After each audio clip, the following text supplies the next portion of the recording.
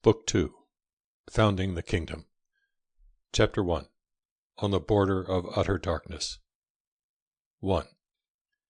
An endless plain. From Kansas, Illinois, it stretched far into the Canadian North, God alone knows how far. From the Mississippi River to the Western Rockies, miles without number, endless, beginningless. A gray waste, an empty silence, a boundless cold. Snow fell, snow flew, a universe of nothing but dead whiteness. Blizzards from out of the northwest raged, swooped down and stirred up a grayish-white fury impenetrable to human eyes. As soon as these monsters tired, storms from the northeast were sure to come, bringing more snow. "The Lord have mercy! This is awful," said the folk, for lack of anything else to say. Monster-like, the plain lay there, sucked in her breath one week, and the next week blew it out again. Man she scorned. His works she would not brook. She would know, when the time came, how to guard herself and her own against him. But there was something she did not know.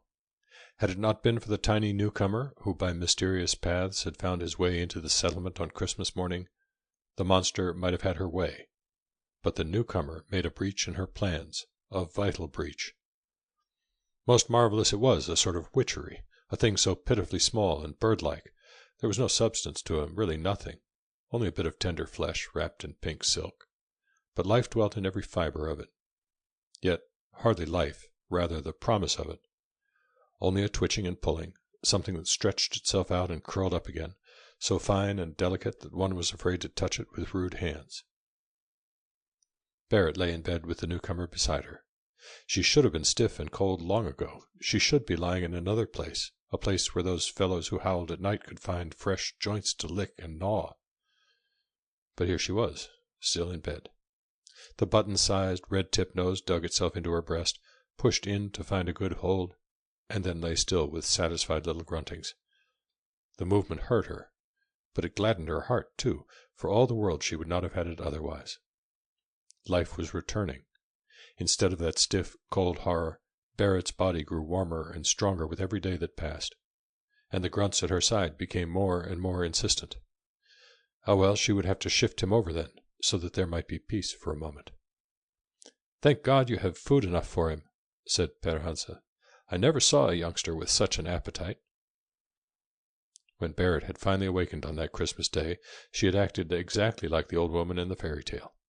She lay still, peeping out at her surroundings, and asking herself, "Am I still here? Is this me?" She could not believe it. And she would not believe it either. Hadn't she finished with this place some time ago? But here she was, after all. Daylight shone broadly through the window and lit up the room. Wood crackled in the stove.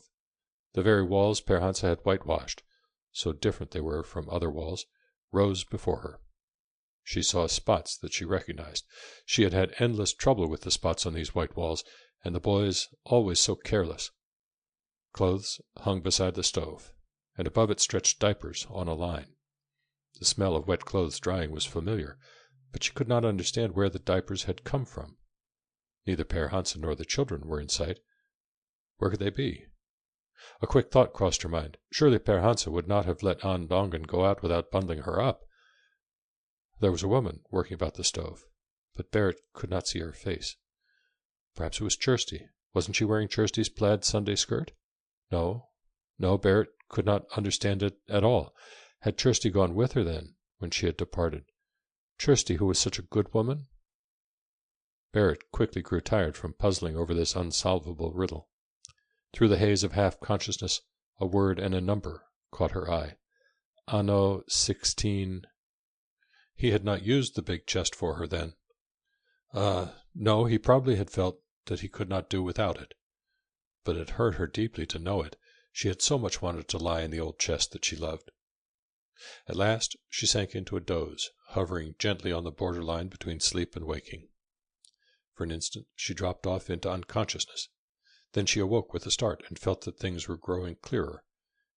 Everything in the house seemed to be in order, but she felt a vague, troubled curiosity to know where Per Hansa was, with An Dongen and the boys. Probably they'd all gone over to Hans Olsa's. Slowly the fragments of thought were finding one another in her mind. meeting and coming together and taking on natural shape and form. A sense of well-being swept over her, so strong and healthy that it gradually calmed her senses and carried her off into a sound sleep. She was awakened a while later by dreaming that she had been borne upward in the midst of something soft and warm, in an infinitely large room. "This cannot go on any longer," she thought. "If I rise any farther I cannot possibly reach home by evening time. I must get back immediately. Olamon's pants are almost worn out at the knees. I must mend them tonight, or the boy will freeze to death." Making a sudden exertion, Barrett was instantly wide awake, and there stood Andongan leaning over the bed, stroking her mother's cheek with a cool hand and stretching up on tiptoe to get a better view of the little wrinkled red face in Barrett's arms. Stora Hans was hanging over the foot of the bed, looking at them, while his father was coming in with an armful of wood. "What have you done with Olamand?" she asked in a natural voice, turning her head and looking about the room. "He's off with Henry and Sam, hunting wolf tracks," Stora Hans hastened to answer, happy because his mother was awake again.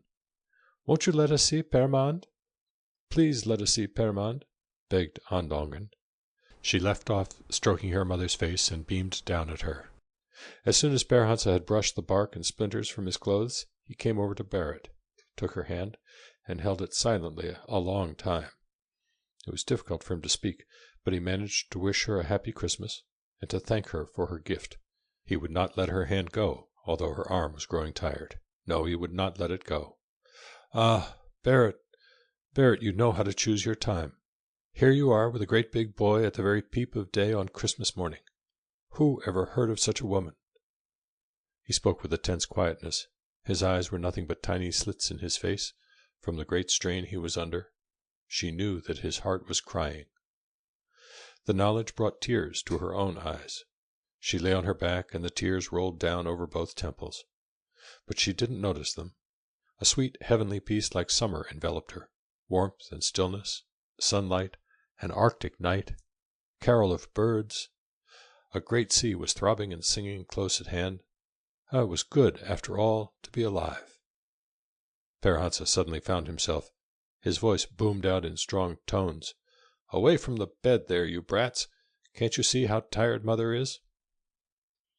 Of that day Barrett remembered little else, except that she was weak and tired, that a mildness like summer seemed to remain hovering about her, that songs rose over a quiet sea, that a tender sun shone down, that everything was as it should be, that all the world was good. During the next few days she slept and never could sleep enough. She slept so much that there was no time left for thinking. Life in the bundle at her side grew stronger, demanded its dues, and would not be denied. It was such a joy to tend him. Berhansa was always kind now. His eyes were mere short lines in his face as he went about his work. The children were full of happiness. All the people in the world were so kind to her that she could only lie there and be ashamed of herself. 2. Ah, that newcomer! Had the prairie been possessed of the most commonest hobgoblin sense, she would have guarded herself first of all against him. But this wisdom she had not. Glorying in her great might, depending on the witchcraft that had never failed her, she lay there unconcerned. And powerful though she was, the newcomer minded her no more than she did him. Weak and insignificant, he yet bore within him the talisman to set her direst magic at naught. For he beguiled the heavy-hearted folk into laughing, and what can avail against folk who laugh, who dare to laugh in the face of a winter like this one? That winter it was he who saved people from insanity and the grave. Barrett began to worry and fuss, thinking they ought to have all the neighbors over on the 13th day after Christmas. Hadn't the good neighbors cared for them throughout the holidays, and long before Christmas too, as if they had been their own kin? But weak as she felt, she did not know how she could manage the preparations. She mentioned this matter the first time she was up. Berhansa thought it a splendid idea. Couldn't he and the neighbor women manage the work? He went over to talk to them about it. Kirsty burst out laughing and offered to come for 2 weeks if they wanted her. Sorin was delighted too. Yes, indeed, they would come, if Barrett would only promise to sit still and let them do all the work. Oh, there was a way of ensuring that, said Berhansa with a roguish laugh. He had held Barrett on his lap before, and he was man enough to do it again. "Be sure you come early, all of you." And so they came for dinner on the 13th day of Christmas, every one, and gathered in Per Hansa's cabin. Tonston had brought one of the bottles which Per Hansa had carried home for him a generation or two ago. The bottle appeared suddenly on the table, and none of the others knew where it had come from. But they soon guessed the secret, for Tonston blinked secretively, hinting that his rheumatism was not so bad this winter. Marvelous climate here in the West. Had they noticed it? He felt so much better that perhaps he would dare to take a little drink too. Then there was food, there was coffee, there were the pipes, and much friendly chatting went on in Per Hansa's cabin that day. Time flew. The folks sat on into the night.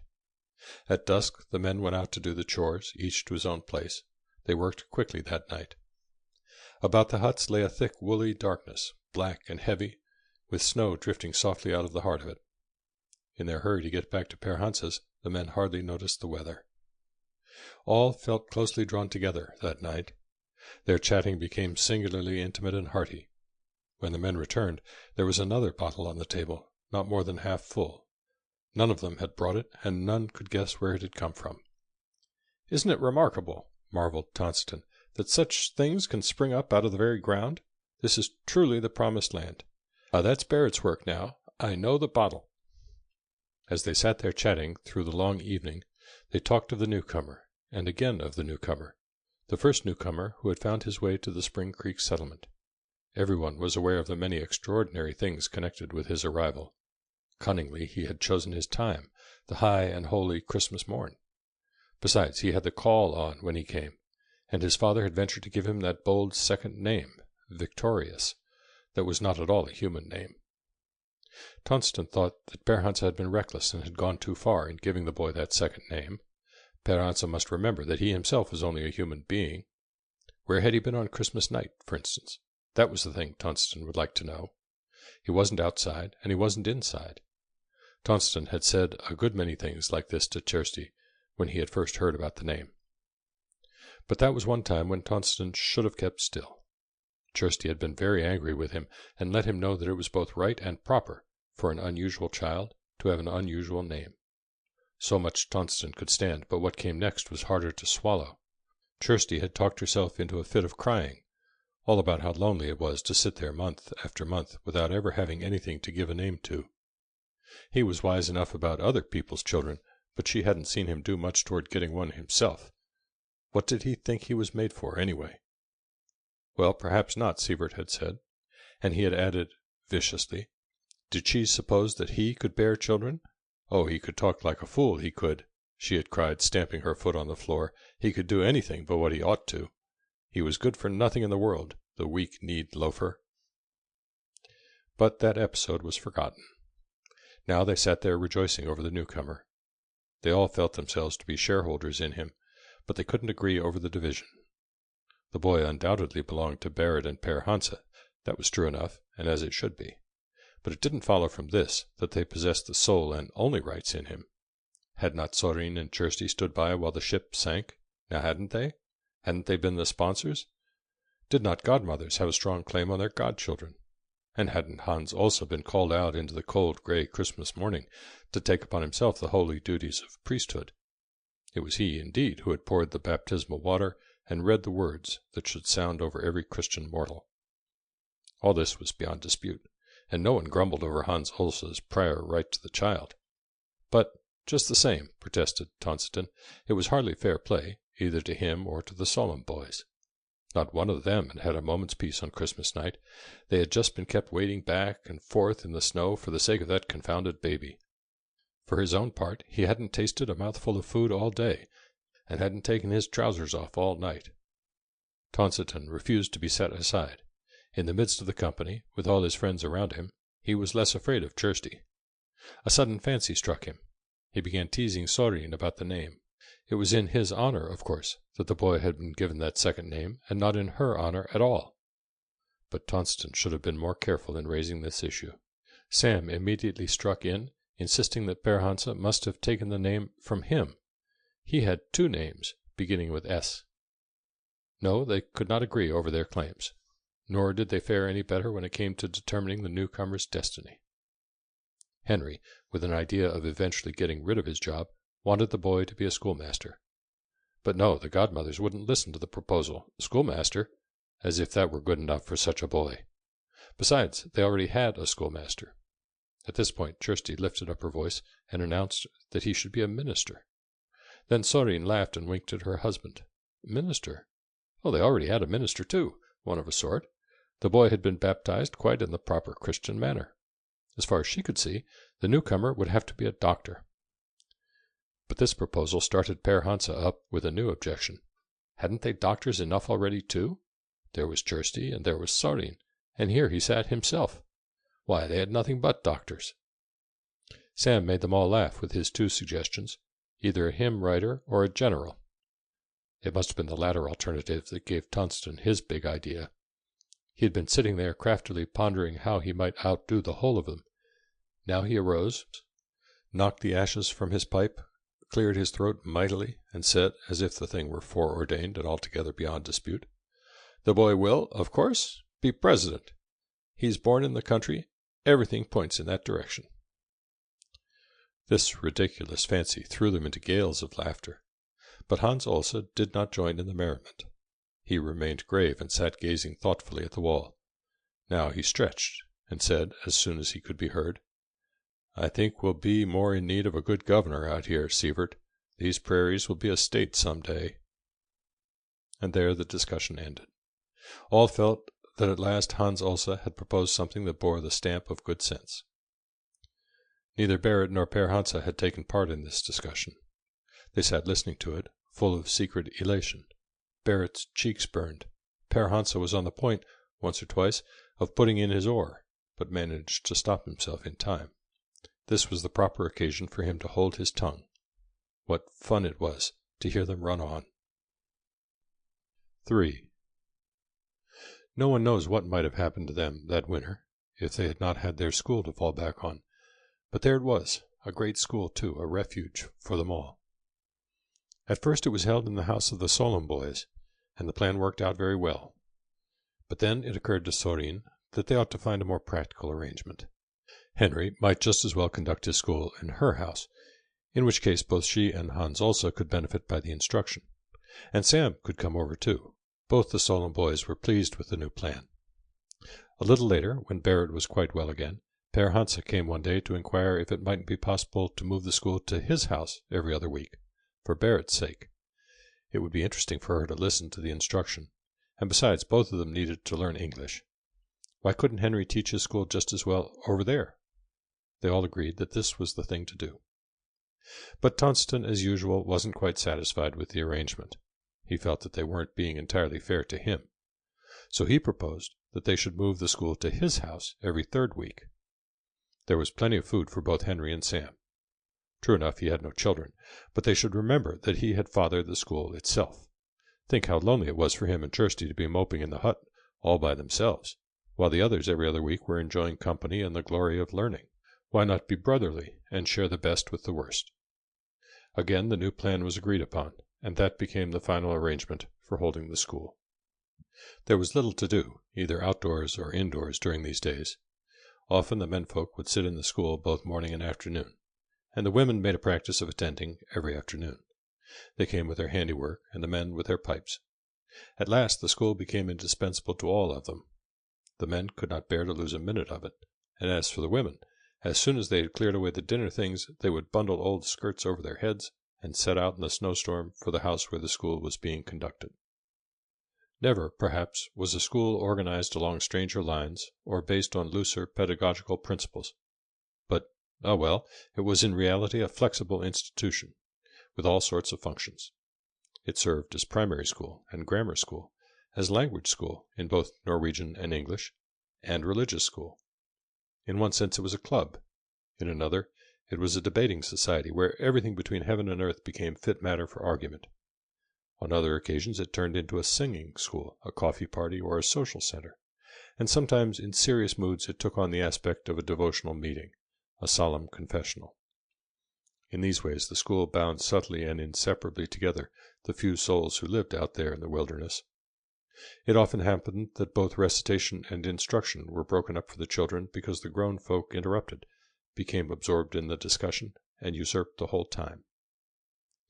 In the beginning, Henry was at his wits' end to know how to fill in the day. There were no books, and no school materials of any kind. In this pass he resorted to the means that lay nearest at hand, storytelling. Hunting through his memory, he sought out all the tales that he had heard or read, and these he related in either Norwegian or English, making the children repeat them until they had been memorized. In this way they learned both the story and the language, such as it was. Then he proposed to set them the task of writing words and sentences. A fine plan, if they only had something to write on, and something to write with. Hans also made a large wooden slate for his girl, and gave her the last remaining stub of a carpenter's pencil which he had brought from Norway. And now that Sophie had a slate, Per Hans's boys must have something to write on too. Their father took the 2 thickest pieces of log that he had standing behind the stove, and whittled each into an object intended to be a writing board. But Ola called his an ox yoke, because it was so heavy to carry around. For pencils they used nails and bits of charcoal. But one day, when Store Hans went on an errand to Kirsti's house, she had a present for him, a great bunch of folded paper bags and wrapping paper, and in the chest she had found a small piece of pencil that Siebert had hidden there. She supposed she would have no use for it herself, she said with a sigh, and she knew of no one she would rather give it to than Store Hans, for he was a fine boy. She wept a little as she gave him these simple things. Store Hans was delighted with the gift, and on this account he was for a while the aristocrat of the school. Before the school became itinerant, it had been discovered that Sam could sing. The discovery had come about in the following manner. One day Henry had completely exhausted his knowledge and ingenuity, and didn't know what to do next. Suddenly he turned to his brother, who sat on the chest, listening to the instruction, and ripped out, "Let's go east, man, and get out of here. This is the devil's own foolishness." "Why don't you try singing with them?" Sam answered, bouncing up from the chest with the excitement of his idea. "I'll leave that job for you," snapped Henry, snatching his cap and running out of the room. And there stood Sam, looking blankly at the children, whose eyes were fixed on him with an equally blank stare. He couldn't bear to be the object of their ridicule. There was no one else in the room. No other idea came to his rescue, and so he began to sing. He had a good voice, and found himself falling naturally into the methods by which he had been taught. It all came back to him, and because his singing was really good, the scholars caught fire at it, and the new idea worked well. Perhaps this incident saved the school at a critical time, but it did vastly more. That winter they learned to sing many songs. The children learned them, and the grown people learned them too. There were hymns and national anthems, there were folk songs and war songs, and there were many, many love songs from their own Nordland, with not a few Swedish love ballads as well. By the time the school had become itinerant, Sam had acquired 2 good assistants, for now it appeared that both Sorin and Kirsti possessed in memory a goodly store of ditties. Everything of that nature was routed out from its hiding place and put into active use. Tonston became at times a troublesome listener at these functions. If, as he sat there following Henry's instruction, he thought that he detected heresy, or if he disliked the method of teaching, he said so, without mincing words. As to pedagogical methods, Tonston was very particular. In his opinion, Henry lacked the proper and necessary cunning in formulating his questions. He put the matter too simply. What was the use of asking questions that anybody could understand? Problems in arithmetic always had to be worked out mentally, on account of the lack of writing materials. One day, as they were doing sums, Tonston arose and informed them that now he proposed to try their skill for a minute or 2. "Just take a rest for a little while, Henry," he said.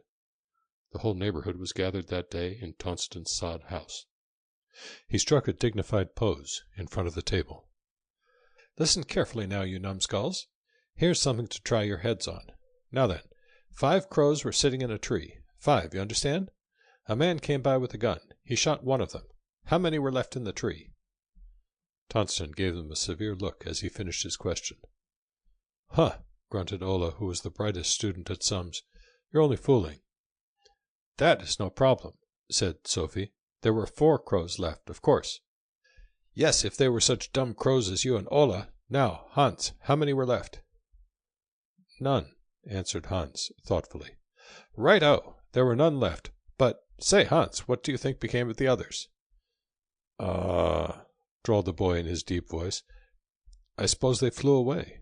Sure they did. Why should they keep on sitting there? Tonston was in a sparkling humor. Now we will just try another one. Listen hard now, Sophie. This one is for you. The minister had 3 daughters, and the deacon also had 3, but when the deacon's daughters were with the minister's daughters, there were no more than 3. How can that be explained? The problem was simply senseless, laughed Sophie. When there were 6, there simply must be 6, and no way out of it. Don't listen to him, said Ola. He's only fooling. Fooling? Thundered Tonston. It seems to me that you're doing the fooling. Well, Hansi, you'll have to go at it again. None of the grown people had heard this riddle before. They laughed heartily and thought it great fun. Kirsty's knitting sank into her lap. No doubt about it, Siebert was clever at asking questions. Hans, said Tonston sternly, put your brains to work. I suppose there was only one man with daughters?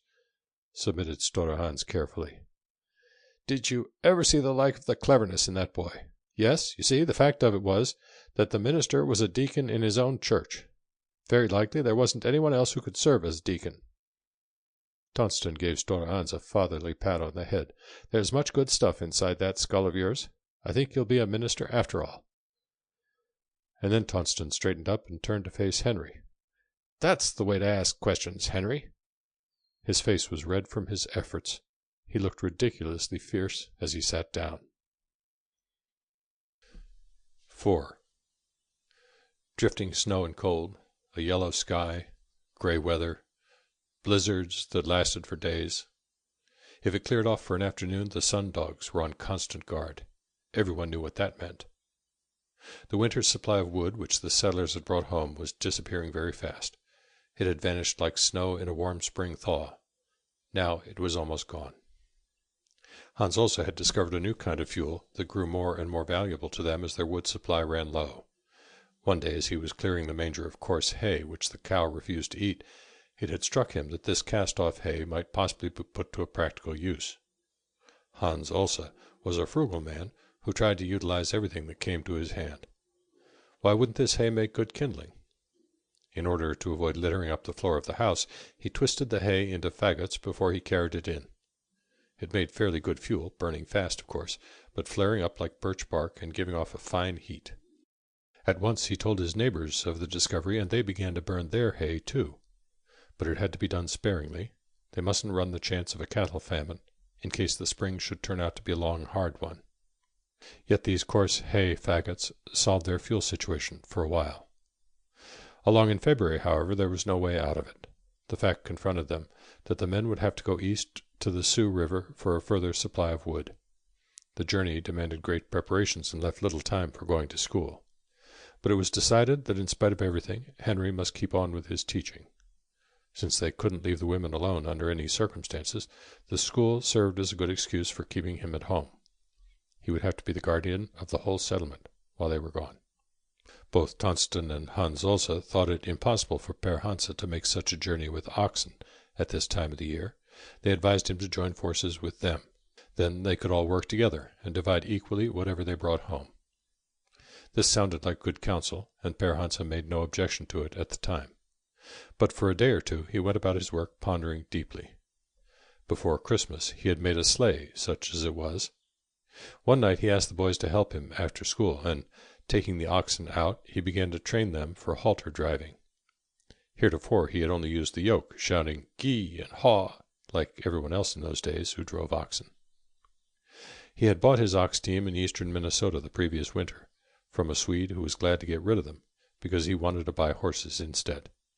The Swede had bought the oxen from an Irishman in southern Iowa, and no one knew how many other owners the team had had. The Swede had called them Tom and Buck, but Per Hansa had disliked the names. Bound on a great voyage of adventure as he was, his boats had to be properly christened. So he had gone about thinking for a while, and at length had named the oxen Soren and Perkel. To Soren he had added the prefix old, so that the full name of the animal was Old Soren. And sometimes, when he was in his very brightest mood, he'd prefix the same adjective before the other name too, because that sounded more affectionate.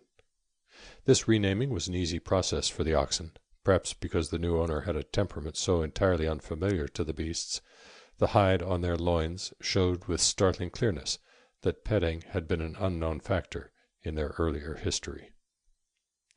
The boys and the oxen had immediately become firm friends, Stora Hans adopting one of them as his special charge, Ola the other.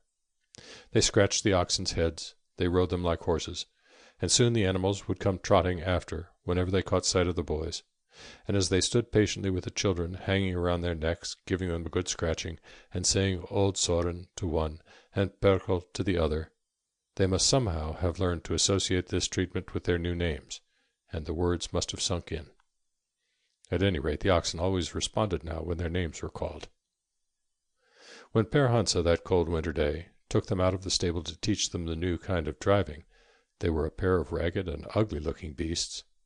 They stood in the snow before the sleigh and gazed dully over the white prairie where the snow lay drifting. They didn't know what to make of their new harnesses.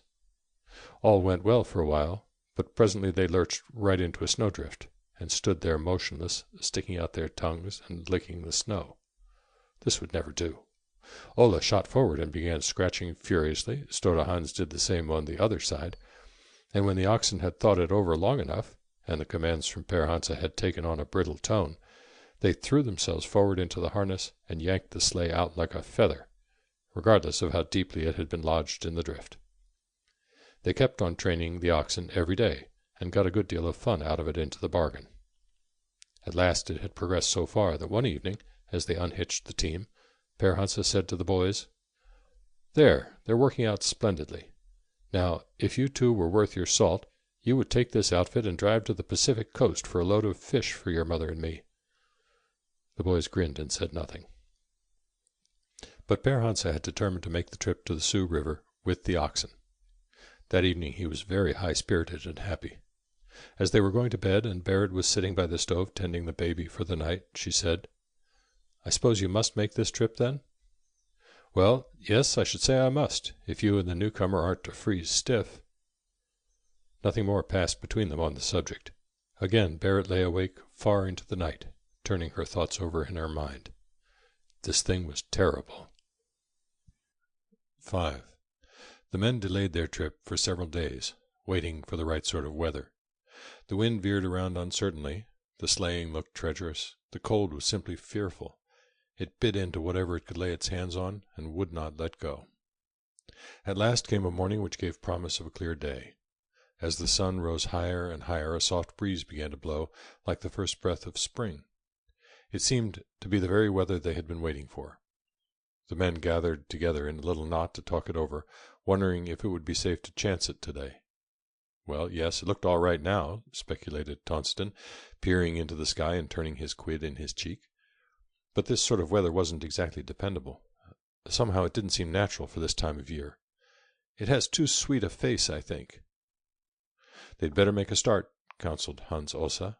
Already it was late in February. The spring thaw would soon be setting in. "Well," said Per Hansa, "if we have any idea of bringing a few sticks of wood home before the haying season begins, we'd better get a move on. All the same, I agree with you, Sievert. It looks to me like a weather breeder. But we ought to be able to reach the Tronders before anything happens." Then they began to get ready.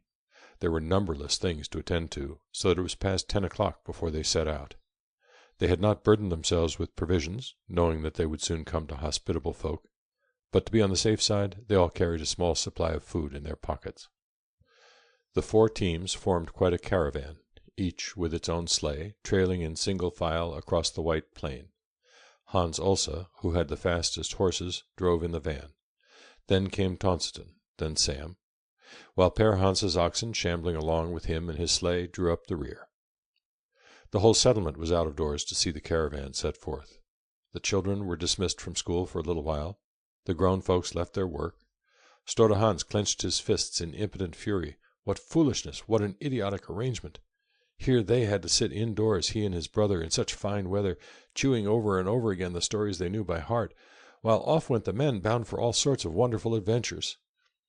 Father would be taking old Maria along. He might shoot a dozen wolves today.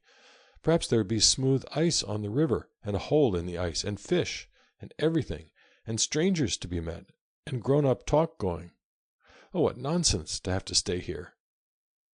His brother was in the same state of bitter revolt. That day the boys learned very little in school. Barrett had laid the baby down and gone out with the others. But just as the men were about to start, she ran back into the house, her knees trembling under her. The window faced the east, and they were going eastward, but she could not bring herself to look out. But what she felt was not exactly fear. It was not the same fear that had gripped her the time before when he had left her alone. This was a sense of powerlessness. The caravan crept away. Sleighs and animals grew smaller and smaller. At last they were nothing but tiny black dots on the endless white expanse of the plain. All went well with Per Hansa and the oxen. Once the heavy animals had started, they kept the track without any difficulty, and didn't lag very far behind either. The snow was soft, and it soon proved heavy, slow work to break the track. The 3 teams of horses had to take turns at it. Though the weather still looked steady, the men pushed on as fast as they could. Some time after midday, the breeze settled down into a mild south wind. The snow was growing more and more soggy under the runners. The air seemed as soft as a May day. In the whole arch of the sky not a cloud, nor the trace of a cloud could be seen. The sunshine almost blinded them with its radiant brilliancy. This lasted without change until after 3 o'clock. So far everything had gone without a hitch, and Per Hansa figured that in 2 or 3 hours they would sight the hills over by the Sioux River. But just then, chancing to glance back toward the western horizon, he caught sight of a black, billowy outline above the prairie, looming ominously against the sky. Were his eyes deceiving him? He rubbed them and looked again, rubbed them harder and gazed intently at the sight.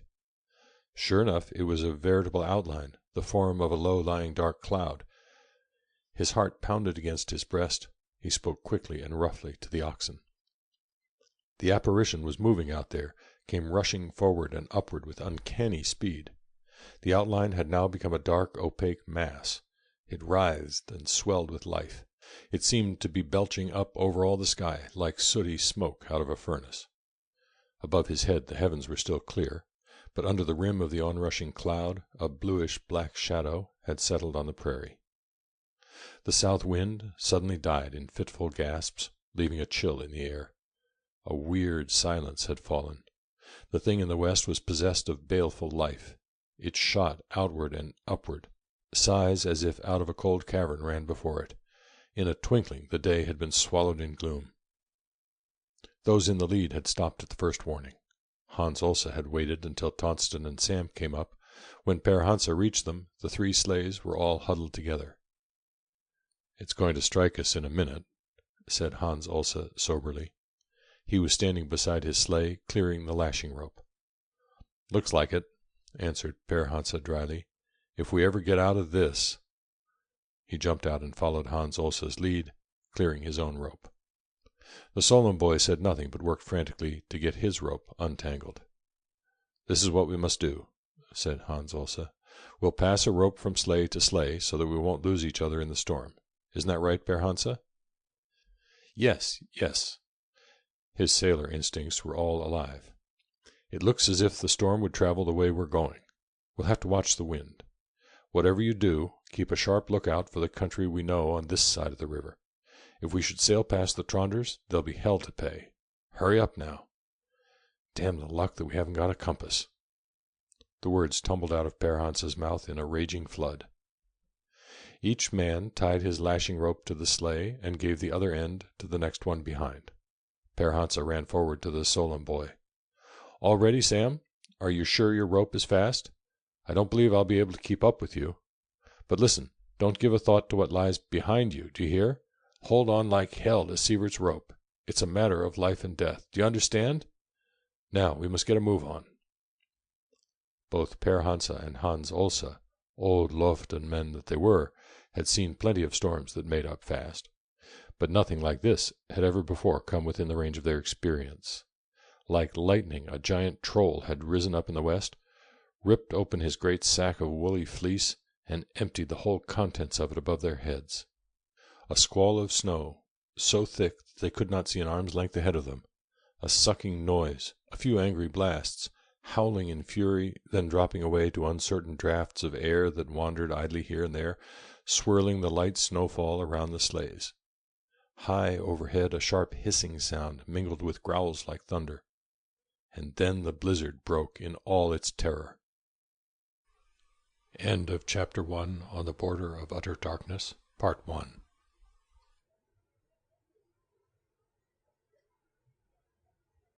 Chapter 1 On the Border of Utter Darkness. 6. The storm howled and whined, driving the snow before it like giant breakers. A gray-black spume enveloped them, a raging cloud.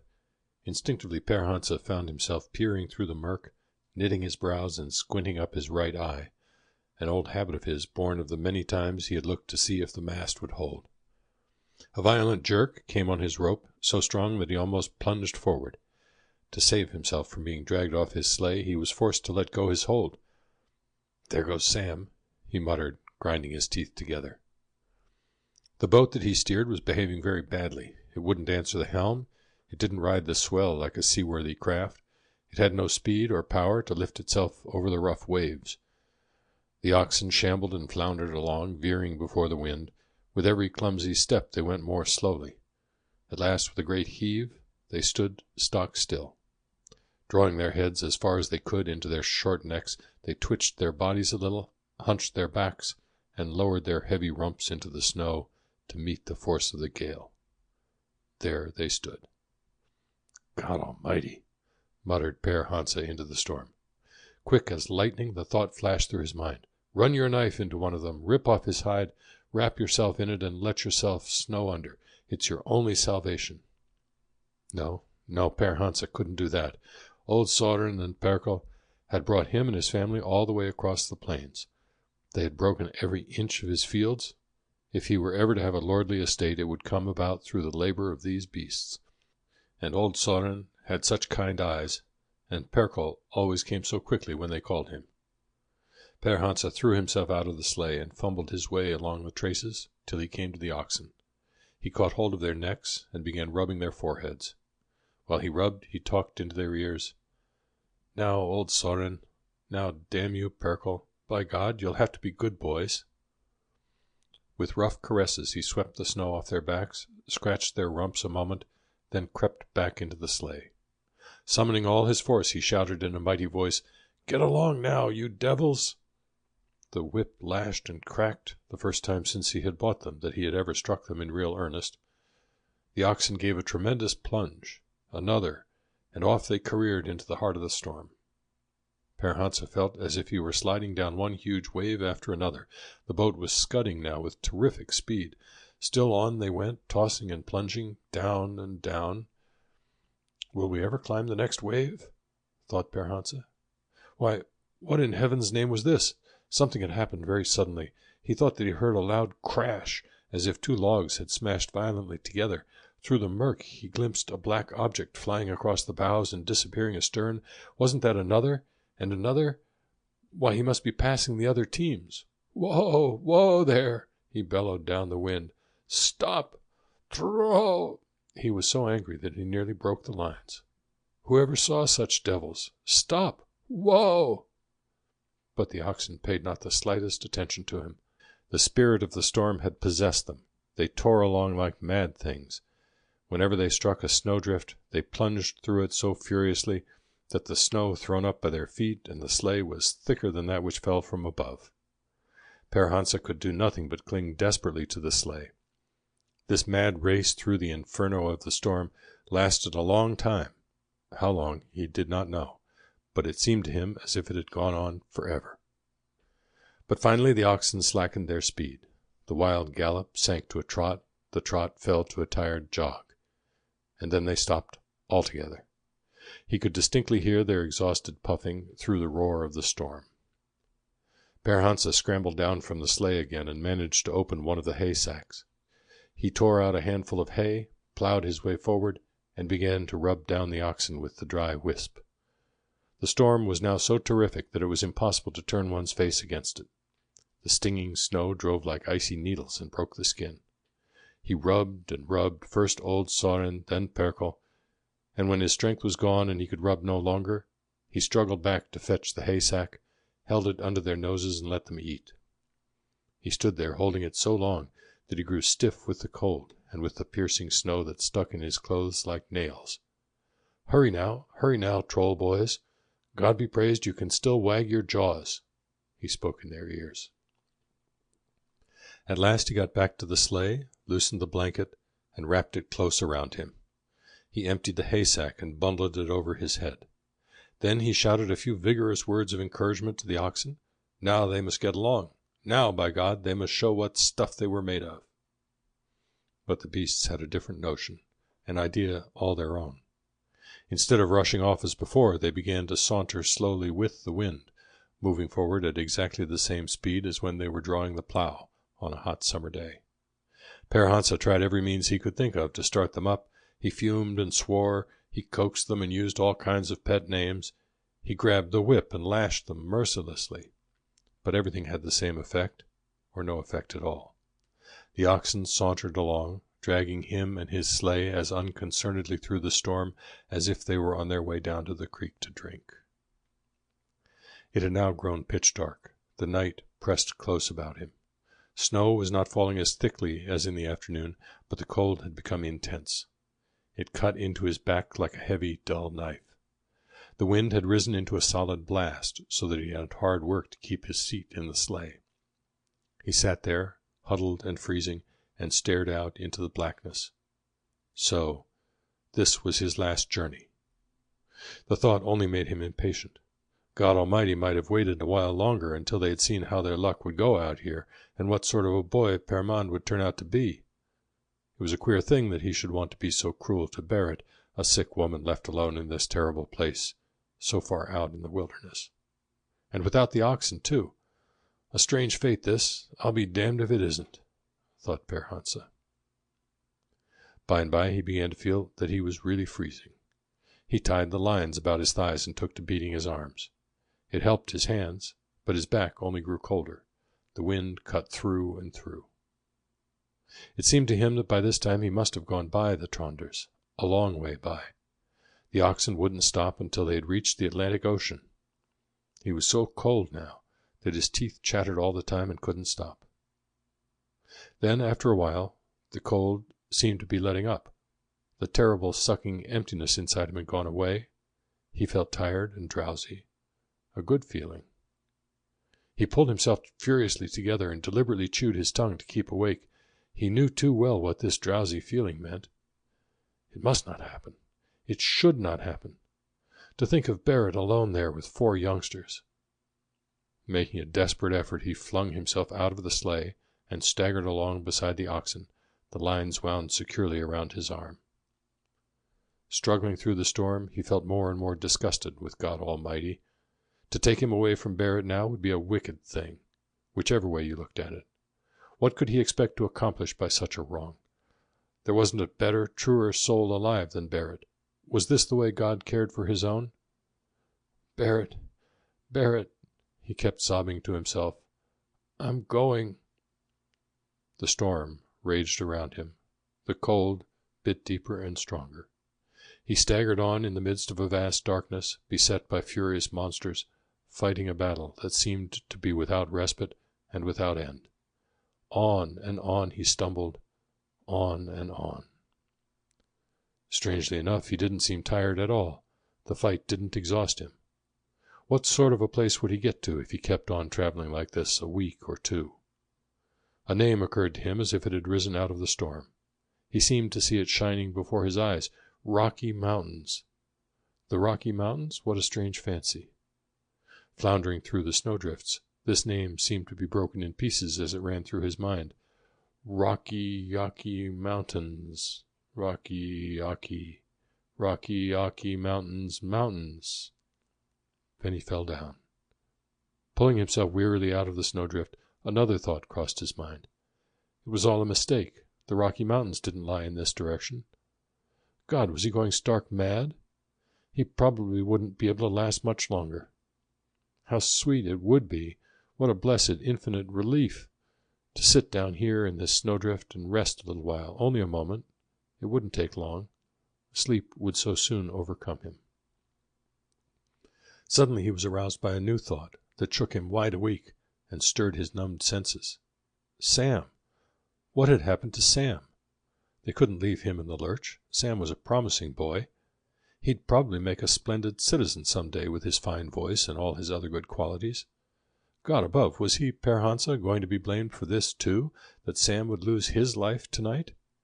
If he'd kept his mouth shut that evening and let them go on their way, both Sam and Henry might now have been safe and sound in eastern Minnesota with their own folks.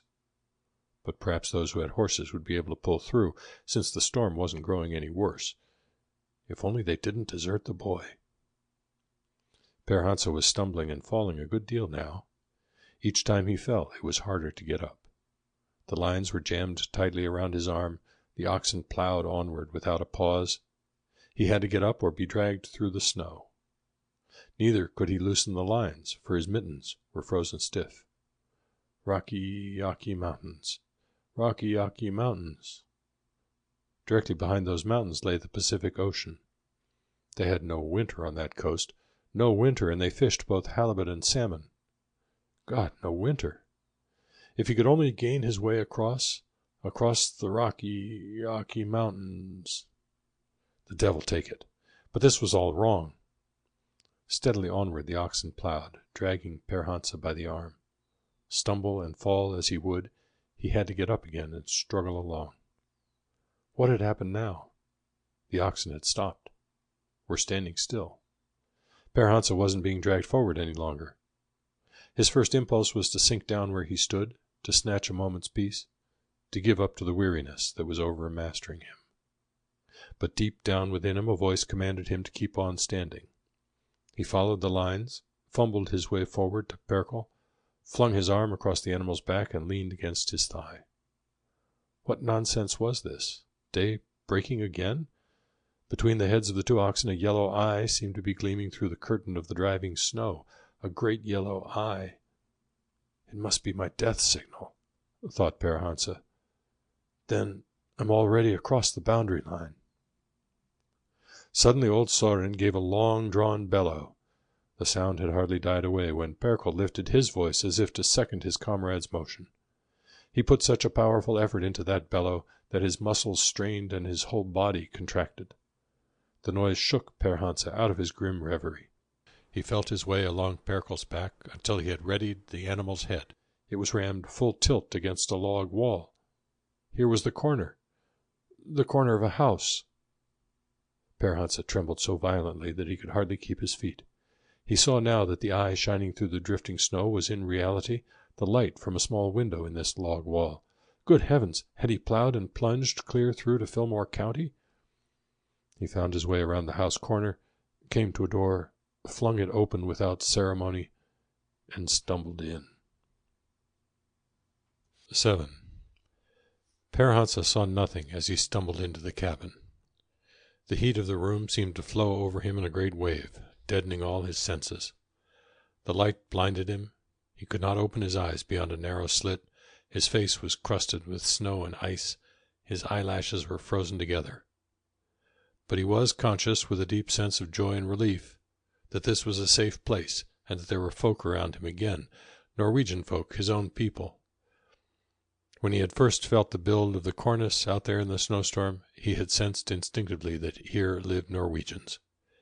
Out of the jaws of death he had walked in a single step into warmth and life and safety, but it was easier to warm his body than to thaw out his soul. The reaction was too swift and too tremendous. He felt himself growing faint and dizzy, and was barely able to stand. "Give me something to sit down on, good folk," he heard a faint voice saying far away. For a moment he thought that his senses were going to leave him. He must hurry and say what he had to say. "You'll find 2 oxen, 2 good oxen outside. Get them under cover at once. I'm all right, but the oxen—" Someone shoved forward a chair. He felt vaguely that it must be meant for him, took hold of the back, and let himself sink down. His frozen clothes crackled like sheets of ice, shedding a little flurry of snow. "There, I'm tracking up your floor, but look after the oxen. The oxen!" A hubbub of confused, excited voices rose around him. He felt that there must be a crowd of people in the room, but their faces were all a blank to him. A thick haze seemed to surround them, swimming before his eyes. Then a person got up right by his side. A palpable figure confronted him. Per Hansa gave a start. The voice sounded strangely familiar. "For the Lord's sake, is this you, Per Hansa?" it said. All at once Per Hansa burst into a laugh. "Well, where the devil did you drop from, Sievert? Is Sam with you? Can't you see the boy? He's sitting in the chair right in front of you. Thank God, Per Hansa, you're still alive." No wonder that they had failed to recognize him. No wonder that he couldn't see, or that his voice sounded weak and strange, for his whole face was covered with a mask of hard-caked snow, which had not melted yet in the heat of the room. It was firmly fastened to his eyebrows and beard, it joined his cap to his coat collar, and hung down behind over his back in a white sheet. If ever there was a snow king in human form, it was Per Hansa that night, as he sat thawing out in Simon Barstad's cabin. Little by little his 5 senses came back to him, and sure enough, there they all were, his good neighbors. He knew the room well, too, and the folk who owned it. He could see Sam plainly enough now, Sam who could sing so well, sitting close to the stove, beside a fair young girl. He couldn't make out whether he was closer to the girl or to the stove. Per Hansa smiled to himself. "Ah, Sam, Sam, no doubt about your being a good man some day." He listened in deep contentment while Hans also related how they had driven like demons to save their lives. They had had no idea where they were going nor what lay ahead of them. But at the last moment, when they had almost given up hope, they had gotten their bearings of the country on this side of the river and had arrived at this very spot. That had been 2 hours ago. It was now past 9 o'clock. Per Hansa heard them as if in a dream. The terrible trip didn't concern him any longer. It was all over now. Something else that was going on in the room interested him a great deal more. Beside the stove stood Gudina Barstad, handling a stewpan. She had filled it over half full of milk. When the milk began to simmer, she added a goodly portion of strong, home-brewed beer. "My dear, blessed Gudina, don't be stingy now," Per Hansa teased her. The hot mixture was strong, brown, and frothy. They gave him a large bowlful. He drank and drank. "God, if a fellow had 13 barrels of this stuff of yours, Gudina! You don't happen to have another little drop in the pan?" She gave him a second bowlful, which he emptied as greedily as the first. All at once something occurred to him. He turned to ask a question. Had any of them seen him drive past them in the storm? "Drive past them? You're talking wild, Per Hansa," said Tonston with an anxious look. Per Hansa was off his base tonight. "Certainly not. Nothing wild about that. They'd better take a look at Sam's sleigh tomorrow if they didn't believe him. He had almost run Sam down as he shot by. Say, didn't you see me, Sam?" Well, Sam remembered that he did see something go by, something black that flew past like a wraith of the storm. It had been just after the squall broke. He had felt a terrific jolt go over the sleigh and thought he had struck a stone. "Was that you, Per Hansa?" "Aha! You're damned right. That was my flying oxen passing your good-for-nothing old plugs." "But where, in heaven's name, had he been in the meanwhile?" asked everyone at once. Yes, they'd better wonder about that. Per Hansa was gay once more. He tipped up the bowl rakishly and tried to squeeze another drop out of it. "If you want to know, I took a little run up to Flandreau to see if I couldn't find a good-looking bride for Henry. I thought that was the least I could do for him, poor fellow. His brother can handle such matters for himself, it seems. Tell me, Sam, are you still as cold as all that?" Sam blushed crimson and hitched his chair away from the girl. Later, a large bowl of porridge was set out on the table for Per Hansa, a mug of hot milk beside it. He ate and ate. It seemed as if he never could get enough. Afterward there was much cozy talk, everyone in the house joining in. They discussed all that had happened so far and all that was going to happen. Oh, this country had a great future. People who were willing to work could win almost anything out of it. No doubt about that at all. At last it came time for them to retire. The members of the family lay down in their beds. The strangers slept on the floor, which had been piled deep with hay and covered with many thicknesses of clothes. All 4 men lay there side by side, and 3 of them soon slept the quiet sleep of the righteous. But Per Hansa could not sleep. His mind was numb with weariness. yet he could not sleep. Every nerve of his body was twitching. Little spasms passed over him like ripples on the surface of a smooth, glassy sea. It was very hot in the cabin. The blanket grew so heavy that he had to throw it off. Something remained still frozen deep down in the center of his being. A certain picture stood stubbornly before his mind: a sod house beset by the western storm, a hut with the wind howling around the corners.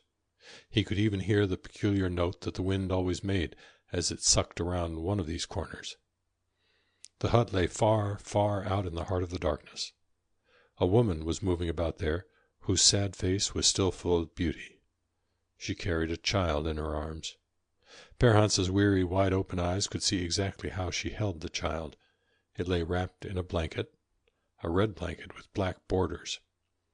He turned over heavily many times, trying to blot out the vision, but the woman continued to pace up and down. He felt that he must speak to her, let her know that all was well, tell her to go to bed now, so that a fellow might have a little peace. God Almighty, sighed Per Hansa, how Berit must be worrying about me tonight.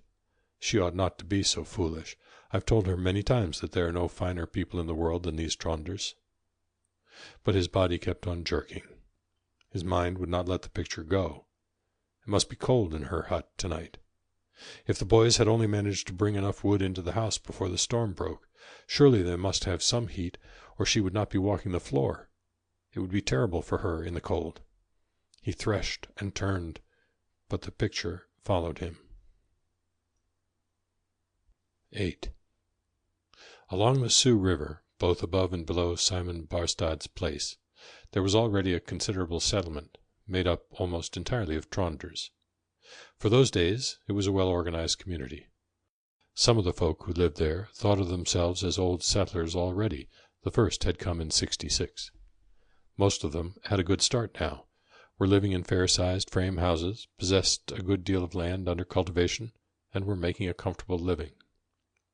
And what adventures they were able to relate about the first few years!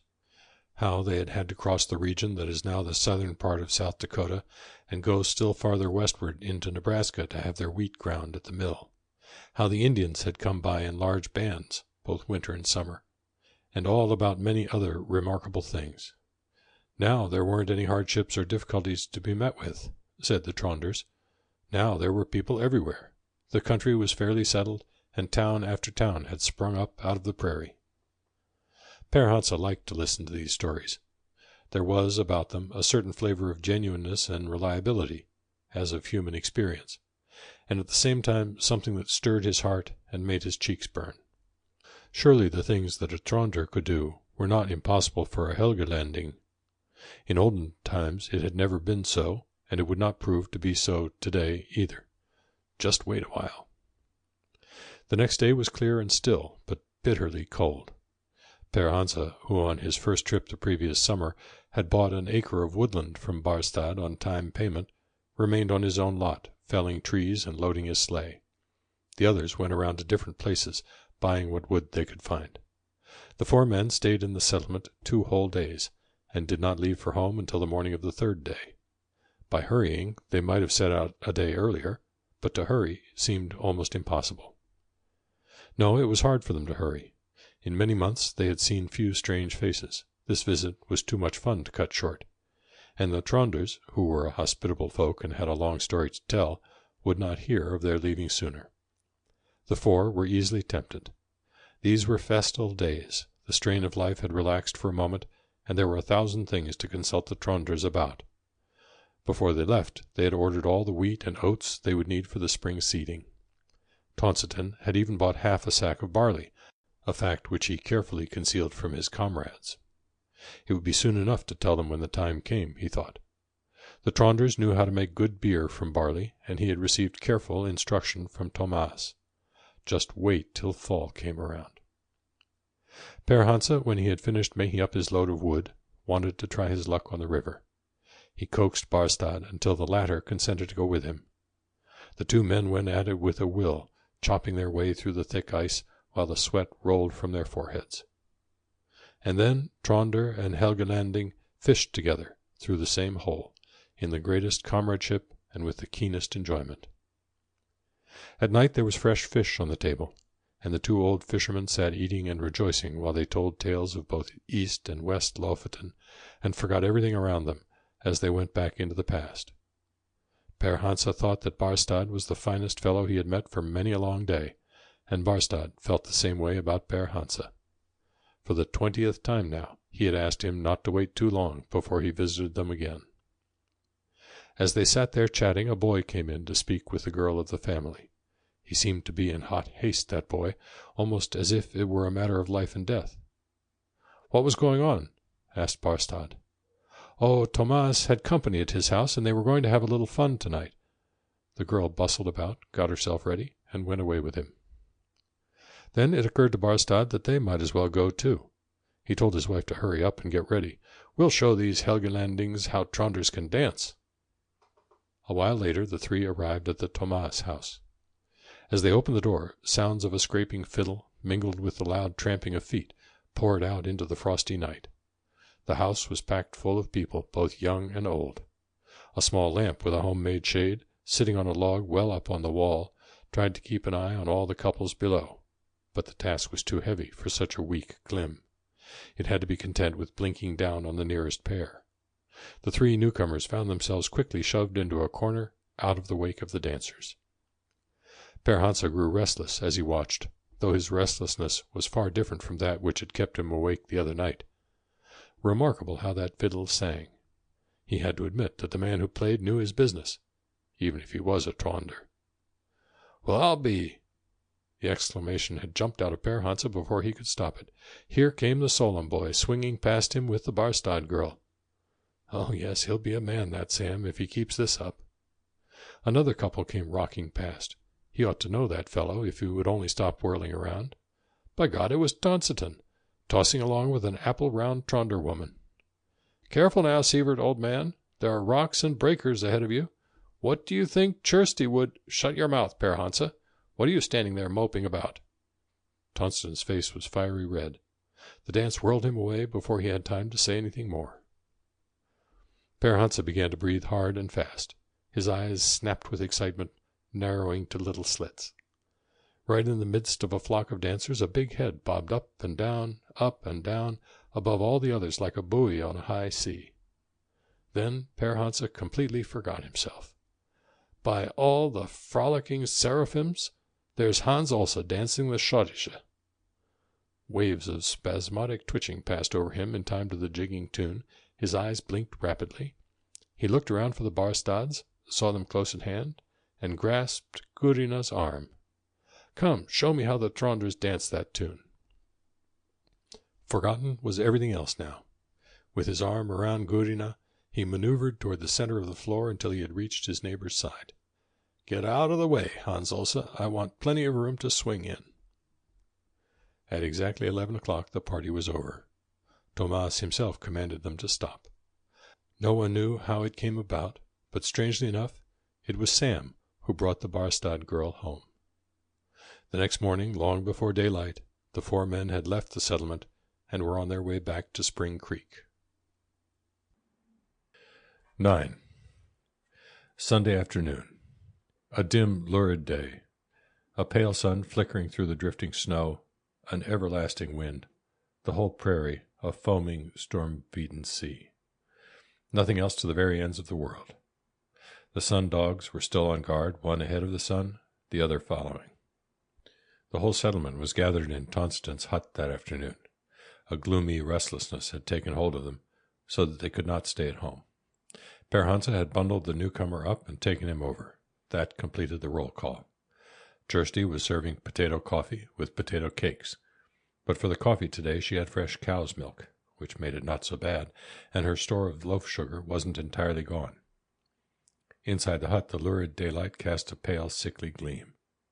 From out the stove with its crackling fire, bright streamers of warmer light played about the room.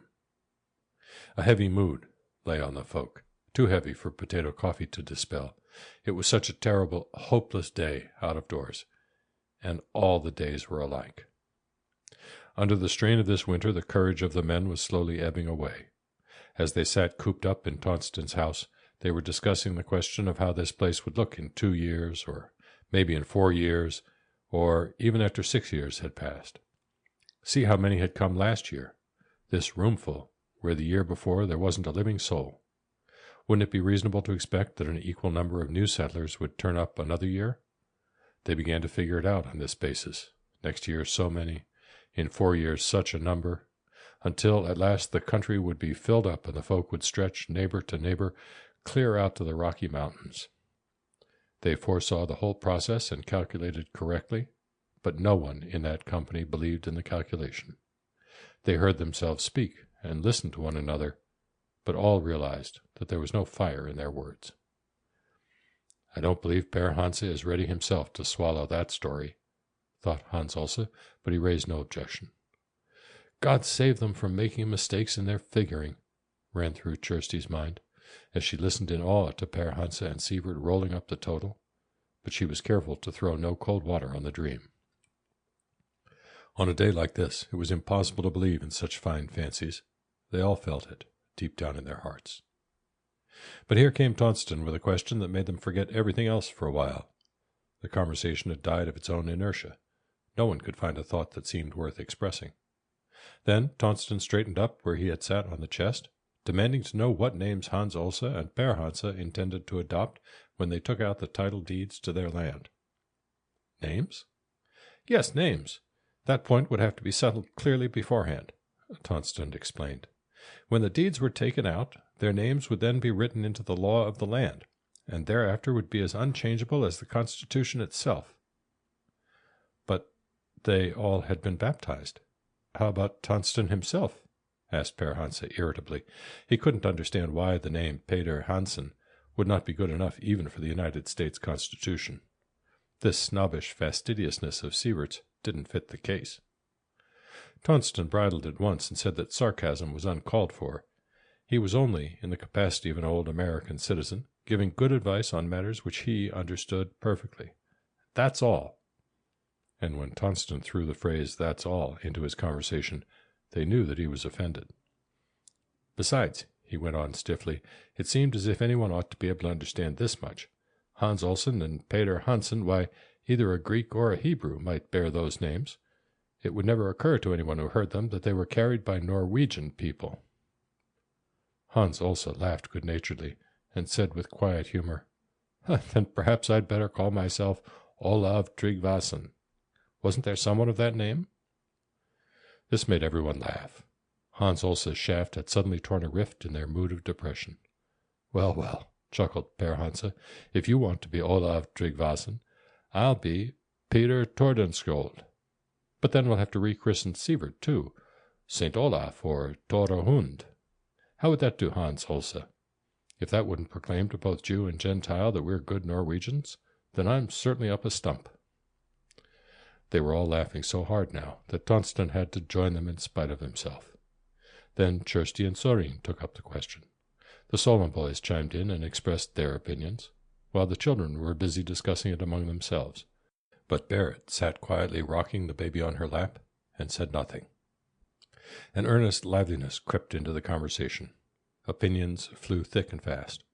At last Sorin spoke up resolutely, as if she had made up her mind, saying that if she had her choice, she would rather be called Mrs. Vag, from their place name in Norway, than Mrs. Olsen. This sounded so sensible and practical that all the others had to try the idea at once with their own place names. But look here, Sorina, objected Père Hansa, that wouldn't do for my wife. Your notion would make her Mrs. Skarvholmen, and that nobody shall call her, I warn you. No, that certainly wouldn't do for a Christian woman, cried Kirsty with a hearty laugh. No, I suppose not, admitted Sorin, unwilling to give up. But how about Mrs. Holm? That seems to me both pretty and practical. I say, Barrett, shall we all turn Baptists for a while? Sorin was laughing in her jolly way, immensely taken up with the idea. Barrett sat rocking the child. She had listened absently all the while, humming a quiet melody to herself. When Sorin addressed her directly, she stopped singing and answered that it made little difference to her, if, she choked and went on, if it was right for a person to take a name other than the one given in baptism. But it made no difference to her. Sorin grew serious over this point. I agree with you, Barrett, But here in this country we can't bear our fathers' names anyway. It wouldn't do for me to sign my name as Sorin Zacharias' daughter." "No," cried Tonston excitedly, "not if you want to be Hans Ulsa's wife." Remarkable what a bright head sat on Sorina's shoulders. This matter of names brought on a long discussion. Hans Ulsa, like the others, decided that his wife had made a practical suggestion. Berhansa found little to say, but his face had a look of quiet elation. He must speak to Barrett about this, alone and right away. He sat there trying the name over in his mind, first on her, then on himself, finally on each of the children. As he ran them over, the radiant light in his face grew stronger. Mrs. Holm, that sounded well. Peter Holm, that had a fine ring. Ola Haldur Holm, Hans Christian Holm, Peter Holm, no, Peter Victorius Holm, Peter Victorius Holm. He rolled the name on his tongue, biting it off in 3 distinct parts as if to enjoy the sound. Then he got up suddenly, grasped the waistband of his trousers, and gave them a hitch. "Sorina has got it right. That name is both pretty and practical. What do you say, boys? Shall we adopt the plan?" Berhansa was plainly in a towering humor now. The note of it rang in his voice. There was no opposing him. After that day, each of the 2 families in question had a pair of surnames. Among themselves, they always used the old names, but among strangers they were Vag and Holm, though Hans Ulsa invariably wrote it with a W instead of a V. That night Barrett sat quietly by herself. The chores were long since done, and they had eaten their supper. The children were in bed. They'd been very noisy tonight in their excitement over the new name that Sorin had invented for them, but now they were all asleep. Berhansa was getting ready to go to bed. He moved about abstractedly and took a long time over everything he did. He, too, was full of excitement, thinking about the name. Peter Victorius Holm. The words sang through his mind. He seemed to expand as he heard them. The song carried him forward into the great imaginative future where he loved to dwell. "Barrett, please come to bed," he begged in a low, kindly voice. He caressed his wife affectionately, then went to the bed and lay down. She returned the caress half-heartedly, as if reserving the better part of it. "Oh, yes, I'll come pretty soon," she said, and remained sitting where she was. She sat there a long time, holding the child in her lap and rocking it gently. Now and then she would open the stove door and stick in a piece of wood. Each time she left the door open a crack, so that she could stare in at the fire. Why did she have to go to bed? The night was long enough anyway. Well, now they had discarded the names of their fathers, soon they would be discarding other sacred things. The awful spirit that ruled the plains demanded all. She had said nothing today.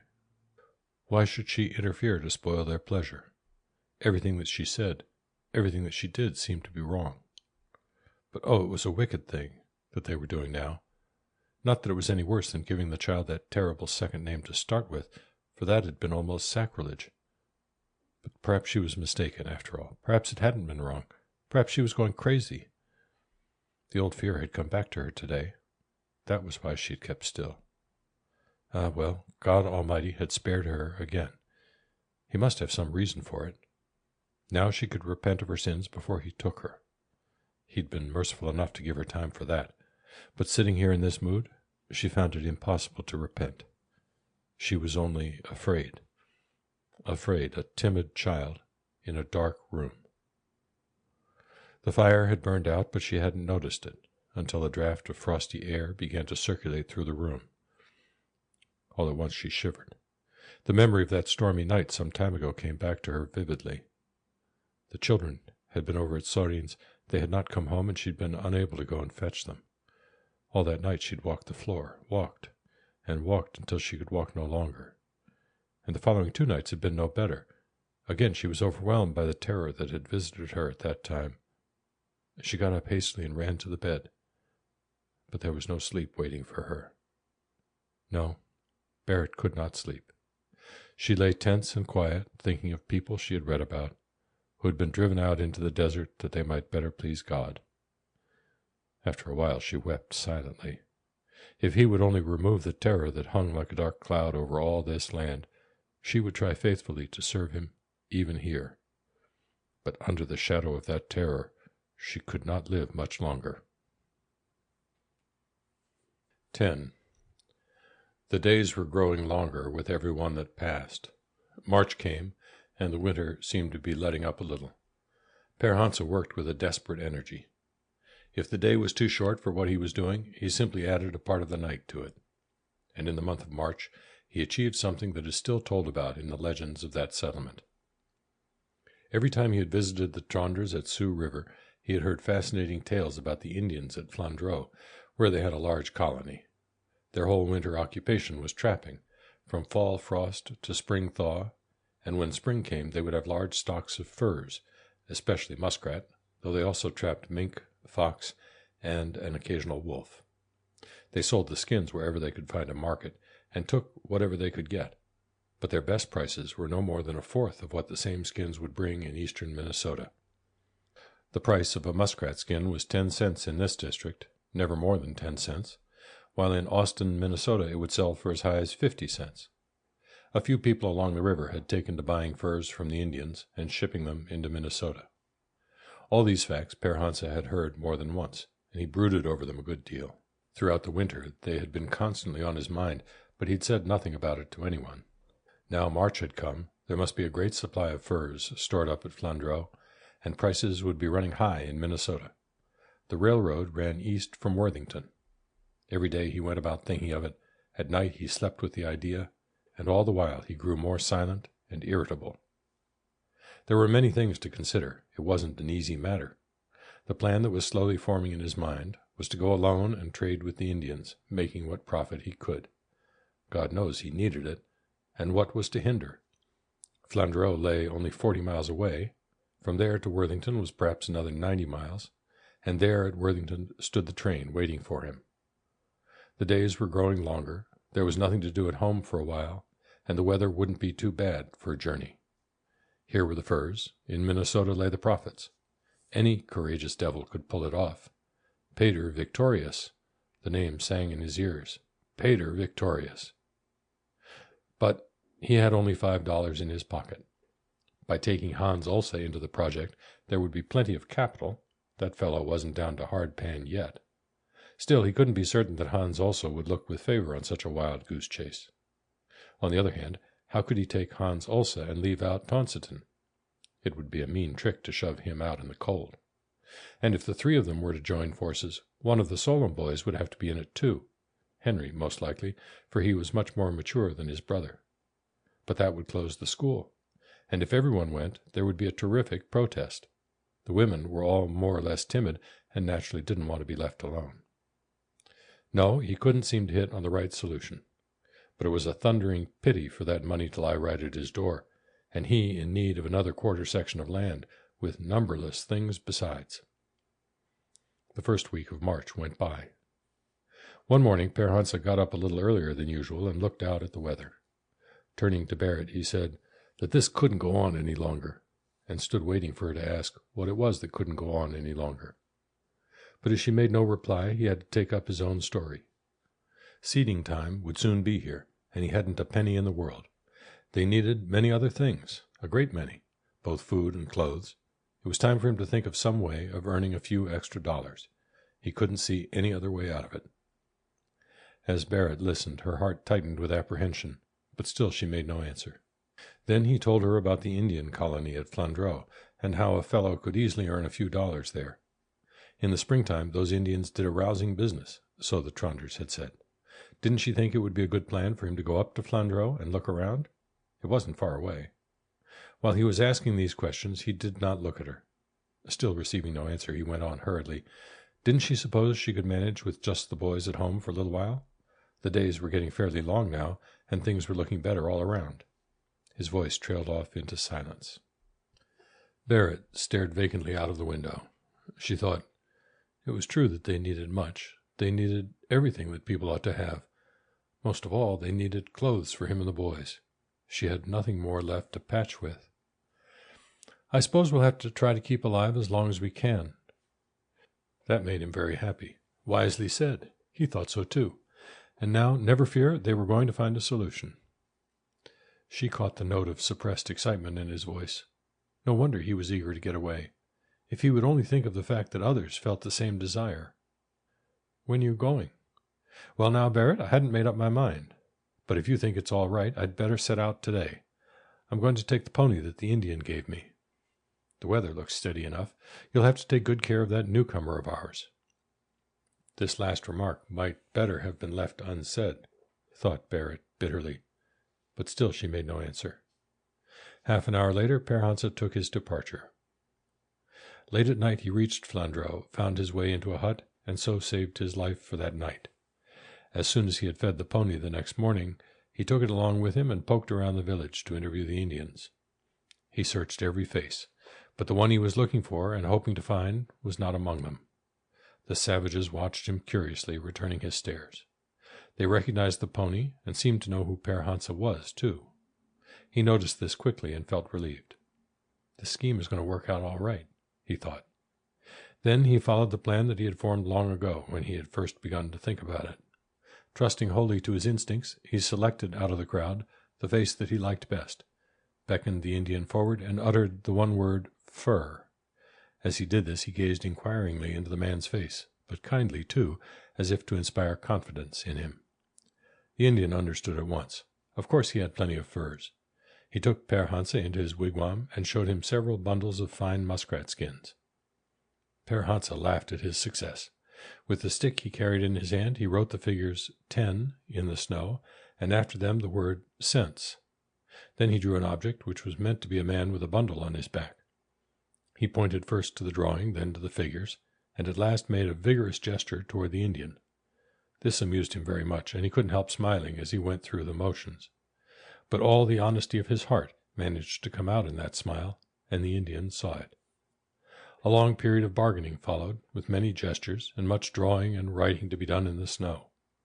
The upshot of it was that he bought as many furs as he judged he would be able to carry away. He arranged them in 4 bundles, and hung them pack fashion over the pony's back. Père Hansa was still laughing when he left Flandreau. "Well now, forward in God's name," he said to himself, steering his course toward the southeast, in the general direction of a hut where lived a couple of Hollings who used cows for breaking prairie. He was gone for a whole week on this expedition. When at last he reached home, he refused to tell how far he had traveled into Minnesota, or what experiences he had met with on the way. He was worn out and disturbed. Such tales had better be left untold where folks were so easily frightened. But he brought home many of the things they needed, and even so there were $40 left in his pocket. These he gaily counted out on the table for Barrett, thinking to amuse her. He remained at home 2 days. On the 3rd day he left again. "Understand, Barrett, I've got to go and pay the Indian for his furs. Now, don't expect me until you see me heave in sight." Altogether, Père Hansa made 3 such journeys. The last 2 took him only 6 days each. If there hadn't been other pressing things to attend to, he probably would have made a 4th journey. When it was all over, he was able to lay $140 on the table for Barrett. Besides this, he had brought things for the house on each trip, things that he knew she went about wishing for. He had returned from the last journey with 2 frozen toes. These were giving him a good deal of trouble when he and the other men were forced to make the trip to the Tronders for the seed. It was necessary to get it home while the sleighing lasted. He was not even properly rested when they had to set off. On that trip he went in company with Hans Olsa. He had a feeling that since they were going so far anyway, he ought to accomplish something besides their immediate errand. Casting his eyes around at Sioux River, he bought a 1-year-old heifer from Gudina Barstad. The heifer was spotted red and white, and was therefore given the name of Spotty as soon as he reached home with her. In all this going and coming, Barrett had said very little, either when he set out or when he returned. He couldn't help feeling the strangeness of it. She'd recovered from her illness long ago and seemed quite well as far as he could understand. She might at least have told him that now he was getting on like a man. She would have acted differently if she'd known, for instance, how he had ridden one time until he had nearly fallen from his horse with fatigue. And once or twice he had escaped death by a pretty narrow squeak. He had thought that his time had come. But then, better not tell her such things. If she would only say something brave and tender to him.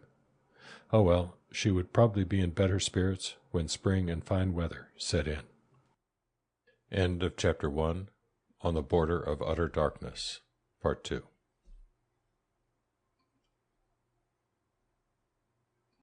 Chapter 2, The Power of Evil in High Places. 1. Per Hansa and the boys sat around the table, sifting the seed. The wheat lay spread in small heaps on the white cloth. This was important work and must be done with the greatest care. Every little weed seed and other foreign substance had to be gleaned out. The seed must be clean, so the Tronders had cautioned Per Hansa, and now he was attending to it soberly, with infinite pains. If he found a shrunken or damaged kernel, he straightway threw it out. Thank you, not that. The best only for new soil. Full kernels will make the bin bulge. Be careful, boys. Be careful there. Don't shirk your job. It was wonderful to be sitting here, playing with these plump, precious kernels. Never before had Per Hansa been so absorbed in a task of this kind, yet it made him thoughtful, too. Here, then, was the start. These few sacks of grain would not only supply him and his family with all the wheat flour they needed for a whole year, but would raise many bright dollars as well, a great store of riches. And more than that, seed for the next year, seed again for the year after, and thus down through all the years to come, and always greater and greater abundance of food for the poor the world over. Here he sat playing with the good fairies that had the power to create a new life over this endless wilderness and transform it into a habitable land for human beings. Wasn't it wonderful? He began to think of the possibility of selling seed next year. No doubt there would be many new settlers by then, who would stand in need of such things. If he could only afford it, he would store the whole crop. Seed wheat brought high prices. Well, he would see. A good many things might happen as time went on. And here he held in his hand the very promise of all these wonders which were destined to take place. He recalled how the fairy tale started, once upon a time. Not much of a beginning, yet the most startling events would unfold as the story went on. Strange, incredible things. Yes, he would have to take every precaution with the seed. His face grew sober at the thought. He spoke in a low tone to the boys, repeating the admonition for the 100th time. Boys, look out now. Didn't I just tell you to be careful? His wonder grew as he gazed at the kernels. There they lay, so inanimate, yet so plump and heavy, glowing with smoldering flame.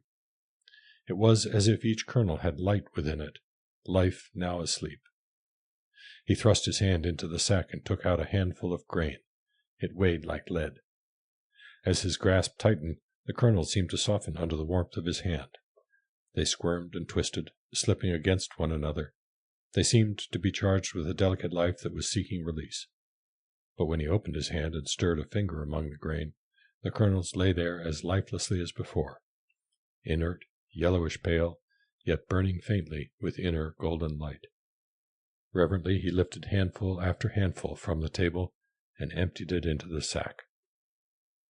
As the mild spring weather set in, a feverish restlessness seized him. The work on the seed was done, and he could not stay indoors. The chickens were laying finely now. He was finding as many as 5 eggs a day. They'd better begin setting the hens pretty soon. When fall came, they would have at least 50 fowl on the place. Next minute he was over on the prairie, talking to and caressing the oxen, and feeling of their necks where the yoke would lie. Now if the ground would only dry up. Per Hansa looked at it first thing in the morning, and felt of it every night before he went to bed. Today it had made fine progress. Good God, if the sun would only shine as warm tomorrow. He dashed off to the neighbors to see how the ground was coming on there. No, it was wetter than at his place, where the land lay higher. I'll bet my land is going to be the first to dry up, he told himself. Barrett hadn't seen him in such good spirits since last spring. He walked so lightly. Everything that had life he touched with a gentle hand, but talk to it he must. His voice sounded low, yet it thrilled with a vibrant energy. His eyes were drawn so narrow that they could hardly be seen. She felt a force that made her tremble emanating from him. She tried to keep out of his way as much as she could. And now the sun bore down on the prairie the whole livelong day. Bright and quivering in the forenoon, he swam through endless seas of blue. Across the hazy afternoon he beamed caressingly. Toward evening he opened wide his countenance. Then the flood of light grew refulgent, only to die in splendor against a mysterious night which also had life. As the fine weather continued, Per Hansa became more restless, but it only seemed to fill him with greater joy. Suddenly he would be up by the field. Wasn't it dry enough yet? He ought to have had the seeding all done by now. It was high time to begin breaking new ground. On the 14th of April, the Sommermalstag of his old fatherland, Per Hansa began seeding the wheat. 3 times that forenoon he had been out to test the ground. The last time he made his great decision. Now we will start. No sooner had he finished the noon meal than he rushed out, grabbed the seed bag that he had made for this occasion, and carried 2 sacks of seed up to that portion of the field where the ground was driest. He had paced off the whole field into 1-acre lots and marked each plot. 1½ bushels of seed to the acre was the regular measure, but Simon Barstad had told him that on really first-class breaking, provided the soil was unusually excellent, 1 1/4 bushels might do, and Per Hansa had decided to try the latter amount. He filled the seed bag, hung it over his shoulder, and was ready. His whole body shook. He paused for an instant and glanced about the settlement. Yes, sir, he was the first, the very first one. There was Hans Olsa hauling manure to his garden patch. That's smart of you, Hans Olsa. Down to the southward he caught sight of Tonston pottering around his yard. So much for you. Then he turned to look in a northerly direction. By God, if the Solem boys hadn't already started breaking. Muttering, well, well, well, he strode over to the edge of the field and stuck his hand into the bag. But just at that moment both boys appeared on the dead run. They had discovered what their father was up to and wanted to watch the show. "Go home!" shouted Per Hansa. "Go home, do you hear me?" "Why can't we stand here and watch?" The boys remonstrated, their faces gloomy with disappointment. "Go home this instant! I don't want you tramping around here, carrying off this precious seed on your shoes." He suddenly realized that it was very wrong of him to be so harsh with the boys in an hour like this. When he spoke again, his voice had grown kinder. "Sowing wheat is such a particular job. Each kernel has to lie exactly the way it falls. Be good now, boys, and go straight home. And the first to wake up tomorrow shall start the dragging. I'll see to it that one of you covers as much ground as the other, but the first to wake shall start." With this promise the boys had to be content. They went off homeward in a rebellious mood. Again Per Hansa thrust his hand into the bag, and his fingers closed on the grain. He felt profoundly that the greatest moment of his life had come. Now he was about to sow wheat on his own ground. His hand tightened in the bag. He was on the point of lifting it out, when something queer happened. The kernels were running out between his fingers. He gave another grab, closing his hand still tighter. Again the yellow kernels slipped through his fingers like squirming eels. Then Per Hansa threw back his head and laughed. "These fellows aren't very anxious to go into the ground after riches for me." He ran his hand around in the bag, stroking the grain caressingly, taking great handfuls and giving them a gentle squeeze. And now the wheat rained down in yellow semicircles from Per Hansa's hand. As the seed fell, the warm rays of the sun struck full across it and seemed to wrap it in golden light. Per Hansa restrained himself, working slowly and carefully. The seeding must be even and not too thick. But almost at once he grew very heated. His body was dripping with sweat. He couldn't explain this for a while. It wasn't hard work at all. Oh well, he thought at last, that's always the way when you tackle a job you don't understand. Late in the afternoon, Tonston came running up the hill, so hard that his heels seemed to be flying over his head. "What in hell are you starting here, Per Hansa?" he demanded breathlessly. "Can't you see?" laughed Per Hansa, but he hardly dared to look at his neighbor for fear he would lose his marks. Tonston stared at him in amazement. "You're plumb crazy, man, and I don't mind telling you so. The ground isn't half dry enough yet for that. The soil is too cold. Why, damn it all, there's a foot of frost in the ground. Much good it will do you to throw away all that seed." Into this last, Tonston threw all the scorn of the man who really knows. In fact, he felt too seriously disturbed to utter another syllable. So having done his duty and delivered his ominous message, he turned on his heel and stalked majestically away. As long as the daylight lasted, Per Hansa kept on seeding. After supper he sat at the table without moving. He didn't want to get up. A pleasant feeling of languorous exhaustion had settled on him, the reaction from his excitement. Andongan crawled up into his lap and begged for a story, but got no response. The boys came storming in, demanding that he call them both at the same time tomorrow morning. "No," he said in a dreamy, abstracted voice. "That wouldn't do. There wasn't any hurry. Better let the sun have time to warm up the ground a bit before they covered the grain." But the bargain still held. The one who turned out first yoked the oxen and hitched them to the drag. He was to start the dragging. "And now," he added, rising from the table, "I'll tell you this, boys. If we're any good at all, we'll have the whole field seeded and dragged by the time the porridge is on the table tomorrow night." The next day Père Hansa worked like one possessed. Now that he had at last caught the trick with the seeding, he made fine progress. When evening fell that day, he had finished his task, while the boys had done almost as well, with only the oats left to drag. Père Hansa walked home that night in great satisfaction. Now he had turned a fine trick. He was through seeding and dragging before his neighbors had even thought of beginning the regular spring work. 2.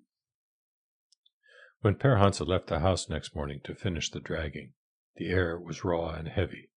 A penetrating wind blew over the prairie as if searching for signs of life to wither and blight. Not a trace remained of the mildness and pleasantness of the previous days. Before he had finished covering the oats, the rain began to fall. Along with the rain came huge flakes of snow, floating silently down and turning to slush as they struck the ground. After a while the rain ceased, but the snow only came faster. The flakes were firmer now, and fell in a businesslike manner. Before long a veritable blizzard was raging over the whole prairie. There had hardly been anything worse that winter. Throughout that day and the following night the storm continued with unabated fury. Early on the next morning the weather cleared, but now the cold was so intense that it nipped the skin as soon as one stuck one's head out of doors.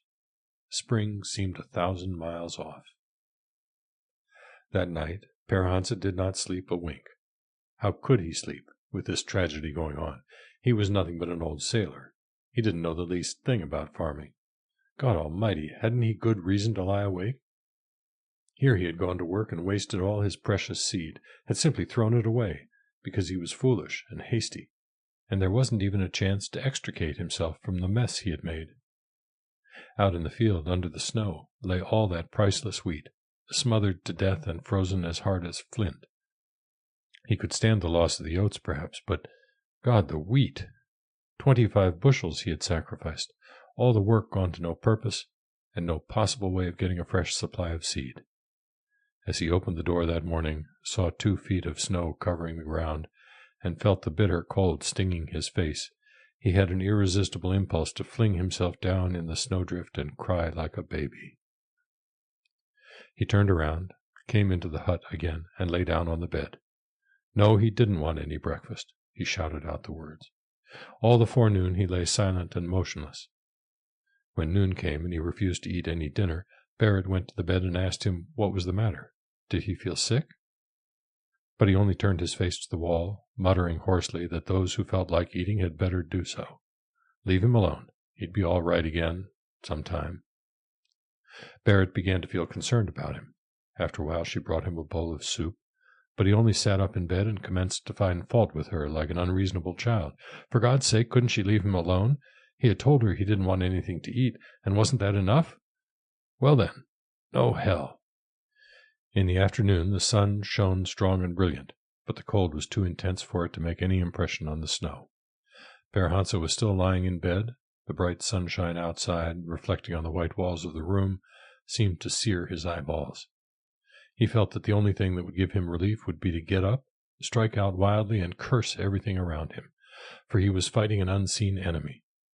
He had come to his great decision. He had done the seeding. He had felt clearly that it was the most momentous day of his life. But no sooner had the last kernel fallen to the ground than the very powers of heaven had stepped down to defeat him. Powers of heaven? A certain image came before his eyes and would not go away. One Sunday, not very long ago, Stoda Hans had sat by the table reading to his mother.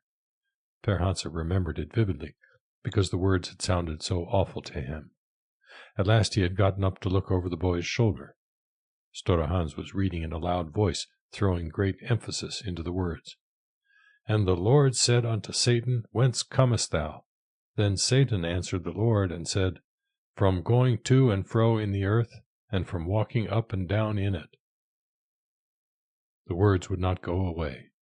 Per Hansa fell to repeating them, and that night, as he lay wide awake, tossing restlessly on the bed, he thought that he saw a beam just inside the door of the stable, and there was a rope.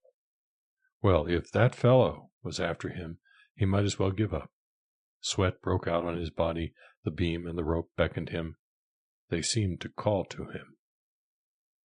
The snow went faster than anyone would have believed.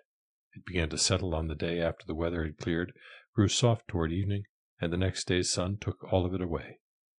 It seemed to leave very little water. Within a short while the ground was drier than before. And now came days when the warm, bright sunshine filled everything between heaven and earth. As the sun sank, he left part of his heat behind him. The nights grew soft and balmy, and stirred with mysterious life. At length evenings so sweet and beautiful began to visit the prairie that, as the saying is, dead men might willingly step out of their graves and walk about. But all this could not alter the fact that Per Hansa's precious seed grain lay over there in the field, ruined by frost and snow. Those marvelous pregnant kernels, so delicate and sensitive. Damn the luck! One day, as Per Hansa was pottering about out of doors, hardly knowing which way to turn, he caught sight of Tonstetten, who had commenced his seeding. Like a condemned man about to be executed, Per Hansa walked over. Tonstetten is an aboriginal American, he thought bitterly. I might as well let him polish off the damned fool of a newcomer. But today Tonstetten was too busy even to talk. Per Hansa didn't feel inclined to open up the subject of his own troubles. He began on a different tack, to head the other off. I must say you certainly sow it even.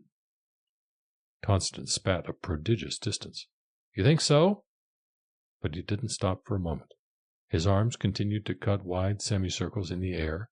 Golden grain flew out of his hand and rained down to the ground through the warm sunlight, there to begin the mystic dream of life. This is beautiful, thought Per Hansa. I couldn't sow it as even as that. I was a fool for not waiting to get you to do the seeding for me, he observed. Tonstetten spat another great mouthful before he answered. Well, some people are bound to cut off their nose to spite their face. But then, this is a free country, you know. He walked on with measured steps, his arm sweeping in long, graceful curves. The kernels flew far and wide, catching the sunlight a moment as they fell. Per Hansa turned abruptly and began to walk toward home.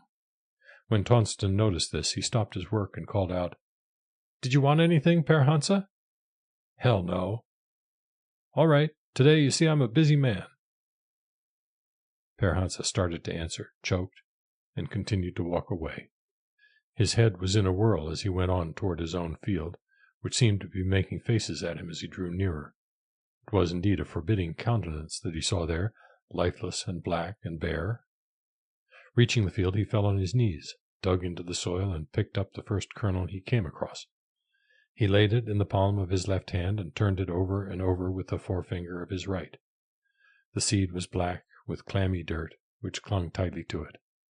Slowly and carefully he picked off the particles of soil, and there it lay, a pale little thing, grayish-white and dirty, the golden sheen through which he had read the fairy tale entirely gone, the magic departed, the seed cold and dead.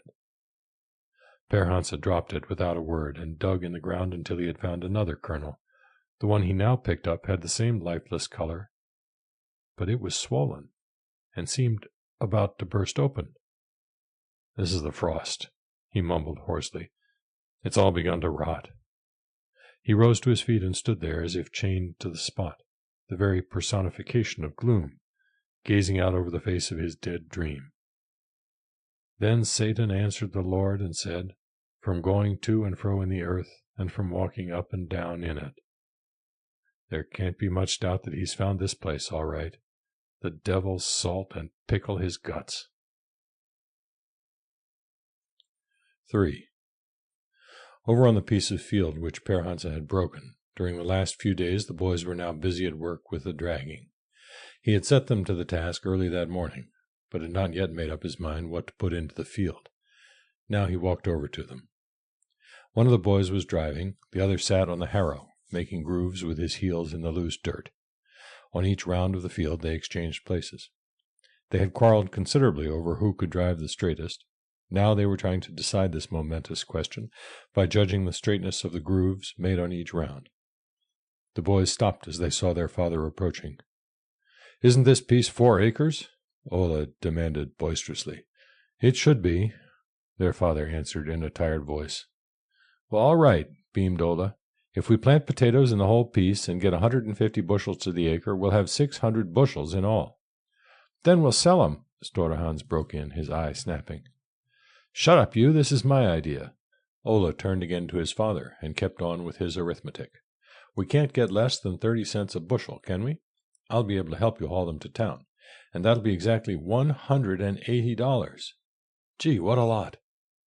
The boy looked proudly at his father and added with a grown-up air, "We ought to get the potatoes planted at once. That's my opinion." But then Hans had a great inspiration and flashed out, "When we get as much money as that just for potatoes, we'll buy a shotgun. Hurrah!" "Stop your nonsense and get to work," said Per Hansa harshly. "You need a pair of pants to cover your bottom more than you do a gun. Move on now, I tell you." On the way home that morning, Per Hansa realized one thing more clearly than ever before. Unless he could find something to occupy his body and mind, and find it right away, he would go all to pieces one of these fine days. Well, why not do as Ola suggested? Here was this piece of new field, and it had to be put to some use. If that fellow was loose around these parts, Per Hansa might as well give him a run for his money. The minute Per Hansa reached home, he opened the root cellar and began carrying out potatoes. He took all that he judged they could possibly spare, and began to cut them up into small pieces. He was determined to have enough seed to cover the whole field. Oh yes, no doubt this was insanely foolish too, but damn it all, he might as well come to ruination at once and be done with it. The planting kept the 3 of them busy for the rest of that week. When Sunday morning came, Per Hansa rose at the usual time, ate his breakfast in silence, and then went back to bed. Andongen crawled into bed with him and stirred up a terrible commotion. He must wake now and tell her a story. Getting no answer, she pulled his hair and pinched his cheek and tugged at his nose. The carrying on of the child made a pleasant diversion for him in his dark mood. Barrett sat by the table reading the Bible. To his great relief, she said little these days. As he lay there brooding, he was turning over and over in his mind a new idea. Mightn't he make another trip to the Sioux River? Perhaps he could yet scare up a couple of sacks of wheat there. The seeding would be far behindhand, that's true, but barring any more bad luck, he would at least be able to harvest enough seed grain for another year. But it was so late now, too late, really, to think of such a thing. Perhaps he had better go to Sioux Falls or Worthington and try to get work for the summer. Barrett and the boys could easily get along without him. No, he couldn't quite make up his mind as to what would be best. All the while Andongen was pummeling him because he wouldn't tell her a story. Suddenly a violent stamping of feet sounded outside. Someone came running up, with another close at his heels. Ola jerked the door open, took one leap, and landed in the middle of the floor. The boy was wild-eyed with excitement. "Per Hansa!" he cried, calling his father by name. "The wheat is up!" Then he took another leap and stood leaning over the bed. "The wheat is up, I say! Can't you hear me?" But now Hans came storming in, all out of breath. "Father, Per Hansa, the wheat is so high!" "You shut up," raged his brother. "I came first. I guess I can tell it, too." Hans paid no further attention to his brother. He was standing now by the bed, measuring on his finger. "The wheat is so high, the oats about up to here. Don't you suppose we can buy a shotgun?" Per Hansa never said a word. He got up, trembling in every limb, and put the child aside. In a moment he had left the house and rushed up to the field. There he stood spellbound, gazing at the sight spread before him. His whole body shook, tears came to his eyes, so that he found it difficult to see clearly. And well he might be surprised. Over the whole field, tiny green shoots were quivering in the warm sunshine. Hans was standing now by his father's side. He looked at him in consternation. Are you sick, father? No answer. Why, you're crying. You're so foolish, Store Hans. Père Hansa was blowing his nose violently. So terribly foolish, he added softly, and straightened himself up with a new energy. Store Hans now began to feel reassured about his father. The boy turned to the field and spoke in a voice thrilled with delight. Isn't it dandy? The silence continued for a while longer, but at last his father cleared his throat. Come here, Store Hans. Père Hansa placed his hand on the boy's shoulder. What are you going to be when you grow up? When I grow up? Repeated the boy wonderingly. Well, a general, one like Grant.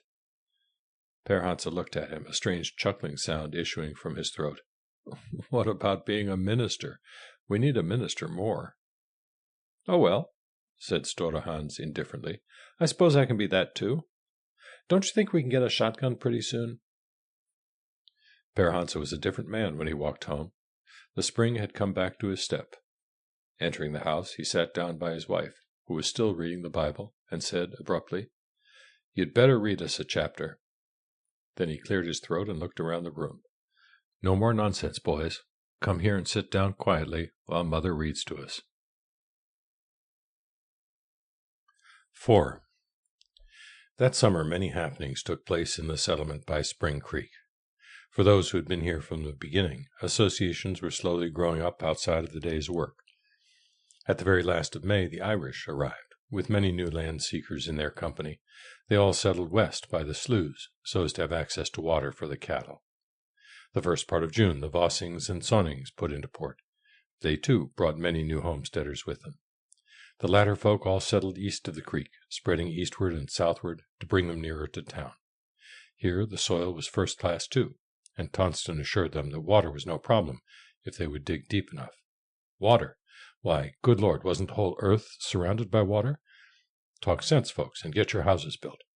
Soon one new sod house after another began to stick its head above the waving grass of the prairie. Among the Sonnings was a tall, heavily built man, with a light complexion and rather good-looking, but loud-spoken and given to bragging. All his words and actions had an irritating arrogance. He was always right. At times he got on everyone's nerves because he talked so much, and with such cocksureness. Luck had been with him, it seemed. He'd received a considerable inheritance from the old country. While living in Minnesota, he had cleared much land, which he'd been able to dispose of at a fine price. Rumor had it that he was worth at least $3,000 in cash, besides other property, and this report he did not deny. The man had a large family. His name was Torkel Talekson. Not long after the arrival of this man, Store Hans had a fight with one of the Talekson boys. It came about in this way. The boys chanced to meet down by the creek one day, as they were both out chasing the cattle, Store Hans riding his pony, the other boy a common old workhorse.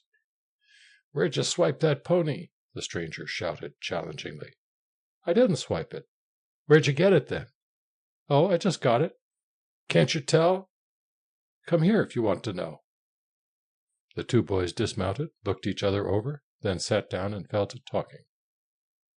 Store Hans was eager to inform this tenderfoot of the mighty things they had done out here. He related how the pony had come to be his, giving the story a picturesque turn whenever he saw the chance. He and his father, he told the stranger, had rescued an Indian chief. Well, it was the highest chief over all the Indians out west. This chief was dying. He was almost dead when they found him.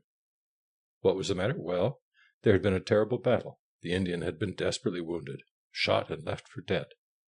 But he and his father had cured him, and they had received his pony as a reward. The other boy listened scornfully to the story, said, huh, a good many times, and finally declared the whole thing to be a lie. People out here were such awful liars, so his father had told him. Store Hans could hardly stand this accusation, for hadn't he himself helped in restoring the Indian to life? So without further ado, he pitched into the other boy, and the fight was on. It proved a tough battle. Clothes were torn, and both combatants sneezed gore. The bloody noses didn't matter much, for they could be washed, but it would be more serious to have to explain the tattered shirts. The boys fought it out, however. Finally, the newcomer had to admit that truth is truth, and take back all he had said. This mollified Store Hans. He let the other boy try the pony, and they became friends. But the same evening he had to tell the incident to his father. After the nose had been washed and properly cooled, it had taken on alarming proportions, which called for an explanation. This Père Hansa got as he sat on the woodpile, smoking his evening pipe, with Stora Hans standing nearby. All the new settlers that spring, with the exception of Torkel Talakson, built sod houses, but he had vaster plans in mind. He set up a tent, hitched his 4 horses to the breaking plow, worked like a beaver, and soon had broken a big field, considering the fact that he had just arrived. He'd brought seed enough with him to plant the whole area. Rumors began to spread in the settlement about his plans. When he was done seeding, he proposed to go to Worthington after lumber. Both his living house and barn were to be built this summer. Père Hansa listened to these rumors and cocked his head on one side, but made no comment. One day, just as they were sitting down to the noon meal at Père Hansa's, Torkel Talakson swaggered in and asked in a loud voice if he could hire Père Hansa and the oxen to go to Worthington with him for building materials. All the other neighbors were going too. "You folks have been here so long now and have got such a good start that you can afford to lend a hand to a poor devil who's just starting in. I need all the critters that can crawl with me. I'll pay you in either work or cash, but I prefer cash, for then it's over with. No, thank you, I'm not going to sit down. I just stepped in on my way to your neighbors. Fine fields you've got on this side of the creek. You ought to get a fairly decent harvest, considering. How big is that field of yours, anyway? Good Lord, not more than that in a whole year? Well, I'll give you a tip. Oxen aren't any good. They're too slow for the way things go nowadays. Fine-looking house you've got, inside. But sod houses aren't much better than dugouts. In some ways really not so good. For my part, I'm through with such poor makeshifts. Oh, well, can I count on you then?" Talakson referred to this trip as airily as if he were asking for a match. "Are you going to build?" Père Hansa asked quietly. "You bet I am. Isn't that what I've been telling you? If I'm to stay here, I intend to live like a human being." And now he began outlining his building plans and explaining them at length. "Oh, yes, there's a lot to do before I get everything ready, but I intend to hire plenty of help and get it done in a jiffy. See? I've come out here to break prairie, I want you to know. If crops turn out decently this year, I'll snap up 1 more quarter by fall, perhaps 2. Really," here the man grew confidential, "I don't see any nameable reason why a smart man couldn't farm a whole section of land like this, or even more. Why, you've only got to put the plow into the level prairie. But first of all, I want to build a decent house. The painting I'll let go until fall." His voice flowed on in such a steady stream that no one else could get a word in edgewise. "You're going to paint?" Père Hansa asked, and got up from the table abruptly. He was breathing fast. "Paint? Why, certainly. It would never do to let a house stand unpainted in this climate. It wouldn't look well, either." A look of innocent curiosity rested on Barrett's face as she listened to the great plans being unfolded before her. She seemed lost in thought, and asked in a quiet tone if it were really true that he intended to build a home like that, now, at once, this summer. It would be a fine thing, she added, and there was a note of wistful gladness in her voice to see a real house once more. It would make the desert look brighter. At that, Torkel Talakson had to laugh outright. He had never seen such a house full of moles. Here he had been explaining till he was hoarse, but apparently they hadn't understood 1 word of it. What was the use of wasting more breath on them? He turned to go. "Well," he said to Père Hansa in an important voice, "can I count on you for the trip?" Père Hansa paused over his answer. They were all looking at him inquiringly when he spoke. "It seems to me," he began quietly, "that you're starting from the wrong end." Again he paused, for he found it hard to choose his words. "If you would take the money that you intend to spend in building and put it into cattle and horses and machinery, and hire help enough to run them, then the devil himself couldn't keep up with you. In a few years you'd be the king of all of us, though God knows we'd much rather have another.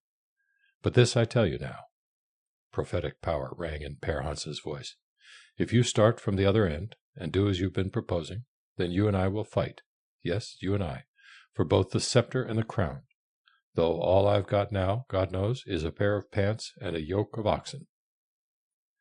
Torkel Talakson laughed overbearingly.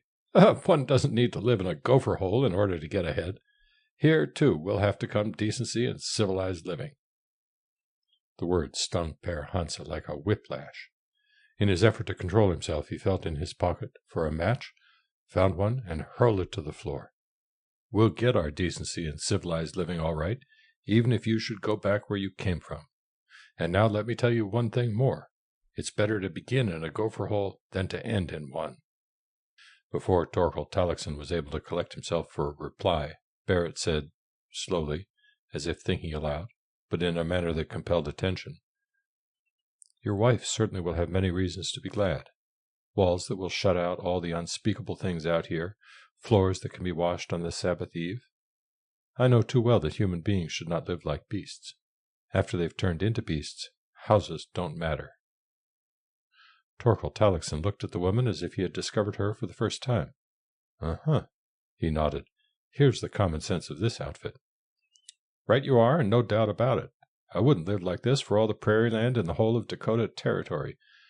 But now things are going to be different, if I have anything to say about it. We're going to build houses that can stand up and be seen. People won't need to wonder whether this is a settlement or a gopher camp." Suddenly a fresh idea seemed to strike him. "Perhaps you'd like to help my wife weave a few carpets. She's all the time talking about carpets, and I suppose she must have 'em. They save the floors, too." "I'd be glad to try," said Barrett humbly. "One ought to help another get what she cannot have for herself. I think it would be interesting work." As he listened to his wife, Per Hansa was fumbling in his pocket for another match. At last he brought it out, struck it on the table, and held it until it burned down to the end. The room was swimming before his eyes. Words floated across his vision, words that he longed to use. He reached out for them, but they melted into the air. What Barrett had said had driven them away. Per Hansa sat down heavily on the chest, his face pale and drawn. "All right, that's settled then," said Torkel Tallaksen. Then he turned to Per Hansa. "We start the day after tomorrow. I'm counting on you, remember, you and the oxen. You'll be needing someone to haul for you pretty soon, once you get on your feet." Silence fell on the room. The man stood there, waiting for an answer. "You better count over again," Per Hansa growled. Without another word he sprang up from the chest and left the house. In a gruff voice he called to the oxen. That day he kept on breaking as long as he could see. When he unhitched at last, he walked in slowly from the field, stooping over in thought. He could hardly bring himself to going home. What business had he there? What earthly business? The sod house and all it contained lay in a great darkness, yet he was drawn toward it irresistibly. Perhaps it was true. What she had said might be more than half right. Everything here was a failure, and he himself was no good. A thought cut him to the very quick. That's the reward you get for fighting and striving. She says you're no good. To think that she hadn't felt ashamed, that she had been willing to lay bare her troubles to that infernal blabberer and braggart. Had she lost all sense of propriety? "Oh, hell, get up there!" he ripped out to the oxen. But, as it transpired, Torkel Tallaksen's great plans ran up against a snag. Tonston didn't care to go along unless Per Hansa went, for he was fully occupied with his own affairs. And the Solon boys were not overly enthusiastic. They were busy breaking prairie when Tallaksen came, and answered him that they would see how the others felt about it, and let him know. It finally developed that Torkel Tallaksen could engage only 2 men and 2 teams, which weren't enough to haul home all the materials for a whole farmstead. And so, in the face of the inevitable, Torkel Tallaksen had to give up building for that summer. Thus it happened that before the fall set in, another sod hut stuck its head above the waving grass of the prairie. 5. That summer, many land seekers passed through the settlement on their way west. The arrival of a caravan was always an event of the greatest importance. How exciting they were, those little ships of the Great Plain! The prairie schooners, rigged with canvas tops which gleamed whitely in the shimmering light, first became visible as tiny specks against the eastern sky. One might almost imagine them to be seagulls, perched far, far away on an endless green meadow. But as one continued to watch, the white dots grew. They came drifting across the prairie like the day. After long waiting, they gradually floated out of the haze, distinct and clear. Then, as they drew near, they proved to be veritable wagons, with horses hitched ahead, with folk and all their possessions inside, and a whole herd of cattle following behind. The caravan would crawl slowly into the settlement and come to anchor in front of one of the sod houses. The moment it halted, people would swarm down and stretch themselves and begin to look after the teams. Cattle would bellow, sheep would bleat as they ran about. Many queer races and costumes were to be seen in these caravans, and a babble of strange tongues shattered the air. Nut-brown youngsters, dressed only in a shirt and a pair of pants, would fly around between the huts, looking for other youngsters. An infant, its mother crooning softly to it, would sit securely perched in the fold of her arm.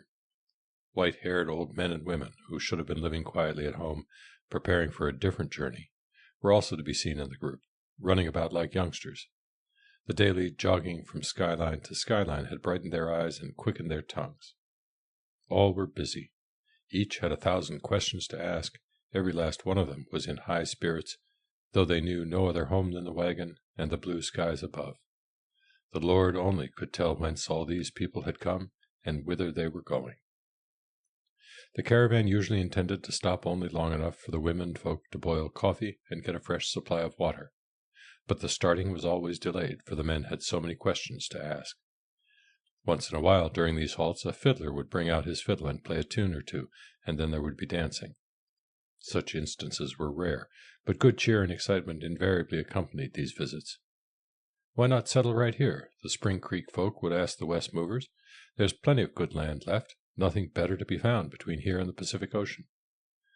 No, not yet. They weren't quite ready to settle. These parts looked fairly crowded. The farther west, the better. They guessed they would have to go on a way, though this really looked pretty good. And so the caravans would roll onward into the green stillness of the west. How strange! They vanished faster than they had appeared. The white sails grew smaller and smaller in the glow of the afternoon, until they had dwindled to nothing. The eye might seek them out there in the waning day, and search till it grew blurred, but all in vain. They were gone, and had left no trace. Foggy weather had now been hanging over the prairie for 3 whole days. A warm mist of rain mizzled continuously out of the low sky. Toward evening of the 3rd day, the fog lifted and clear sky again appeared.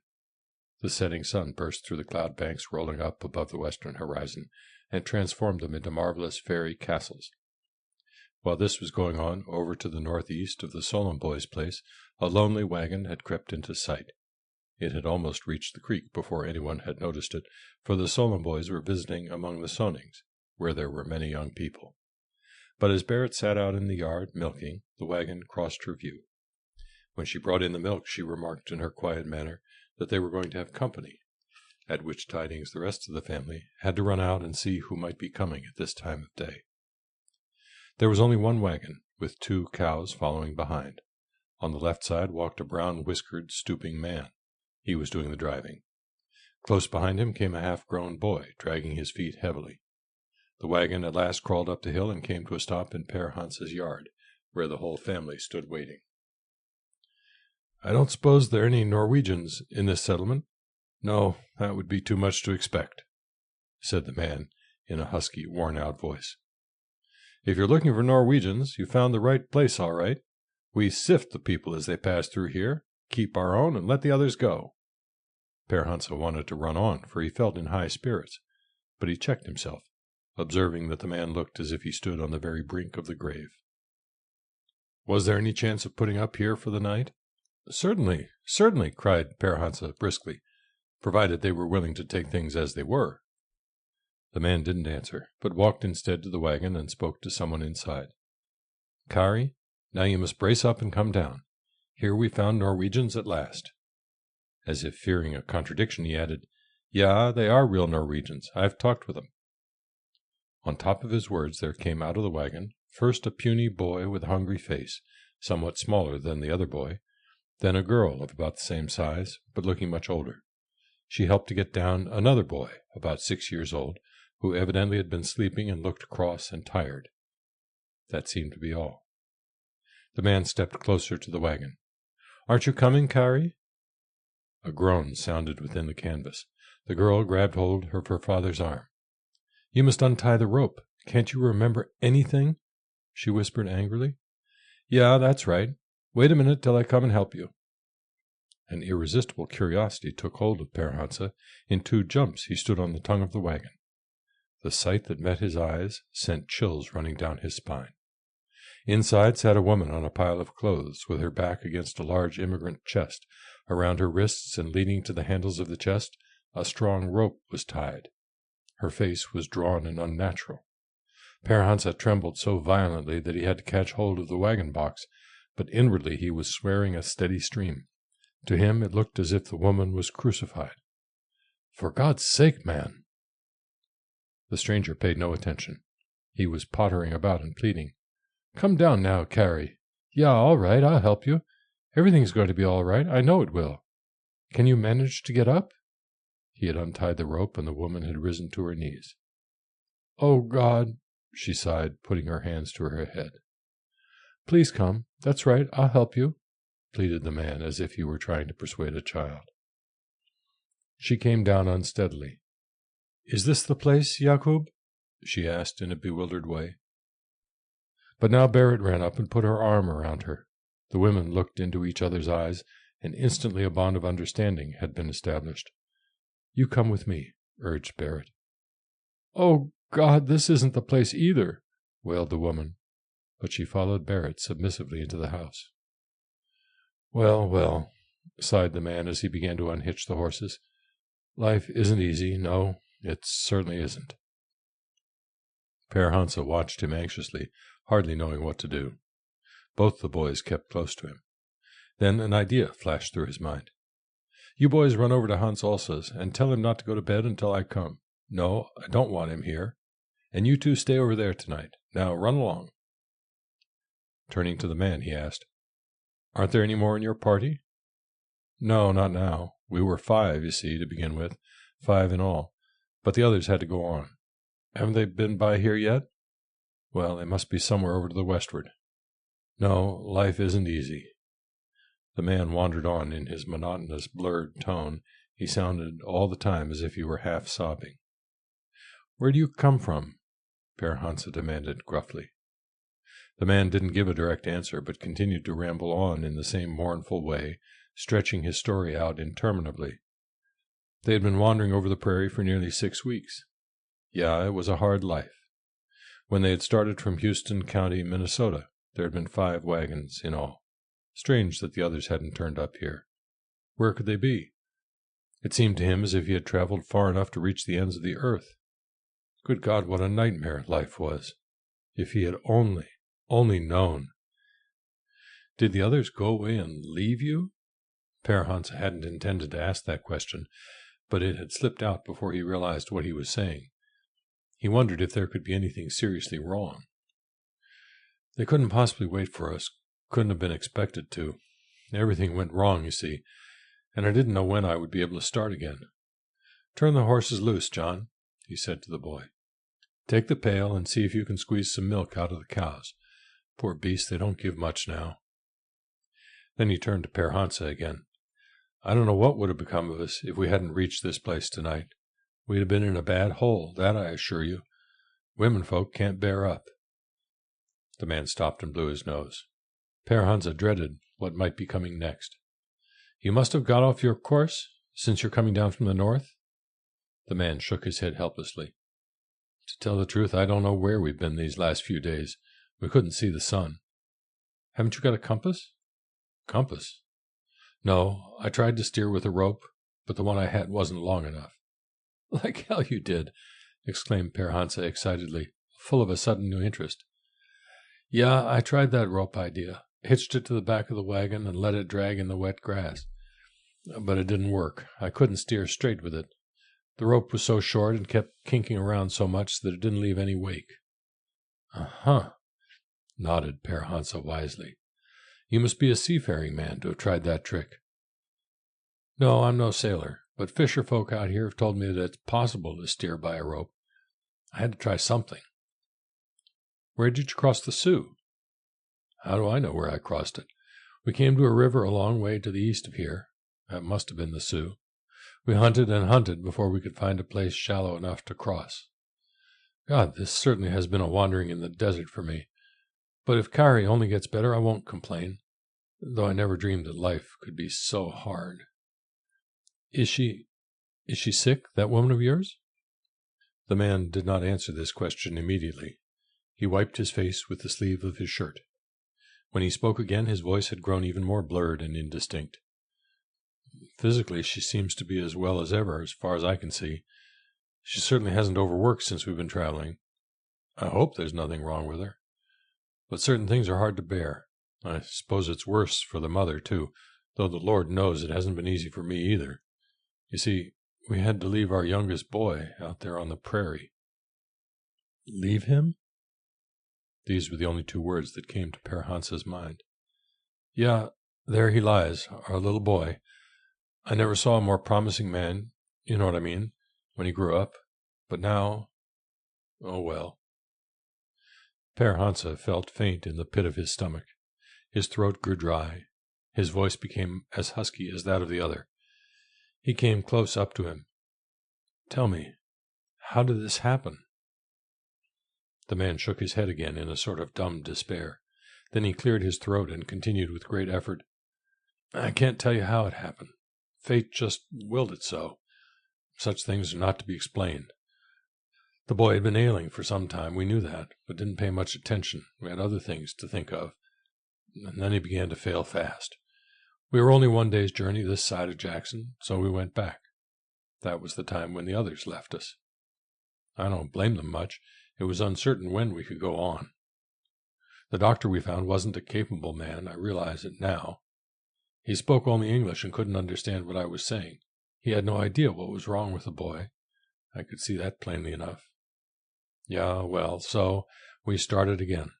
It isn't any use to fight against fate. That's an old saying and a true one, too, I guess. Before long, we saw that the boy wasn't going to recover. So we hurried on day and night, trying to catch our neighbors. Well, that's about all of it.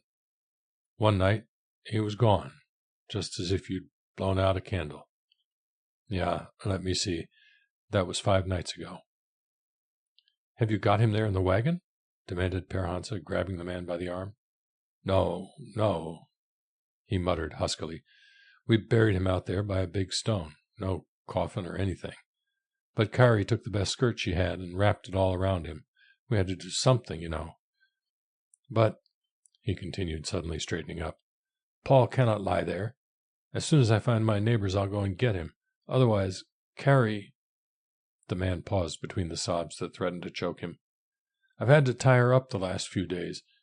She insisted on getting out and going back to Paul. I don't think she's had a wink of sleep for over a week. It's just as I was saying. Some people can't stand things." Per Hansa leaned heavily against the wagon. "Has she gone crazy?" he asked hoarsely. "She isn't much worse than the rest of us, I don't believe. Kari is really a well-balanced woman, but you can imagine how it feels to leave a child that way." The boy, John, had finished milking. He had put the pail down and was standing a little way off, listening to his father's story. Suddenly he threw himself on the ground, sobbing as if in convulsions. John, admonished the father, "aren't you ashamed of yourself, a grown-up man like you? Take the milk and carry it into the house." "That's right," echoed Per Hansa, pulling himself together. "We'd better all go in. There's shelter here and plenty to eat."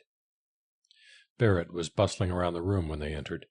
She had put the woman to bed and was now tending her. "Where are the boys?" she asked. Per Hansa told her that he had sent them to Hans Ulsa's for the night. "That was hardly necessary. We could have made room here somehow." Barrett's voice carried a note of keen reproach. The man had paused at the door. Now he came over to the bed, took the limp hand, and muttered, "Poor soul. Why, I believe she's asleep already."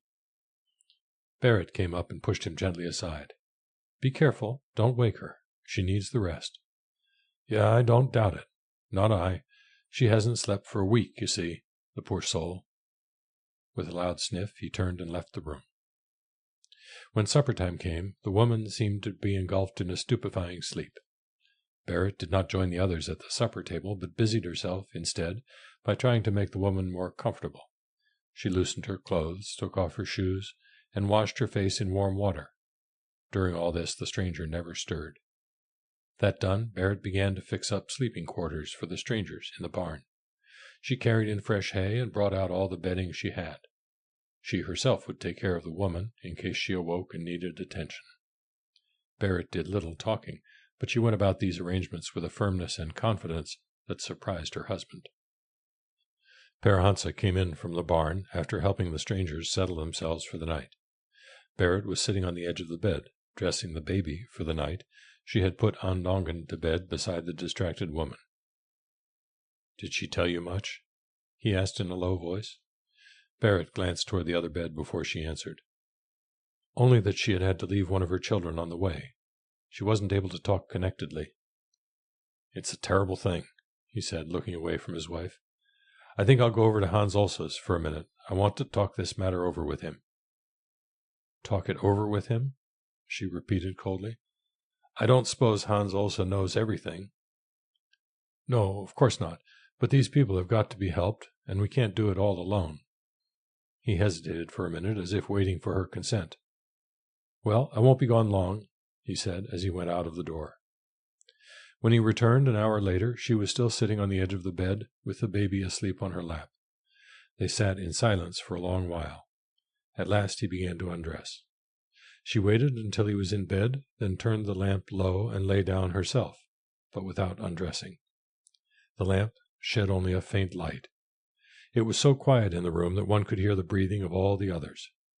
Barrett lay there listening. Though the room was still, it seemed alive to her with strange movements. She forced herself to open her eyes and look around. Noticing that Père wasn't asleep either, she asked, "Did you look after the boys?" "Nothing the matter with them. They were fast asleep in Sophie's bed." "You told them everything at Hans Olsa's?" "Of course." "What did they think of it?" Père raised himself on his elbows and glanced at the broken creature lying in the bed back of theirs. The woman apparently had not stirred a muscle. "It's a bad business," he said. "We must try to get together a coffin and find the boy. We can't let him lie out there, that way." As Barrett made no answer, he briefly narrated the story that the man had told him.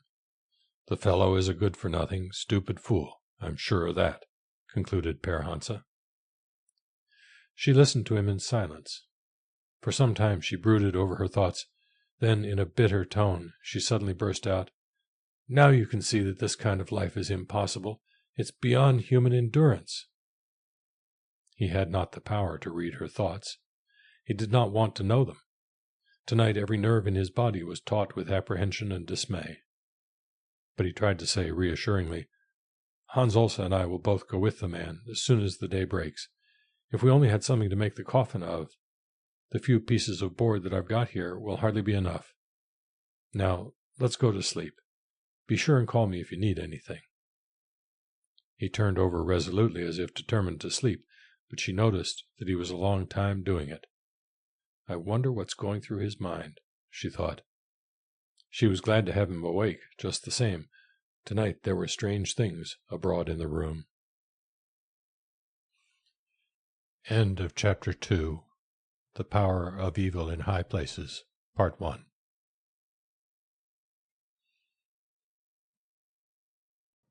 Chapter 2. The Power of Evil in High Places. 6.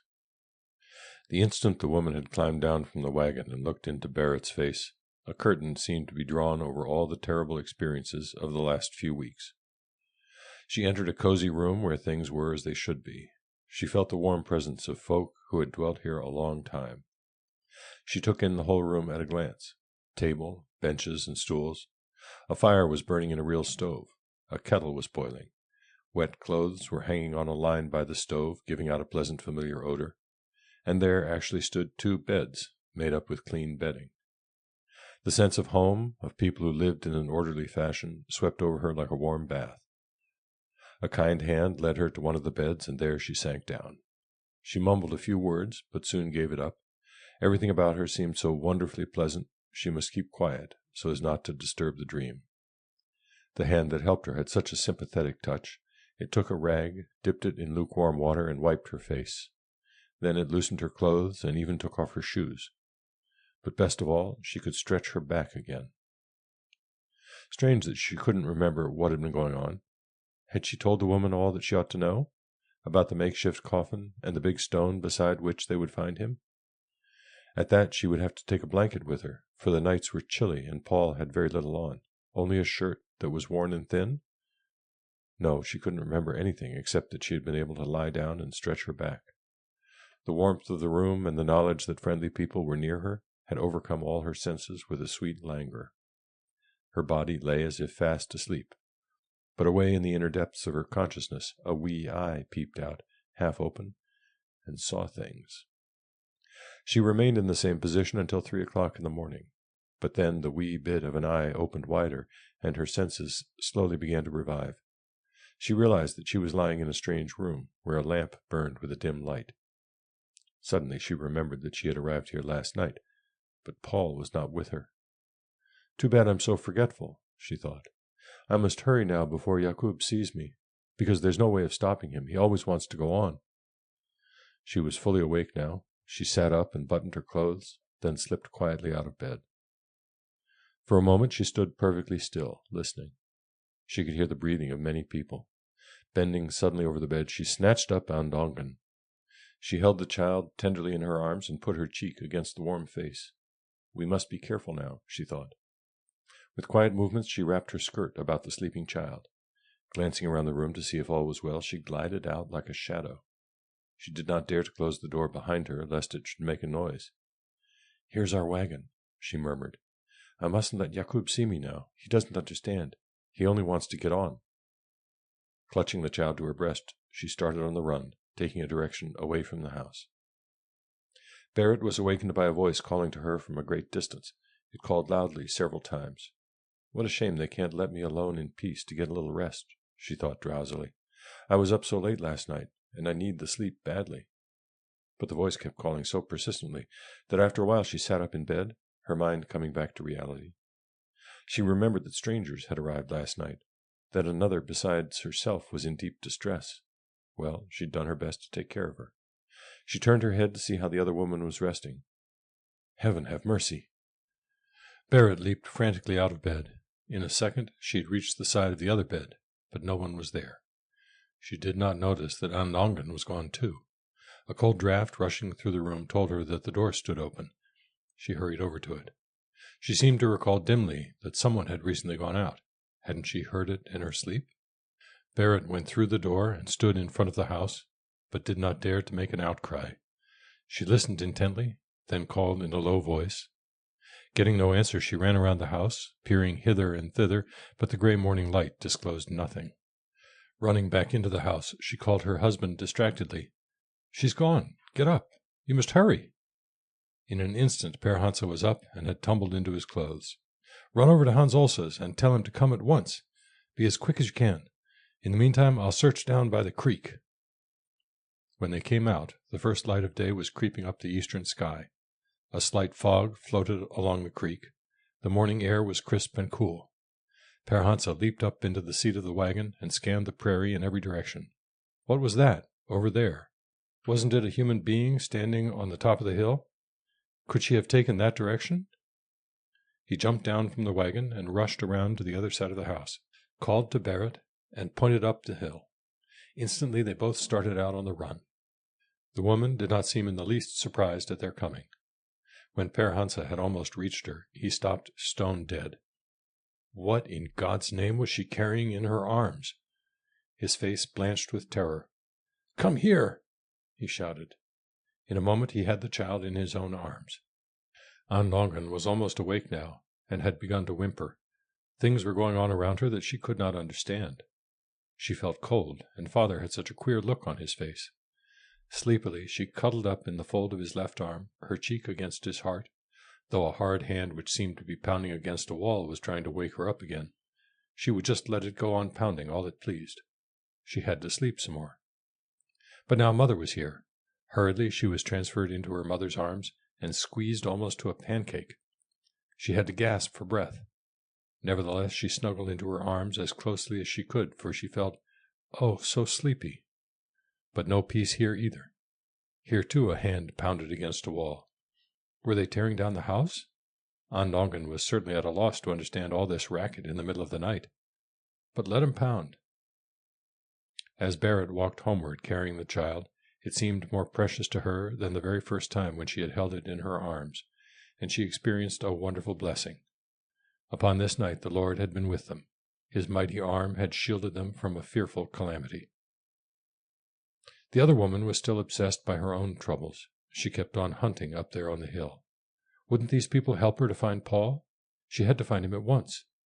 He would be so cold with so little on. Now they had taken that blessed child away from her, but she didn't wonder. That man had a bad face. She felt afraid of him. But no time to think of such things now. Yakub would soon be coming? She began muttering to herself, "Oh, why can't I find the stone? What's become of it? Wasn't it somewhere here?" Père Hansa went up and spoke to her, his voice sounding hoarse and unnatural. "Come with me now. Today Hans Olsa and I are going to find your boy." Taking her gently by the arm, he led her back to the house. It's very kind of him to help find Paul, she thought, and followed willingly. At breakfast she sat very quiet. She ate when they bade her, but never spoke.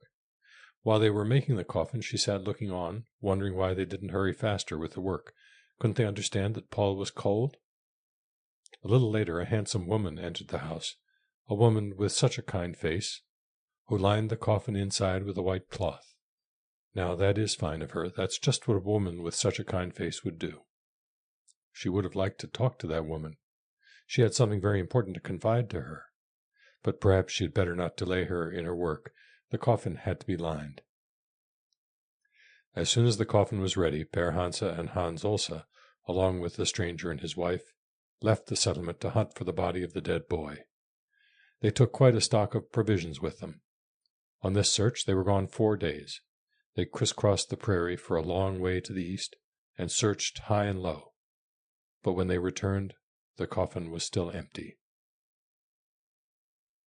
7. After the return from the search, the strangers stayed 1 more day with them. The morning they were to leave, it looked dark and threatening, and Père Hansa wouldn't hear of their setting out. But along toward noon the sky cleared and the weather appeared more settled. The man, very anxious to be on his way, had everything loaded into the wagon, and as soon as the noon meal was over, they were ready to go. But before the man got on his way, Père Hansa asked him where he intended to settle. Well, he wasn't positive as to the exact place. It was over somewhere towards the James River. His neighbors had told him that. Did he know where the James River was? Père Hansa inquired further. Well, certainly he did. How could he ask such a foolish question? The river lay off there. All he needed to do was steer straight west. After finding the river, of course he'd have to ask, but that part of it would be quite easy. Père Hansa shuddered and asked no more questions. The woman had been quite calm since their return. She kept away from the others, muttering to herself and pottering over insignificant things, much like a child at play. But she was docile and inoffensive, and did what anyone told her. A short while before noon that day, she took a notion that she must change her clothes. She got up from what she was doing, washed, and went to the wagon. When she came back, she had dressed herself in her best. In a way she looked all right, but made a bizarre appearance because she had put so much on. The man seemed fairly cheerful as they started. He talked a good deal, heaping many blessings upon Père Hansa. If he could only find his neighbors, and Kari could only forget, things would be all right in a little while. Yeah, it was a hard life, but, well, God's blessings on Père Hansa, and many thanks. And now he must be off. His voice was just as husky and blurred as when he came. The wagon started creaking. The man, short and stooping, led the way. The family piled into the wagon. The 2 cows jogged behind. They laid their course due west. Banks of heavy cloud were rolled up on the western horizon, huge, fantastic forms that seemed to await them in heaven's derision, though they might have been only the last stragglers of the spell of bad weather just past. After they had gone, Barrett could find no peace in the house. Her hand trembled. She felt faint and dizzy. Every now and then she had to go out and look at the disappearing wagon, and when the hill finally shut off the view, she took the youngest 2 children and went up there to watch. In a way, she felt glad that these people were gone. At the same time, she reproached herself for not having urged them to stay longer. Sitting now on the hilltop, A strong presentiment came over her that they should not have started today. "That's the way I've become," she thought sadly.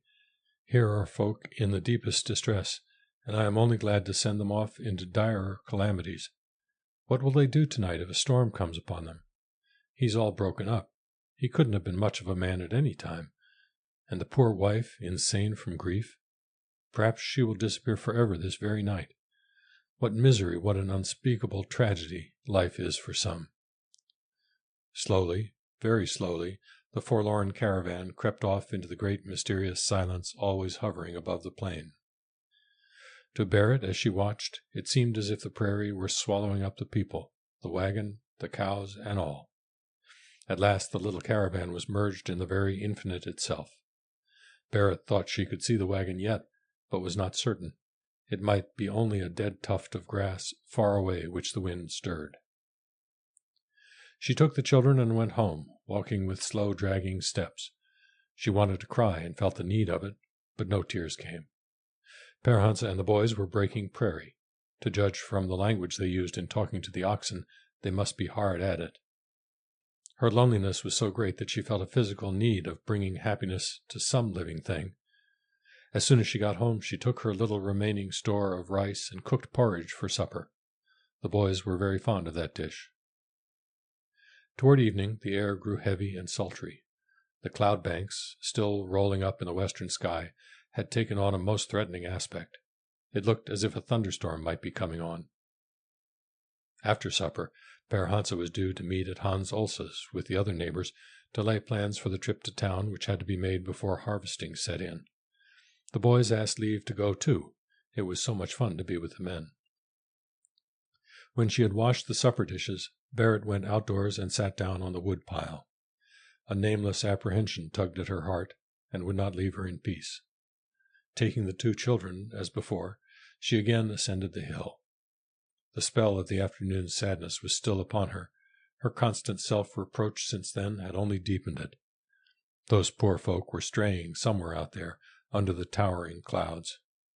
Poor souls! The Lord pity the mother who had left a part of herself back east on the prairie. How could the good God permit creatures made in His image to fall into such tribulations? To people this desert would be as impossible as to empty the sea. For how could folk establish homes in an endless wilderness? Was it not the evil one that had struck them with blindness? Take her own case, for example. Here she sat, thousands of miles from home and kindred, lost in a limitless void. Out yonder drifted these folk, like chips on a current. Must man perish because of his own foolishness? Where then was the guiding hand? Barrett was gazing at the western sky as the twilight fast gathered around her. Her eyes were riveted on a certain cloud that had taken on the shape of a face, awful of mien and giant-like in proportions. The face seemed to swell out of the prairie and filled half the heavens. She gazed a long time. Now she could see the monster clearer. The face was unmistakable. There were the outlines of the nose and mouth. The eyes, deep, dark caves in the cloud, were closed. The mouth, if it were to open, would be a yawning abyss. The chin rested on the prairie. Black and lean the whole face, but of such gigantic, menacing proportions. Wasn't there something like a leer upon it? And the terrible creature was spreading everywhere. She trembled so desperately that she had to take hold of the grass. It was a strange emotion that Barrett was harboring at this moment. In reality, she felt a certain morbid satisfaction, very much like a child that's been arguing with its parents, has turned out to be right, and just as the tears are coming, cries, "Now there, you see!" Here was the simple solution to the whole riddle. She had known in her heart all the time that people were never led into such deep affliction unless an evil power had been turned loose among them. And hadn't she clearly felt that there were unspeakable things out yonder, that the great stillness was nothing but life asleep? She sat still as death, feeling the supernatural emanations all around her. The face came closer in the dusk. Didn't she feel its cold breath upon her? When that mouth opened and began to suck, terrible things would happen. Without daring to look again, she snatched up the children and ran blindly home. After a while the others returned, the boys storming boisterously into the house, the father close behind. He was evidently chasing them, By the tone of his voice, she knew he was in high spirits. "Why, Barrett," he cried gaily as soon as he got inside, "what have you been doing to the windows? Covering them up?" He was looking at her with narrow, sparkling eyes. "Barrett, Barrett, you're a dear girl," he whispered. Then he came over and fondled her. He wanted to help undress her and put her to bed. "No, no, not that!" she cried vehemently, an intense anger surging up within her. Had he no sense whatever of decency and propriety, no feeling of shame and sin? That's only one more proof, she thought, that the devil has us in its clutches. After that time, Barrett was conscious of the face whenever she was awake, but particularly along toward evening, as the twilight came on. Then it drew closer to her and seemed alive. Even during the day she would often be aware of its presence. High noon might stand over the prairie, with the sun shedding a flood of light that fairly blinded the sight. But through and behind the light she would see it. Huge and horrible it was, the eyes always closed, with only those empty, cavern-like sockets beneath the brows. As she went about doing her work now, she would frequently be seized by a faintness so great that she had to sit down. How was this going to end? She asked herself. Yes, how would it end? Vague premonitions hovered about her like shadows. Many times she was on the point of asking her husband if he saw what she did, towering above the prairie out west. But always she seemed to be tongue-tied. Well, why mention it? Couldn't he and the others see it perfectly well for themselves? How could they help it? She noticed that a silence would often fall upon them when they were out of doors, especially in the evening. Certainly they saw it. Every evening now, whether Père Hansa was away or at home, she hung something over the windows. It helped shut out the fear. At first her husband made all sorts of fun of this practice of hers. He teased her about it as if it were a good joke, and continued to force his caresses on her, his voice low and vibrant with pent-up emotion. But as time went on, he ceased laughing. The fear that possessed her had begun to affect him, too. 8. The month of July wore on. The small patches of fields in the Spring Creek settlement were slowly ripening and made a brave showing. Never had one seen finer fields. The grain had started to head out long ago. The kernels were already formed, tiny bodies wrapped in the most delicate green silk. With every day that passed, the wheat filled out more and more. The heads grew heavy and full of milk. As soon as the breeze died down in the afternoon, they would tilt toward the setting sun and slowly drop off to sleep, only to dream of the marvelous life that was now stirring within them. These days Père Hansa was behaving like a good boat in a heavy sea. As long as the keel pointed the right way, he would go on. He watched his wife covering the windows at night and felt both sad and angry. But when he saw how everything was growing on the farm, meadows and fields, cattle and youngsters, then he was filled with an exultant joy that made him momentarily forget his wife's condition. He had a larger field than any of his neighbors, and there wasn't a doubt that his grain was the finest. Theirs was just ordinary dumb grain, while his seemed alive. He tried to reason himself out of his serious misgivings over Barrett. True enough, she didn't act as a normal person should, yet it was nothing that wouldn't naturally right itself with time. Perhaps he would go to work and build her a house this fall. By thunder, he'd have to see about that. The castle would have to be tackled sooner or later. The lumberman at Worthington was a fine fellow, and Père Hansa wouldn't be ashamed to ask him for credit. What could the man expect to do with his lumber but sell it? Next spring he'd make a big haul in his fur trade with the Indians. He'd buy every damn scalp they had in the place. And when his castle was ready, it would be stranger than the devil if such a sensible girl as Barrett didn't perk up and throw off her gruesome fancies. Everything he had planted that spring was blooming like a garden. Why, he could just hear the potatoes grow. Already, as early as this, they were having new potatoes every day, while in his neighbors' patches the plants were just beginning to blossom. The oats, too, were standing high, but the wheat, best of all was the wheat. The neighbors and all the East Siders, so the folk who had settled east of the creek had come to be called, and even the Irish, from over to the westward, would come to look at his wheat field and say that the sight did them good. He couldn't understand what the Irish were saying, of course, but their joy at the sight of the wheat was written all over their faces. Damn fine people, these Irish. Too bad he couldn't talk with them.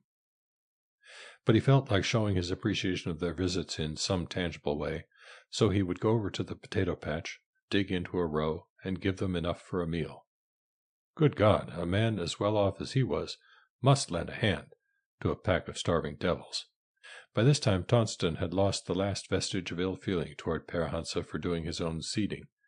He was even willing to praise the other for having had sense enough to get the seed into the ground good and early. Now they would be able to cut and harvest the wheat here before the other fields had ripened. "I'll tell you what, Per Hansa, that's the most sensible thing you ever did in your life, and I ought to know what I'm talking about."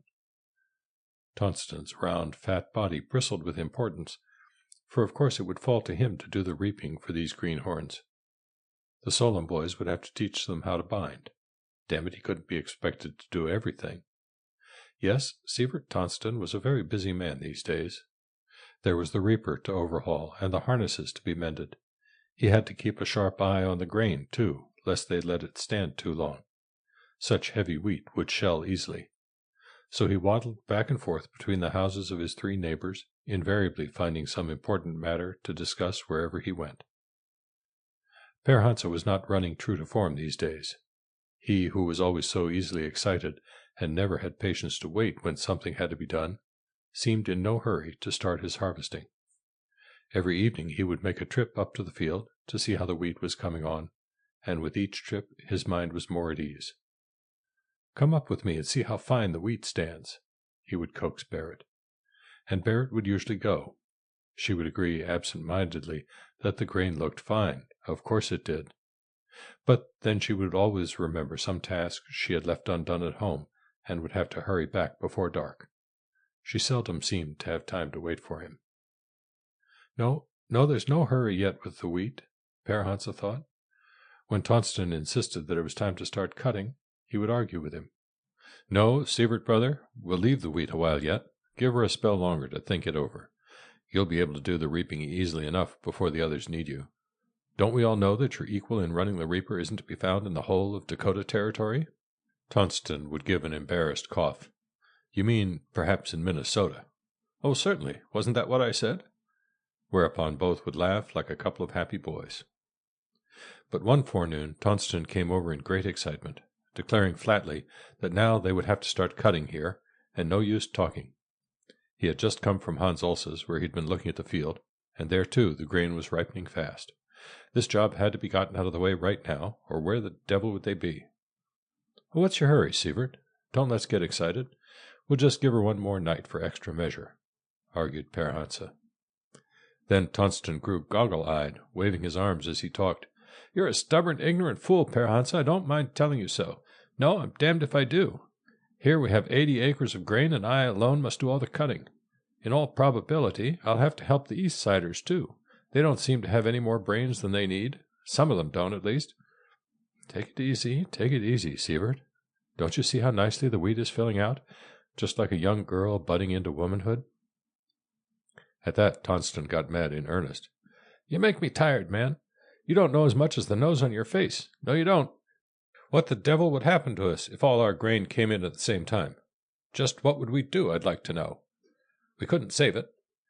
Now, I've made up my mind. There's to be no more damn shilly-shallying. We start this afternoon, and that's the end of it." "As you say, Captain," answered Per Hansa meekly, his eyes twinkling. "All right, then. I'll tell Hans also. You run over and tell the Solon boys." Per Hansa chuckled aloud. "Are you going to call in all of Dakota Territory to help harvest this little patch of mine?" "Stop your joking, Per Hansa. You don't know an earthly thing about harvesting in America. No, you don't. You and Hans also couldn't any more take care of the binding when I once get going than you could fly. You don't even know what needs to be done. You've never seen a job of binding in your life. Now, do as I tell you and get the Solon boys."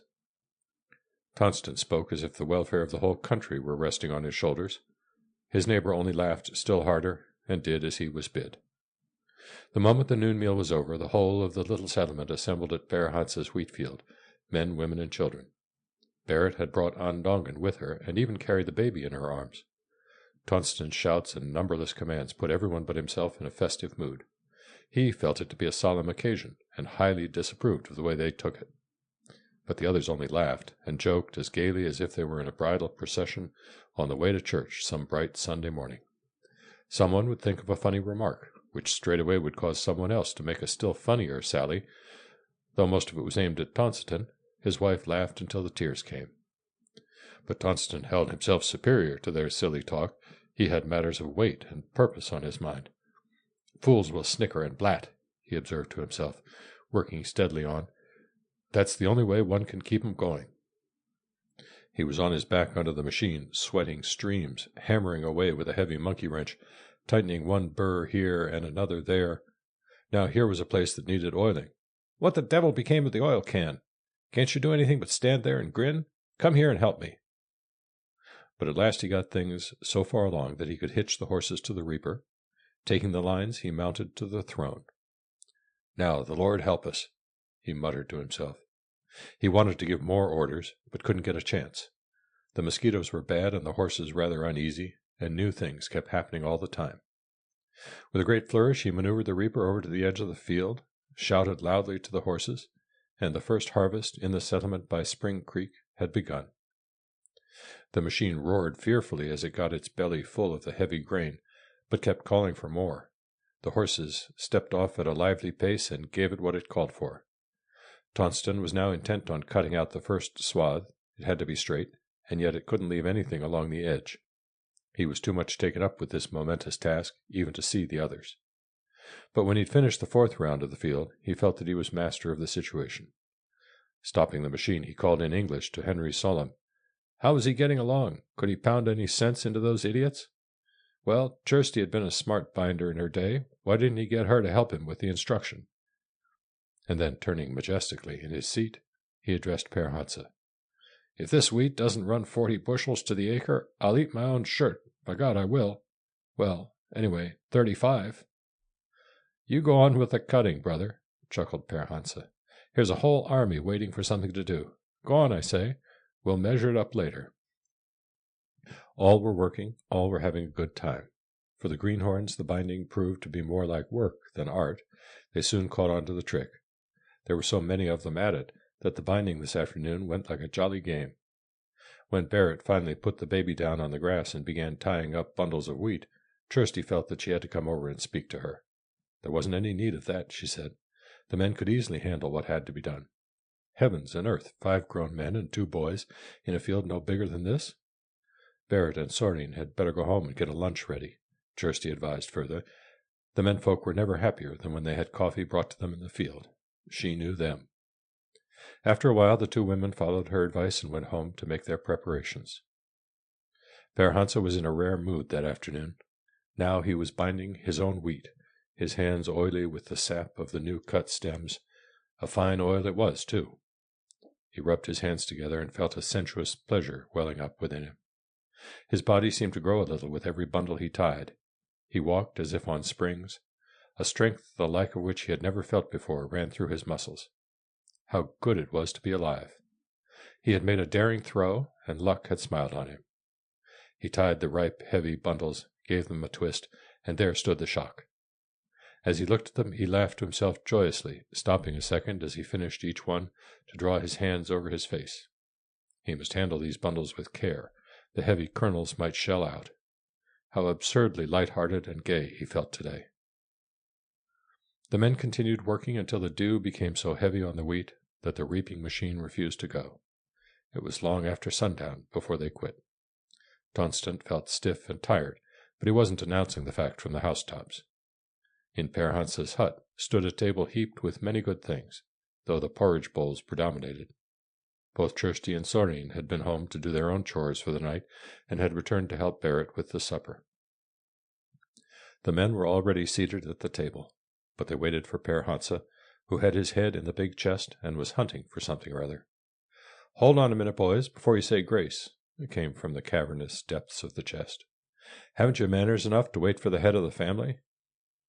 When he finally emerged and came up to the table, he shook a bottle behind Tonston's ear, asking gaily, "Did you ever hear a sweeter sound, Sievert? Can't you just hear her wink at you, my boy?" There was enough in the bottle for 1 round, and then a little drop to swallow on, before the meal started. Tonston cleared his throat after the drink. He was anxious to make a little speech. "What do you plan on doing in the future, Père Hansa, if you're going to get rich on the very first crop? I never in my life saw such wheat. Why, the kernels are like potatoes." "How about yourself, then?" inquired Père Hansa in great good humor.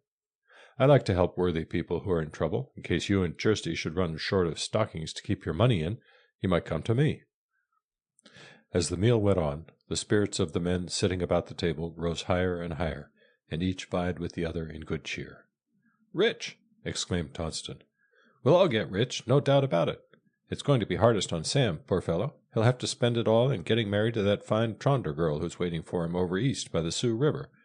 Hard luck, I say." "Yes, sir," drawled Sam, blushing furiously. "But if I were you, Kirsty, I wouldn't let Sievert go to the wedding. No, I wouldn't at all." "Why?"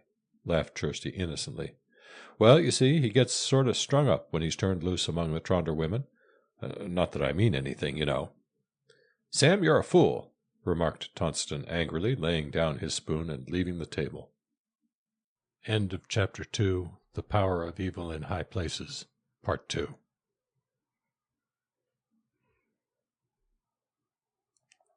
Chapter 2. The Power of Evil in High Places. 9. By noon the next day they had finished the wheat field. Today Tonston was of a different mind. There really was no great hurry. The weather kept cool, and the grain didn't look any riper today than yesterday, either at his own place or at Hans Olse's.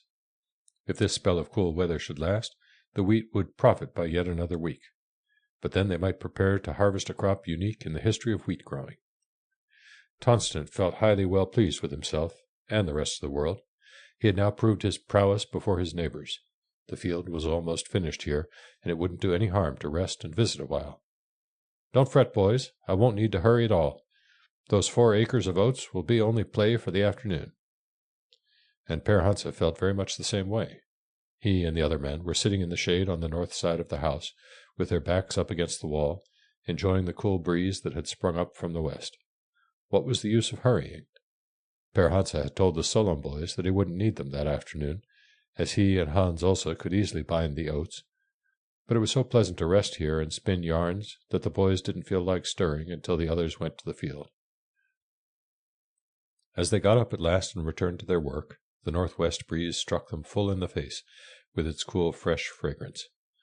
Tonston sniffed it approvingly, declaring that if this weather kept on, he and Hans also would be sure to steal a march on Père Hansa in the end. Never had the Lord sent finer weather for wheat to ripen in.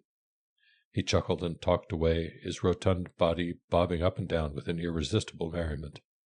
"Well, boys, in my opinion, the land of Canaan didn't have much on this country, and I'm damned if it had.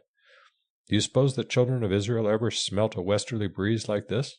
Why, folks, it's blowing honey." His festive mood was still possessing him as he began to hitch up the horses.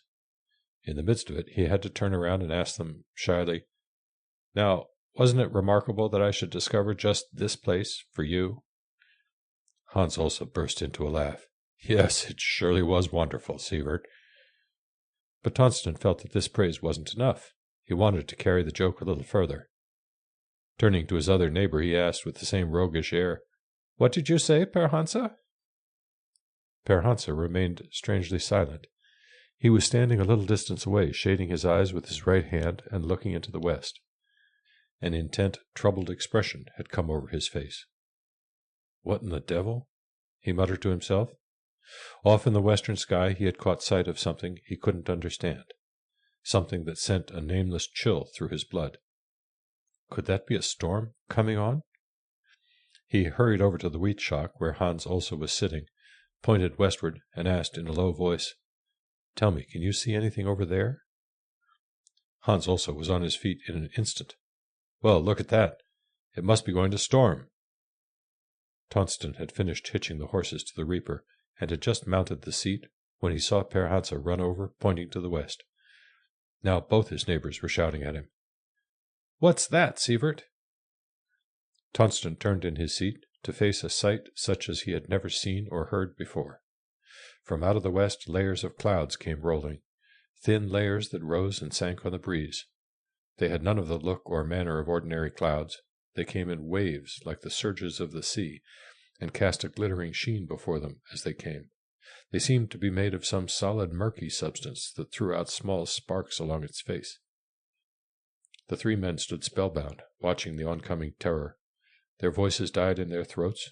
Their minds were blank. The horses snorted as they, too, caught sight of it and became very restless. The ominous waves of cloud seemed to advance with terrific speed, breaking now and then like a huge surf, and with the deep, dull roaring sound as of a heavy undertow rolling into caverns in a mountainside. But they were neither breakers nor foam, these waves. It seemed more as if the unseen hand of a giant were shaking an immense tablecloth of iridescent colors. "For God's sake, what?" Tonston didn't finish. Unconsciously, he had been hauling so hard on the lines that the horses began backing the machine. Just then Ola and Stora Hans came running wildly up, shouting breathlessly, "A snowstorm is coming! See!" The next moment the first wave of the weird cloud engulfed them, spewing over them its hideous, unearthly contents. The horses became uncontrollable. "Come here and give me some help!" cried Tonston through the eerie hail. But the others, standing like statues, heard nothing and paid no heed. The impact of the solid surge had forced them to turn their backs to the wind. Tonston could not hold the horses. They bolted across the field, cutting a wide semicircle through the oats. Not until he had the stern of his craft well into the wind could he stop them long enough to scramble down and unhitch them from the reaper. At that moment 2 women came running up, Kirsty first, with her skirt thrown over her head, Sorin a little way behind, beating the air with frantic motions. The Solon boys, too, had now joined the terror-stricken little crowd. Down by the creek the grazing cows had hoisted their tails straight in the air and run for the nearest shelter, and no sooner had the horses been turned loose than they followed suit. Man and beast alike were overcome by a nameless fear. And now from out the sky gushed down with cruel force a living, pulsating stream, striking the backs of the helpless folk like pebbles thrown by an unseen hand. But that which fell out of the heavens was not pebbles, nor raindrops, nor hail, for then it would have lain inanimate where it fell. This substance had no sooner fallen than it popped up again, crackling and snapping, rose up and disappeared in the twinkling of an eye. It flared and flittered around them like light gone mad. It chirped and buzzed through the air. It snapped and hopped along the ground. The whole place was a weltering turmoil of raging little demons. If one looked for a moment into the wind, one saw nothing but glittering, lightning-like flashes, flashes that came and went, in the heart of a cloud made up of innumerable dark brown clicking bodies. All the while the roaring sound continued. "Father!" shrieked Stora Hans through the storm. "They're little birds! They have regular wings! Look here!" The boy had caught one in his hand. Spreading the wings and holding it out by their tips, he showed it to his father. The body of the unearthly creature had a dark brown color. It was about an inch in length, or perhaps a trifle longer. It was plump around the middle and tapered at both ends. On either side of its head sparkled a tiny black eye that seemed to look out with a supernatural intelligence. Underneath it were long, slender legs with rusty bands around them. The wings were transparent and of a pale, light color. "For God's sake, child, throw it away," moaned Kirsty. The boy dropped it in fright. No sooner had he let it go than there sounded a snap. A twinkling flash was seen, and the creature had merged itself with the countless legions of flickering devils which now filled all space. They whizzed by in the air. They literally covered the ground. They lit on the heads of grain, on the stubble, on everything in sight, popping and glittering, millions on millions of them. The people watched it, stricken with fear and awe. Here was another one speaking. Kirsty was crying bitterly. Sorin's kind face was deathly pale as she glanced at the men, trying to bolster up her courage. But the big frame of her husband was bent in fright and dismay. He spoke slowly and solemnly. "This must be one of the plagues mentioned in the Bible." "Yes, and the devil take it," muttered Per Hansa darkly. "But it can't last forever." To Tonston, the words of Per Hansa in an hour like this sounded like the sheerest blasphemy. They would surely call down upon them a still darker wrath. He turned to reprove his neighbor. "Now the Lord is taking back what he has given," he said impressively. "I might have guessed that I would never be permitted to harvest such wheat. That was asking too much." "Stop your silly gabble," snarled Per Hansa. Do you really suppose he needs to take the bread out of your mouth?" There was a certain consolation in Per Hans's outburst of angry rationalism. Kirsty ceased weeping, though it was her own husband that had been put to shame. "I believe Per Hans is right," she said, the sobs still choking her. "The Lord can't have any use for our wheat. He doesn't need bread anyway. He certainly wouldn't take it from us in this way." But her open unbelief only confirmed her husband in his position. Clearing his throat, he began to take Kirsty to task. "Don't you remember your catechism and your Bible history? Isn't it plainly stated that this is one of the 7 plagues that fell upon Egypt? Look out for your tongue, woman, lest he send us the other 6 too. It states as plain as day that it was because the people hardened themselves." Tonston would probably have gone on indefinitely expounding the scriptures to his wife if Henry Solom hadn't interrupted just then with a practical idea. Turning to his brother, he said, "Go fetch the horses, so we can finish this field. By tomorrow there won't be anything left." Per Hansa looked at Henry and nodded approvingly. The simple practicability of the suggestion had touched the chord of action again. He jumped to his feet and walked across to the field, where the work of devastation was already in full progress. As he saw the fine ripe grain being ruthlessly destroyed before his eyes, he felt but one impulse: to stop the inroads of these demons in any possible way. He began to jump up and down and wave his hat, stamping and yelling like one possessed.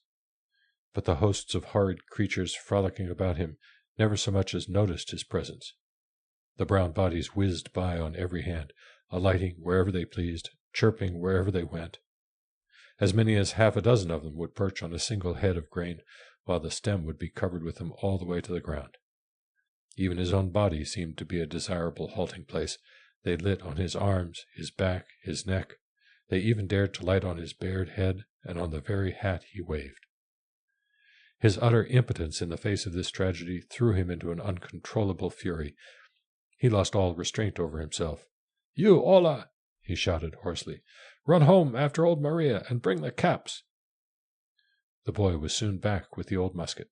His father, hardly able to wait, ran to meet him and snatched the weapon out of his hands. Hurriedly putting on a cap, he settled himself in a firm foothold, for he still had sense enough to remember how hard the rifle kicked when it had been lying loaded a long time. As Hans also caught wind of what he intended to do, he tried to stop it. "Don't do that, Per Hansa. If the Lord has sent this affliction on us, then—" Per Hansa glowered at him with a look of angry determination. Then, facing squarely the hurricane of flying bodies, he fired straight into the thickest of the welter. The awful detonation of the old rusty muzzle-loader had a singular effect. At first, as the shattering sound died away, nothing appeared to have happened. The glittering demons flickered by as unconcernedly as before. But presently a new movement seemed to originate within the body of the main cloud. It began to heave and roll with a lifting motion. In a few minutes the cloud had left the ground and was sailing over their heads, with only an intermittent hail of bodies pelting down on them out of its lower fringe. The roaring became more muffled. "Do you suppose you've actually driven them off?" cried Henry breathlessly, marveling as he watched. "Yes, from here," said Hans Olsa in the same solemn tone, as he pointed down the hill. "But see our fields." Per Hansa was still in the grip of the strange spell that had taken possession of him. He apparently did not hear what the others were saying. Without looking again, he hurried off to help Sam with the horses. "Let's get the reaper started," he cried. "No sense in sitting here like a row of dummies." His example roused them once more, and without further words they followed his lead. Just before sundown that night they finished the oat field at Per Hansa's. All the while fresh clouds of marauders were passing over. As soon as he could get away, each man hurried to his own place. They were all terribly anxious to see how much damage had been done at home. Couldn't they start cutting tomorrow, even if the grain wasn't quite ripe? They thought as they hurried on. Wouldn't it be possible to save something out of the wreck? What in God's name could they do if the whole crop were destroyed? Anxiety tugged at their heartstrings. Yes, what could they do? Ola and Store Hans went home with Hans also to bring back word as to whether it would be possible to start harvesting his field in the morning. Per Hansa walked home alone. The spell had lifted now, and the reaction had left him in a troubled, irresolute frame of mind. The things that had happened that afternoon seemed harsh and inexplicable. To be sure, he had saved his whole crop, but how and why? He had saved it partly because of his own foolish, headstrong acts, and partly because his land chanced to lie so much higher than that of his neighbors that it had been the first to dry out in the spring. Well, great luck for him. But at this moment gladness and happiness were the last things that he could feel. There were his neighbors, poor devils. Hadn't they worked just as faithfully? Hadn't they struggled just as hard, and with a great deal more common sense than he had shown? Why should they have to suffer this terrible calamity, while he went scot-free? And there was something else that worried him desperately. Throughout the afternoon, while he had been working, vague misgivings of how it was going at home had visited him, an uneasy sense of oppression and impending disaster. He had found himself constantly watching his own house, and had every moment expected to see Barrett come around the corner. But not a soul had he caught sight of in all this time, moving about down there, though the hard labor and the fiends of the air had left him scant chance to think about it till now. As he approached the house, his misgivings grew more pronounced, till suddenly they leaped into an overmastering fear, which he tried to assuage by telling himself that she had kept indoors because she had not dared to leave the children, and that in doing so she had acted wisely. The house lay in deep twilight as he drew near. There was no sign of life to be seen or heard, except the malign beings that still snapped and flared through the air. The sod hut, surrounded as it was by flowing shapes, looked like a quay thrust out into a turbulent current. In the deepening twilight, the pale shimmering sails of the flying creatures had taken on a still more unearthly sheen. They came, flickered by, and were gone in an instant, only to give place to myriads more. Can she have gone over to one of the neighbors? He wondered as he came up to the door. No, she hasn't. The door can't be closed from the outside. Per Hansa gasped for breath as he knocked on the door of his own house. He rapped harder, called with his voice tearing from his throat, "Open the door, Barrett!" He found himself listening intently, his ears strained to catch the least sound. At length he thought he heard a movement inside, and a great wave of relief swept over him. Thank God! He waited for the door to be opened, but nothing happened. Nothing more could be heard. What can she be doing? Didn't she hear me? What in heaven's name has she put in front of the door? Per Hansa had begun to shove against the panel. "Open the door, I tell you! Barrett, where are you?" Once more he listened. Once more he caught a faint sound, but the blood pounding in his ears deafened him now. Pulling himself together, he shoved against the door with all his strength, shoved until red streaks were flashing before his eyes. The door began to give. The opening widened. At last he had pushed it wide enough to slip through. "Barrett!" The anguish of his cry cut through the air. "Barrett!" Now he stood in the middle of the room. It was absolutely dark before his eyes. He looked wildly around, but could see nothing. "Barrett, where are you?" No answer came. There was no one to be seen. But wasn't that a sound? "Barrett!" he called again, sharply. He heard it now distinctly. Was it coming from one of the beds, or over there by the door? It was a faint, whimpering sound. He rushed to the beds and threw off the bedclothes. No one in this one, no one in that one. It must be over by the door. He staggered back. The big chest was standing in front of the door. Who could have dragged it there? Per Hansa flung the cover open with frantic haste. The sight that met his eyes made his blood run cold. Down in the depths of the great chest lay Barrett, huddled up and holding the baby in her arms. Andongan was crouching at her feet. The whimpering sound had come from her. It seemed for a moment as if he would go mad. The room swam and receded in dizzy circles. But things had to be done. First he lifted Andongan out and carried her to the bed, then the baby. At last he took Barrett up in his arms, slammed down the lid of the chest, and set her on it. "Barrett! Barrett!" he kept whispering. All his strength seemed to leave him as he looked into her tear-swollen face. Yet it wasn't her tears that drained his heart dry. The face was that of a stranger, behind which her own face seemed to be hidden. He gazed at her helplessly, imploringly.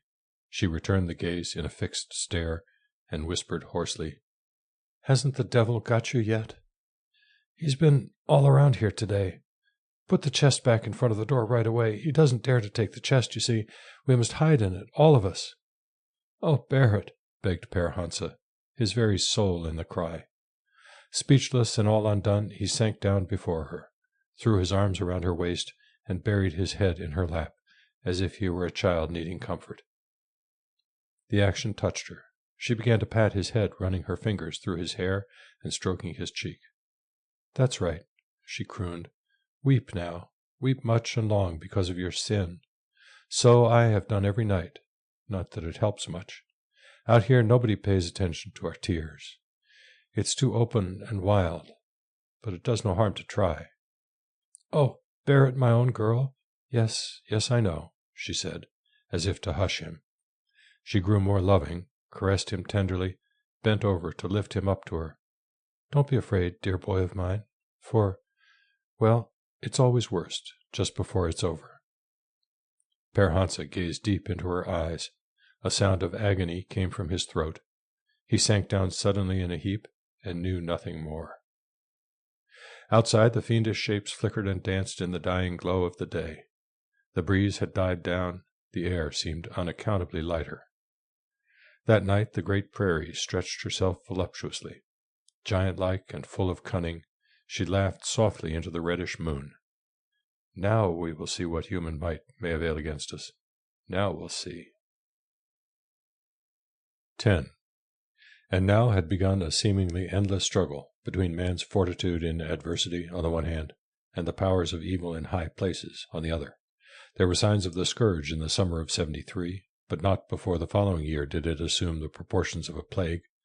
After that it raged with unabated fury throughout the years 74, 75, 76, 77, and part of 78, and then it disappeared as suddenly and mysteriously as it had come.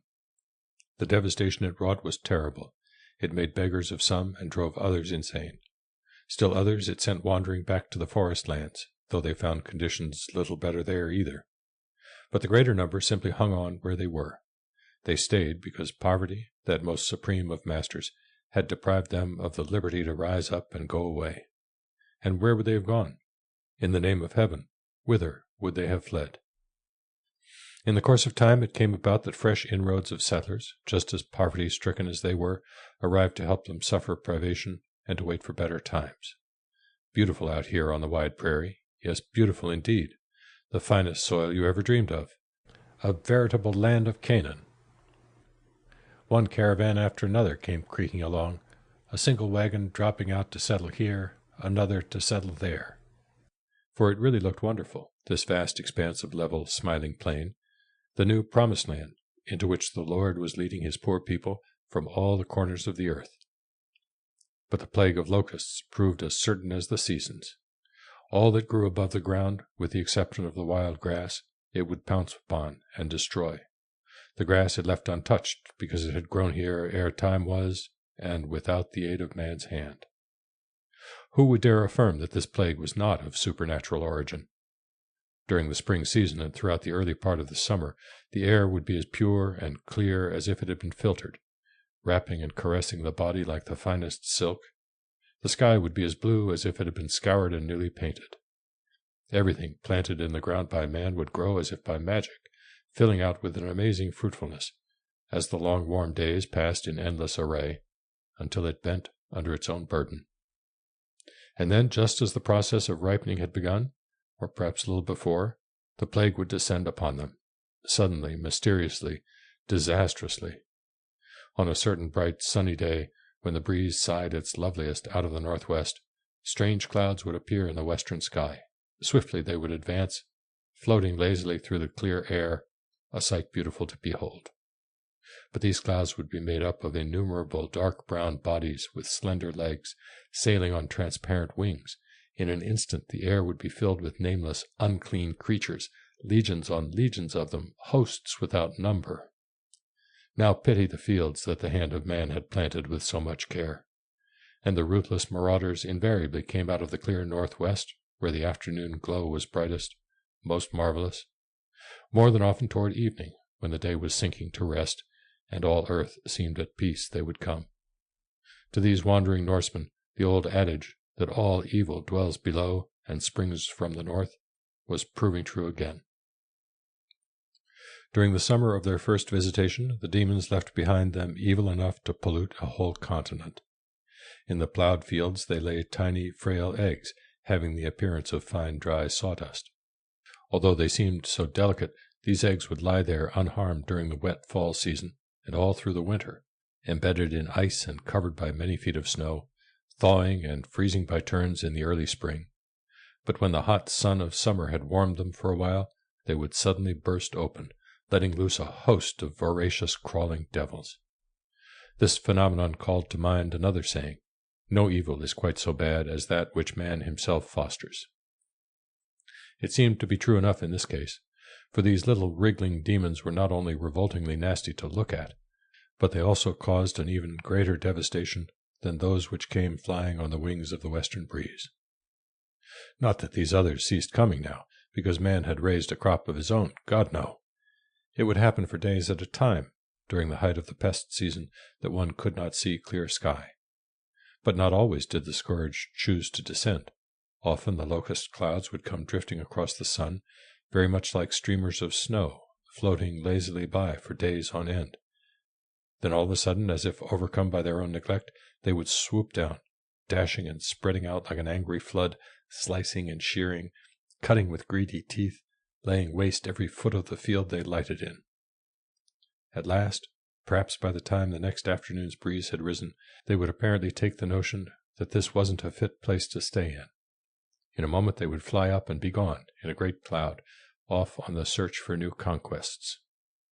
Impossible to outguess them. No creatures ever acted so whimsically, or showed such a lack of rational, orderly method. One field they might entirely lay waste, while they ate only a few rods into the next. A third, lying close beside the others, they might not choose to touch at all. In one field they would cut the stalks, leaving the ground strewn with a green carpet of heads. In the next they might content themselves with shearing the beard. Then the grain looked like shorn sheep with the ears gone. Nor were they at all fastidious. Potatoes and vegetables of all kinds, barley and oats, wheat and rye, it made no difference. Or a swarm of insects might light on a wagon box, and when it lifted again the box would have been scarred by countless sharp teeth. At one place a fork with a handle of hickory might be standing in the ground, and after a few swarms had passed, the surface of the handle would be rasped and chewed, a mass of loose slivers. Somewhere else a garment might be laid out on the ground to dry. A swarm would light on it, and in a moment only shreds would be left. If the annihilating devils were in the proper mood, they would take anything and leave nothing. The folk looked on helplessly in grim despair and awe-stricken wonder. The more timid ones among them were oppressed by a growing fear, while the godless swore so that the air smelled of brimstone. The pious would assemble in homes and churches, entreating the Lord to deliver them from famine and pestilence. But the brave did not lose heart, and kept on busily inventing all sorts of devices with which to drive the demons away. Many odd expedients were tried in different places. Simple-minded people would take a wash-tub and a rolling-pin and beat until they were tired, but never a ripple did such a din cause in the current's steady flow. And all the while the folk tried to comfort one another. "It'll be better by and by, you know. This plague must leave some time. It can't go on forever." The Sawnings were a people of even temperament, not easily flustered. They bore the affliction with remarkable calmness and fortitude. Of course this thing would have to stop. They had faith to believe it. How could it well be otherwise? And their cousins, the Vossings, would always agree with them. Yes, indeed. Why, such things always seem hardest to bear at the first. Don't we know that? Someone would think of a hallowed consolation with which to comfort the others. Wasn't it pretty bad in Egypt? But what did the book say? Didn't the plague vanish there? Why, it had lasted practically no time at all. I'll bet my last dollar, someone else would venture, that next year everything will be all right. And when it turned out to be just as bad the following year, the same person would be even more confident. Now see, we've had this thing with us 2 years already. This is the end. Who ever heard of a plague lasting forever? Don't you remember the Black Death? That finished up in half a year, didn't it? And was never heard of again? And even when the third summer came, and there was no let-up in the awful visitation, some bright head would remember the indisputable fact that all good things are 3. So there. Now let's thank the Lord that we're through with it at last. Just wait a while. The soil out here is first class. If we hang on, we're sure to make a clean sweep. On the 4th summer, the plague raged worse than ever before. But now it had begun to lose its power over the people. They feared it no longer. "We're getting used to it," they would say with a bitter laugh. "It takes neither man nor beast. Let's thank God for that, anyway." End of Chapter 2, The Power of Evil in High Places, Part 3. Chapter 3, The Glory of the Lord. 1. A day in June, of quivering, vital sunlight, the irregular shadows of fleecy clouds drifting across an endless plain, sun and irregular fleecy clouds, nothing but these all day. Over the prairie, making toward the settlement by Spring Creek, rattled an old dilapidated cart, antique of build, in a state so wretched that it seemed ready to fall apart at the next tussock it might encounter. The nag in front was in perfect keeping with the vehicle, long-shanked and raw-boned, and so lean and lanky that one could have counted every rib. Originally its color might have been a light gray, but now it was no longer definable. Dirty gray, rusty, yellowish-brown. It might have been any one of these, or just as accurately, something else. Only a few miserable hanks were left of what probably had once been a flowing mane. Above the shoulders rose a big hump. When the animal stretched out its neck, one was reminded of a dromedary. Undoubtedly it had once been an authentic horse, but that must have been a long time ago. The man in the seat was of even more uncertain age than either horse or vehicle. He might be 45, or he might just as likely be 65. But for his beard and stoutness, one would be inclined to guess the former figure, for the expression of his face was still youthful, the eyes bright and sparkling with something boyish in their gleam. But the beard clearly suggested a more advanced age. It stretched from ear to ear, forming a thick fringe around the chin. It was perhaps an inch long, heavy and stiff, originally blond in color, but now streaked with gray. The clothes, too, testified to the man's advanced age, especially the coat, which seemed to be neither coat nor jacket, but something out of the ordinary, a garment of thin black cloth, loosely fitting, too long to be called a jacket, yet not long enough for a top-coat. The horse trudged slowly on, the cart jolting and rumbling behind. The man on the seat allowed him to dawdle as much as he pleased, and hummed tunes to himself to pass the time. After a long while, the sod huts by Spring Creek began almost imperceptibly to lift their heads out of the ground, and not a bit too soon, for evening was fast coming on. A couple of frame houses, one large and square, the other smaller and with a high gable, had long been visible. They seemed strangely conspicuous in the bare level landscape. One could not help wondering if they really belonged here in the wilderness. The man on the cart, however, apparently paid no heed to them. As the sod huts came more and more within the range of his vision, his humming gradually grew fainter and more intermittent.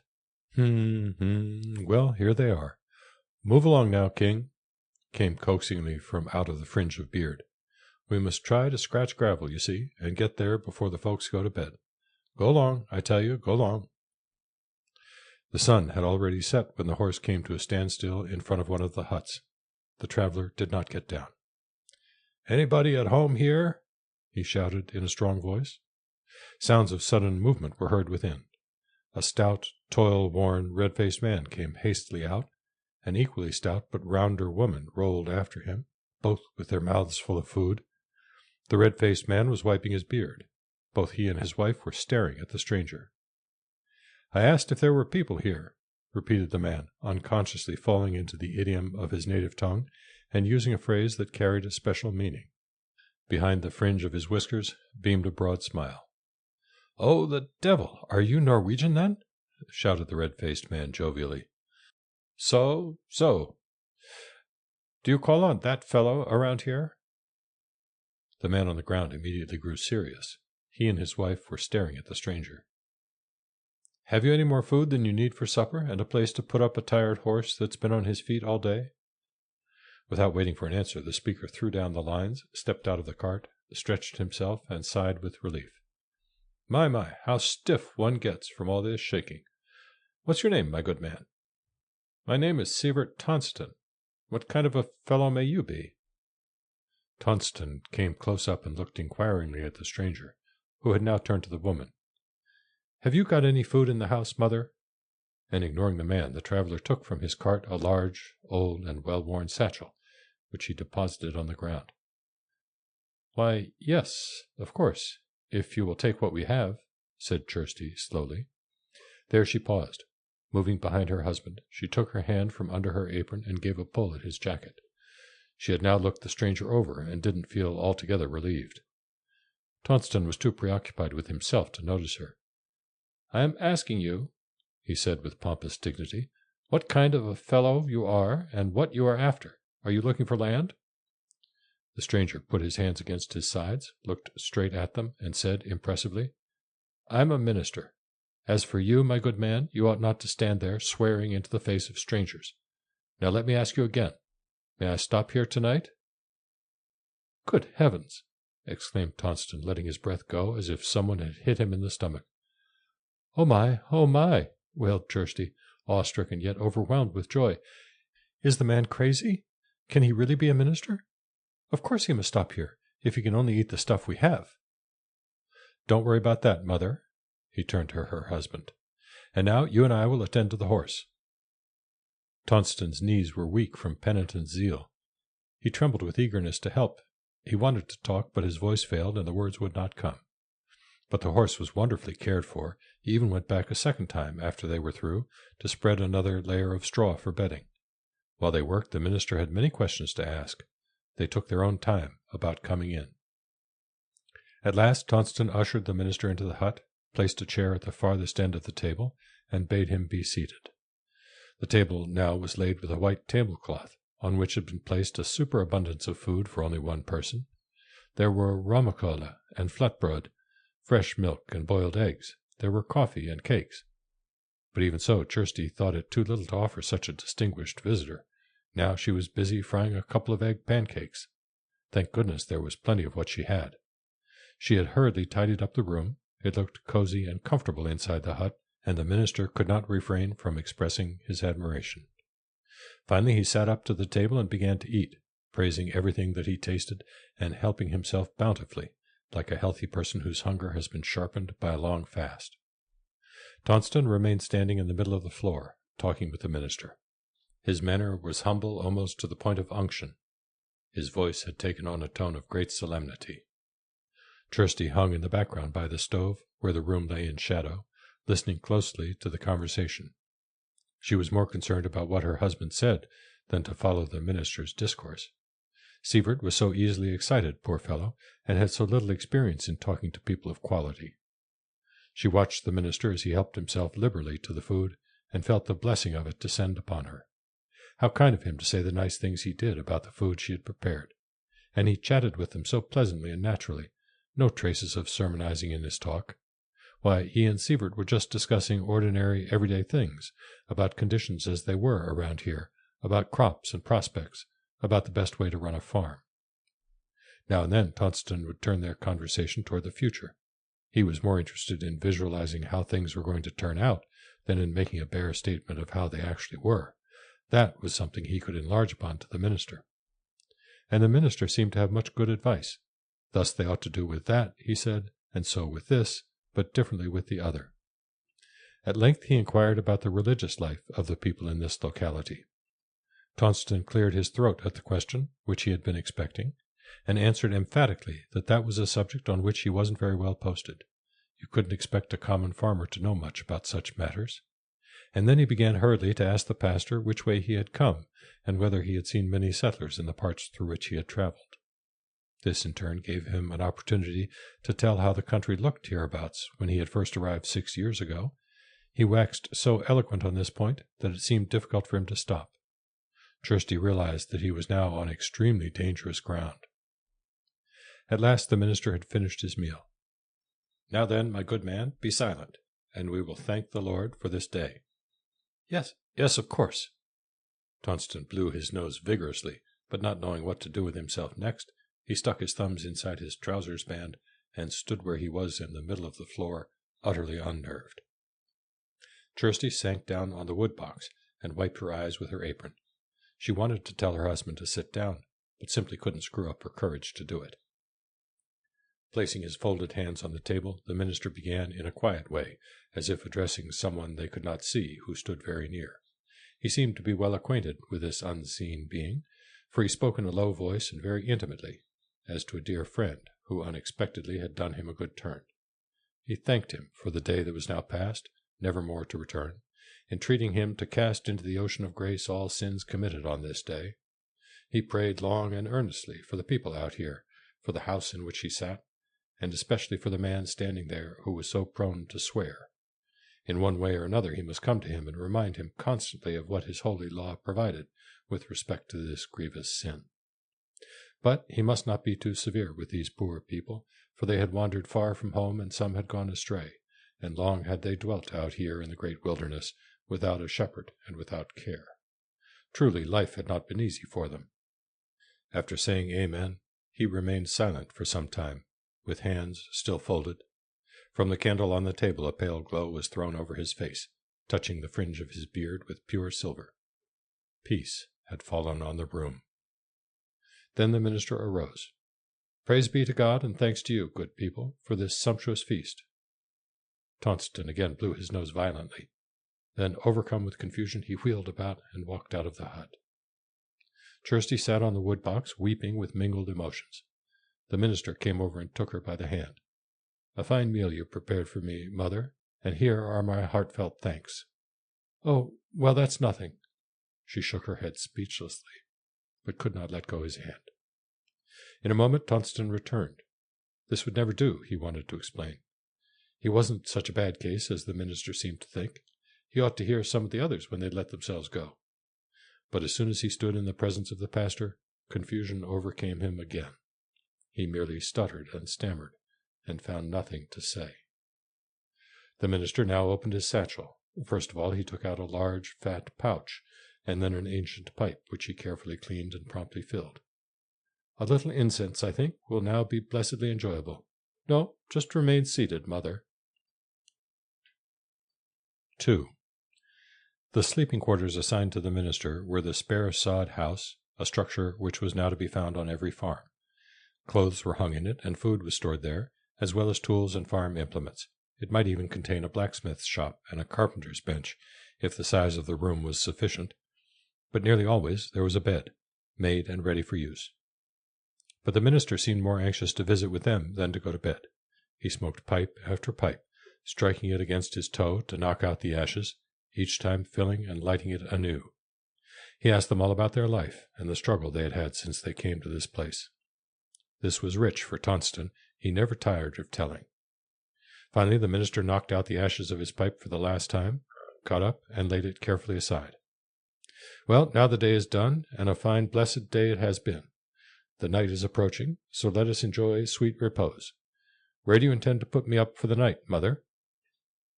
Both Kirsty and Tonston felt they must accompany him to the other hut. There stood the bed, with a small table at its side, covered with a rose-colored cloth.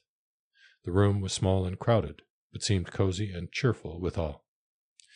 "Oh, here it will be sweet to stretch one's weary limbs," exclaimed the minister joyfully.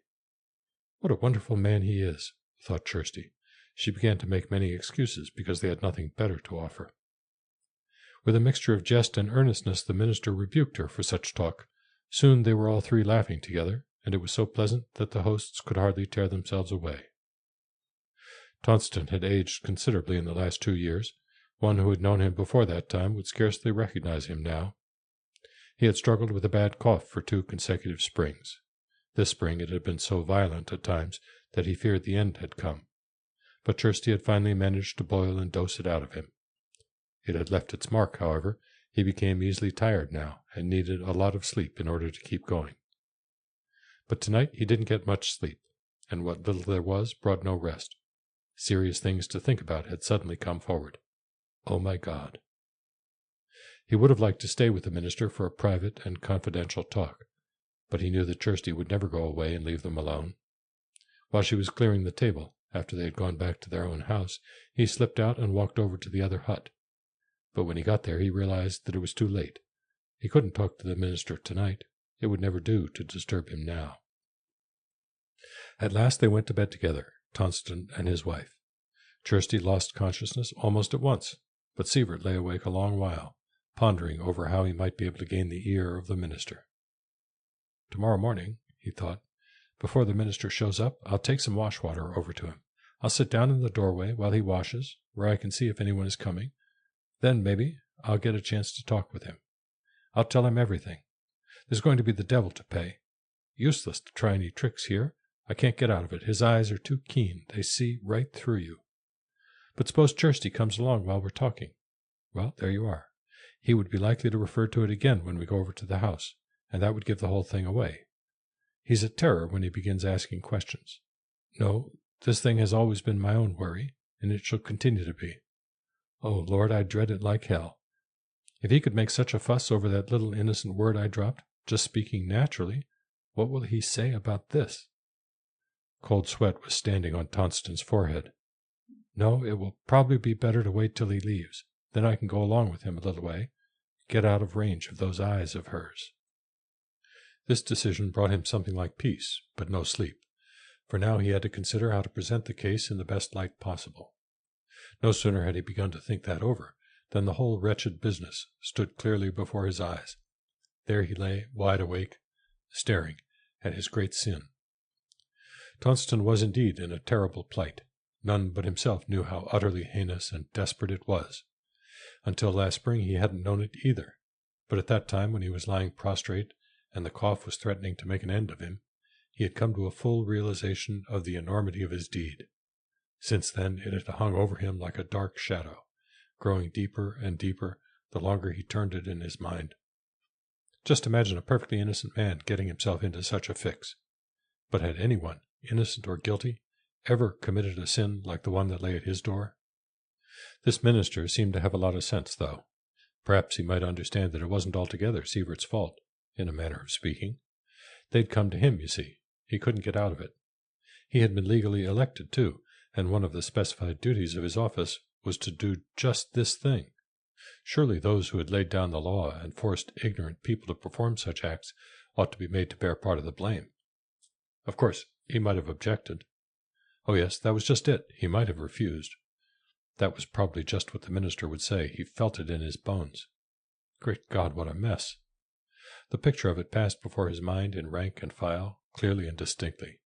He could both see and hear the actors of that hateful drama, and so he lived it over once more, to the last detail, muttering to himself and turning alternately hot and cold. It would be just 4 years the coming fall since this transgression had taken place. It had even happened on a Sunday afternoon. Well, perhaps that wasn't so bad. The whole crowd had come walking up toward the hut. Nearly all the East Siders were in the procession, with Johannes Morstad and his girl Josie in the center. Halvor Hegg had explained their errand. Halvor, he was a pretty decent fellow. Tonston couldn't remember the exact words now, but their import was something like this. You are a justice of the peace, Sievert Tonston, and that is a very important office. He remembered one thing distinctly, that Halvor had emphasized the word important. Now, Johannes and Josie, they want to get married and live together, because Johannes, he needs help the way he is hustling, and there isn't anyone else but you to perform the ceremony. According to law and justice, you'll have to do it, too, as near as you can in the Christian manner. You realize that yourself. That was the trend of Halvor's remarks. Tonston groaned aloud, for he well remembered how frightened he had been when he had finally waked up to the grim fact that Halvor meant what he said. Since last spring, when he had lain there fighting with death, he had scarcely thought of anything else. And that Sunday afternoon, he had married the couple.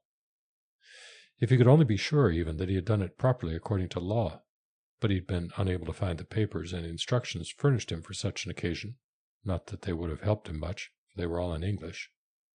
The neighbors had elected him justice of the peace when they organized the town. The regulations called for such an official, and they had poked a lot of fun at him about his important office. At that time he hadn't dreamed that it would ever call for legal or technical action, least of all for anything like that. How could he, an ignorant layman, have dared to go to work deliberately and do such a sacrilegious thing? Tonston spat on the floor and rolled over in bed. He was absolutely convinced that the heaviest sin one could commit was that of meddling in sacred matters. He had excused himself. He had tried to get out of it. He had insisted that he didn't know how. The neighbors could testify to that. The worst of it was that the young people had made merry with him about it, both then and afterward. They had hurrahed for the parson as well as for the bridal couple, and had applauded the whole ceremony as if it were a joke. And Johannes and Josie had moved at once into a house of their own and had lived together as man and wife ever since. What infamy! The minister would simply have to do something about it. Oh yes, he recalled the whole damnable business. Why, hadn't the two principals themselves, Johannes and Josie, stood before him without a sign of seriousness in their attitude? Hadn't they even laughed right into his face? And he couldn't be certain that he, too, hadn't smiled, although he had tried hard to keep his face straight. Then he had taken her hand and placed it in Johannes's. No, now let's see, it must have been the other way around. It had been Josie, however, who had taken the notion that he wasn't doing it right, and had insisted on changing the hands. The others had laughed and shouted, fit to kill. With that settled, in a deep silence, he had pronounced these words. Now, Johannes, you take this woman standing by your side, yes, I say, take her now, and use her decently and honorably, as is befitting good Norwegian folk. After that he had uttered the word Amen in a loud voice.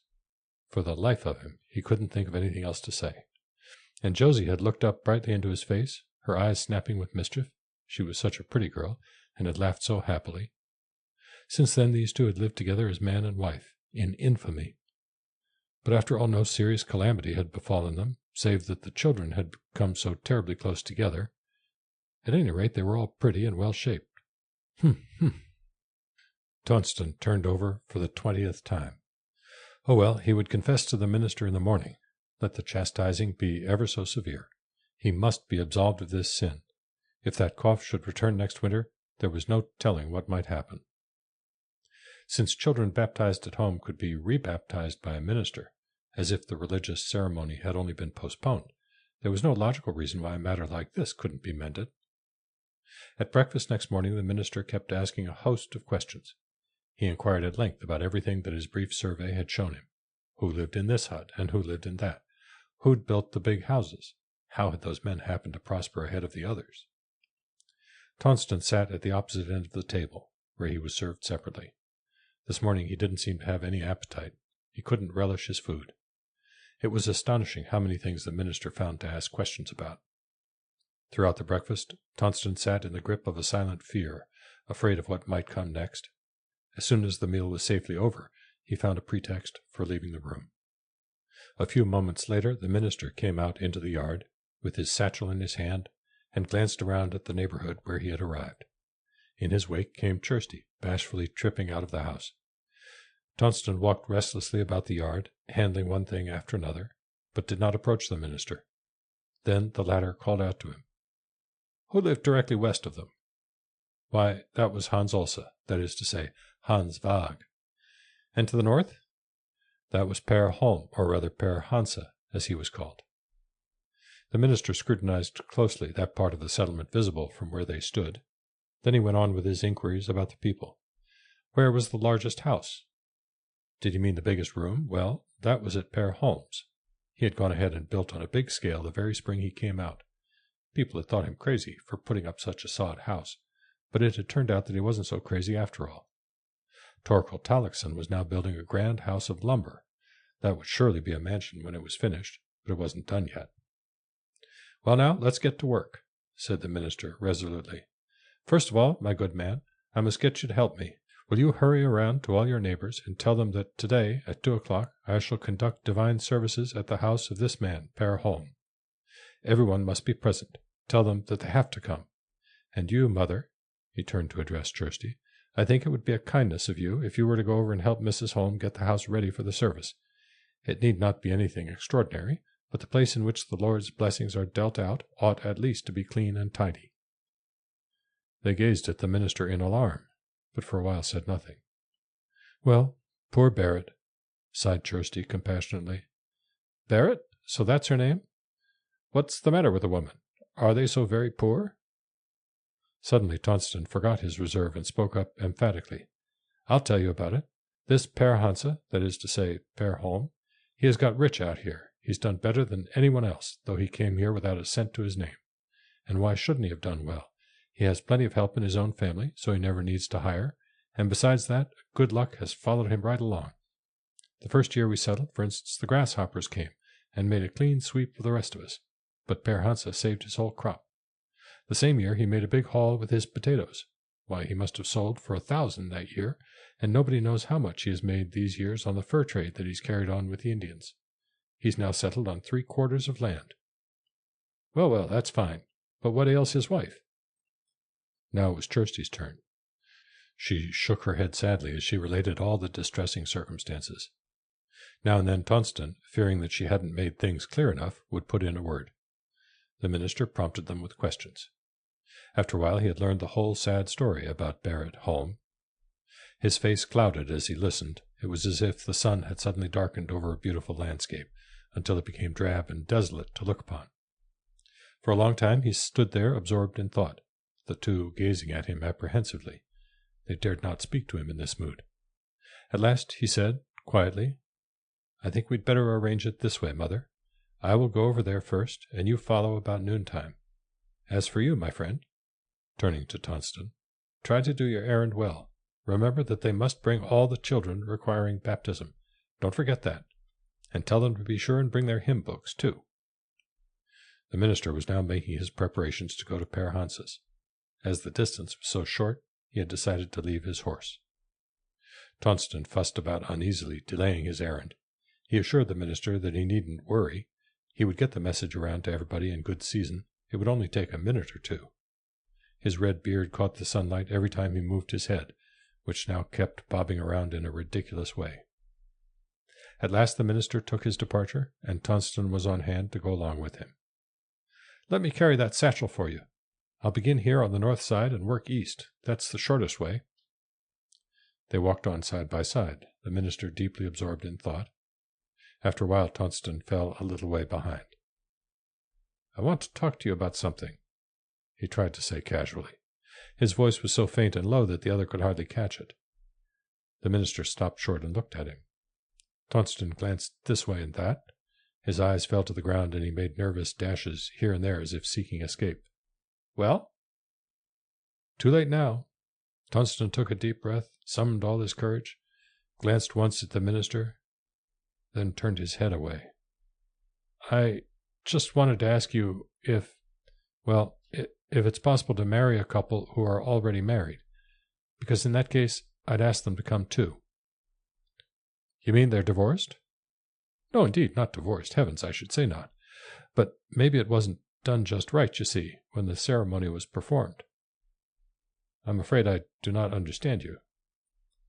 Tonston spat out a huge mouthful of tobacco juice and looked up into the sky. "You see, it happened here," he confessed in a desperate voice, "that we had to organize the township, so we had to have officials, you see. Well, they went ahead and elected me Justice of the Peace. How could I help it, I'd like to know? And then, you see, there wasn't a minister to be found in all Dakota Territory. There simply wasn't one in sight." Tonston waved his hand with a wild gesture, still looking off into the sky. The minister's face expanded into a broad smile. "And so you had to serve as minister. You've hit it. That's exactly what happened. You see, this fellow, Johannes Morstad, and his wife, they couldn't wait any longer. They should have been married long before, for that matter, and so they pounced upon me. I refused point blank, of course. I have witnesses to that. But then, you see, I really was Justice of the Peace, and at last I had to give in. That's the worst sin of all." Tonston could only whisper now. "And so you married them?" said the minister slowly. "Well, yes, I pitched in and did the best I could. But now you've got to fix it up properly," begged Tonston. The minister's smile suddenly became a loud chuckle. Tonston listened incredulously. That chuckle descended on the anxious old fellow like a warm shower. It gave him courage to glance again at his companion. So great was his thankfulness that the feeling surged through him. For that man he could gladly die. He spat and sputtered, blowing his nose in stentorian tones, but he could not take his eyes off the other man's face. "Was it long ago?" "It will be 4 years this coming fall. It was the 3rd Sunday after Trinity, to be exact. I put a mark in my hymn book." "You did what the law prescribed?" "Of course I did. Well, that is to say, I'm only an ignorant man." "Are there any children?" "Children? Don't talk about it. There are 3 of them already, with a 4th well on the way. As far as that part of it is concerned," Tonston observed in all seriousness, "everything seems to have been done properly enough. But, well, you'll just have to do it over again." "No," said the minister, still smiling. "That's your job, and I'll have nothing to do with it. But tell them to bring the children with them. And now see that you get started." "But wasn't it a sacrilegious thing to do?" "Yes, under normal circumstances, undoubtedly. But at the time, as you say, conditions were far from normal out here, and you had been duly elected to perform certain official duties. The children of Israel wandered about in the desert. At first they used the barren desert for their house of worship, then came the tabernacle, finally the temple. And so with our people in this country. Such marrying practices as some people have here are sacrilegious and must be discontinued. You're right in that." "Do you think the Lord will ever forgive me?" "That I truly believe he will. This probably is not the worst sin you have committed." Tonston's joy and relief were almost suffocating. He wiped his eyes as he gazed at the minister. What a marvelously sensible man. "I'll hurry right off and tell them, but please, I beg of you, don't mention this at home. You see, well, Kirsty is not very strong." And now Tonston was speeding along in great excitement from farm to farm, announcing to all the people that a pastor had come to them at last, and that they must gather to hear him. He was such a wonderfully able man. And the farther and faster he went, the easier became the road, and the more wonderful did the minister grow in his mind, a fact which he emphasized at every place he came to, and enlarged upon whenever he could stop long enough to draw breath. And he forgot neither the children nor the hymn books. He even found other items to bring to their attention. All the while he was thinking, just imagine, even he could splice a couple together so that it was all right with the Lord. Well, well, that certainly was a most remarkable thing. 3. The minister stood in the corner next to the window, arrayed in full canonicals. The gown was threadbare and badly wrinkled, as a result of its many journeys inside the old valise. The ruff might have been whiter, perhaps, but such trifles were not noticed now, for here stood a real Norwegian minister in ruff and robe. It was undoubtedly true what Tonston had said about him. He was an altogether remarkable man. The vestments which he wore seemed only to emphasize the strength of his features, whose youthful vigor, in spite of the gray-streaked beard, appeared at this solemn moment to have taken on a new glow of life. The table, spread with a white cloth, had been placed so close to the window that the minister barely had space to stand behind it. On the table stood 2 homemade candles, one at either end. The candlesticks, too, were homemade, cut from 2 4-inch pieces of sapling, with the bark left on and painted white. At a little distance they looked like curious works of art. The candles were not yet lighted. A Bible and a hymn book lay between them. The time for the meeting had come. The people filed slowly in and took their places, settling down wherever space was available. On the beds sat women crowded close together, strung along the edge like beads. These were mostly the mothers, and behind them sat and lay the children, all over the beds. On the big chest 8 in all had taken their seats, running from big to little. The chest had been pulled out from the wall so that people could sit on all 4 sides. The 6 rough benches which Per Hansa and Hans Olsa had hastily nailed together were now filled to capacity, mostly by women, young children, and older people who were not able to stay on their feet so long. The beds stood in one corner of the room, the stove in another. In the third were the minister and the table. In the fourth, and on every available part of the floor, people were packed like sardines. As many as the room would actually hold had crowded in, eager to see the minister. But not all who had come could gain an entrance. Quite a crowd had to remain outdoors. Some stood along the walls, others had settled down on the grass. From those outside the house came the subdued sound of talk and laughter. The women had dressed up in their best for the occasion, and most of the men as well, but here and there one saw a man who had come straight from his work in the fields, his face covered with sweat and grime. In the dense cluster of people by the door, someone cleared his throat loudly. Another was heard to mutter that it was a good thing they didn't have to be particular about the floor. This latter remark caused a slight disturbance in the group. A voice laughed outright, and a couple of men tried to push the people ahead of them forward a little, so that they could clear a space to spit in. The minister glanced up sharply, searching the crowd for the one who had spoken. The youthful look on his face changed to sternness as he rapped on the table. "Let us have silence, good people. We will begin at once." He raised his voice. "Those who are outside must keep perfectly quiet." And now a deep silence descended on the closely packed room. Through this silence the sound of quiet breathing rose and fell, gently yet perceptibly, like the rise and fall of a heavy ocean swell.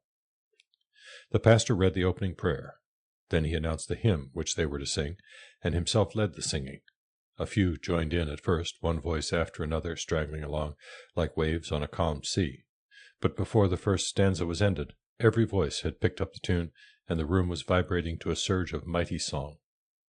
After the hymn, the minister chanted, conducting the full service just as if it had been in a real church. How wonderful it seemed! Before long the men had to slip their coats off, it had grown so warm in the room. The minister preached on the coming of the Israelites into the land of Canaan. He began by reminding his hearers of the dangers which the children of Israel had been obliged to pass through, and of the struggles and tribulations which they had been forced to endure. He set forth what had been promised them if they would remain faithful to the heritage of their fathers and obedient to the law which the Lord had given them as their guide. Then in powerful strokes he sketched the history of Israel. First of all, how had the 10 tribes fared? They had been taken as prisoners to a strange country. They had remained there and had forsaken their gods. And then they had disappeared, leaving no trace like the morning dew on the face of the great prairie. Where were the 10 tribes now? Not a word nor a sign remained of them, not even a chance name here or there to indicate where they must have been. Was it not significant that a whole people could disappear so completely? How different the story of the 2 tribe peoples. They too had been put in chains and treated as slaves, but they had been held in bonds of loyalty to their race and to him who had nurtured them, and they had endured and prospered. And so at last they had come back to rebuild the ruined walls of Zion, and from their loins had sprung the Savior of mankind. Then the minister shifted the scene, applying the parable to those who stood before him. They too had wandered in search of a land of Canaan. From the ancient home of their race they had fared forth, far away over the ocean into a foreign country. Here they had settled now. Here they proposed to strike root again, and here their seed would multiply from generation to generation, ages without end. True enough, they had no hostile nations to fight against, and for that they should thank the Lord. Yet there were other battles, for the powers of darkness never rested. Here were the long journeys to town, with their strong temptations. Here was the force of heathendom, which constantly threatened them, and here, in all probability, would soon come wealth. Here was the endless prairie, so rich in its blessings of fertility, but also full of a great loneliness, a form of freedom which curiously affected the minds of strangers, especially those to whom the Lord had given a sad heart. Even the bravest would find it hard to face and conquer the strangeness of it all, the hopeless chill, the overwhelming might of this great solitude. The minister was now spinning out his thoughts and holding them forth in the light for the people to see. He grew in greatness and power before their watching eyes as he showed them their own feelings during the lonely hours. But when he even came to the grasshoppers at last, then Tonston could no longer restrain himself. He had to make manifest his approval in some way or other. With a firm hand he pushed against the back of the person in front of him, gaining the room to spit, which he greatly needed. Then he looked around at the others triumphantly, as if to say, "Well, didn't I tell you? Isn't he a wonderful minister?" But there was no time to waste on such thoughts now, for the minister was busy with their future. Did they fully understand what the Lord had given them here, and were they sufficiently grateful to him for it? The minister towered high and mighty before them. In what manner had they thought to make use of the unbounded liberty which the Lord in his mercy had granted them? Here they were about to build a new kingdom, themselves to lay the foundations, themselves to raise the whole structure from the ground up. Had they begun to realize the greatness of that glorious responsibility which he had placed on their shoulders, and did they have sense enough in their heads to thank him for it on bended knee? He had spread before them here an opportunity the equal of which was unknown in human history, and here it would be tested out whether they could measure up to it, whether they were sprung from good stock or not, whether they were the children of free men or slaves. Were they not glad of the chance? Oh, they ought to sing like the birds of the plain in the morning sunrise, and then thank God, thank him in all humility. In truth, they had not come here out of captivity and bondage. That, too, they should bear in mind in giving thanks. But they had found here the fairest promise that the Lord God had ever given to any people. The words came with thrilling meaning. They took on a richer glow, a brighter texture, as the minister fired to his subject. There was one point, he cried, where they and the ancient children of Israel paralleled each other in a striking manner. For the kingdom which they were founding here would be a work of praise, a blessing to coming generations, only in so far as they remained steadfast to the truths implanted in them as children by their fathers. There was no other foundation to build upon. Indeed, what other refuge did men have? And now he stood here in their presence on this great day, a frail messenger of the Lord, to bring them this solemn question. Would they do as the 10 lost tribes of Israel did, and disappear out of the world? Or would they do as the 2 tribes had done, and never perish among men? The minister's voice had sunk low, but his words bore in upon them with irresistible power. His eyes glowed with a secret light. His cheeks burned with the flush of his inspiration. All his boyish youthfulness had gone, and in its place was speaking the authority of ripe, mature experience. The people sat and stood about while he was preaching, hanging on every word he said. Only a few were competent to climb the ladder of reasoning that he had raised for them. The others realized that he was preaching well, and let it go at that. It gave them a simple satisfaction just to listen. They rejoiced in their hearts that such a man had come here today. They felt that he wished them well. And it was so fine and jolly, too, this gathering together. Now there would be some excitement in the settlement. One was thinking about the congregation that they would have to organize, another about the location of the new church, still another about the cemetery as to where it would probably be located. And to everyone the thought came that men would be needed to manage these activities. Well, they would show him that they could govern themselves, that they were a well-conducted people. One woman had it in mind that they would of course start a ladies' aid, now that they had a minister, and that would be great fun, with meetings and cakes and coffee and sewing and all the rest. She proposed to begin some embroidering at once.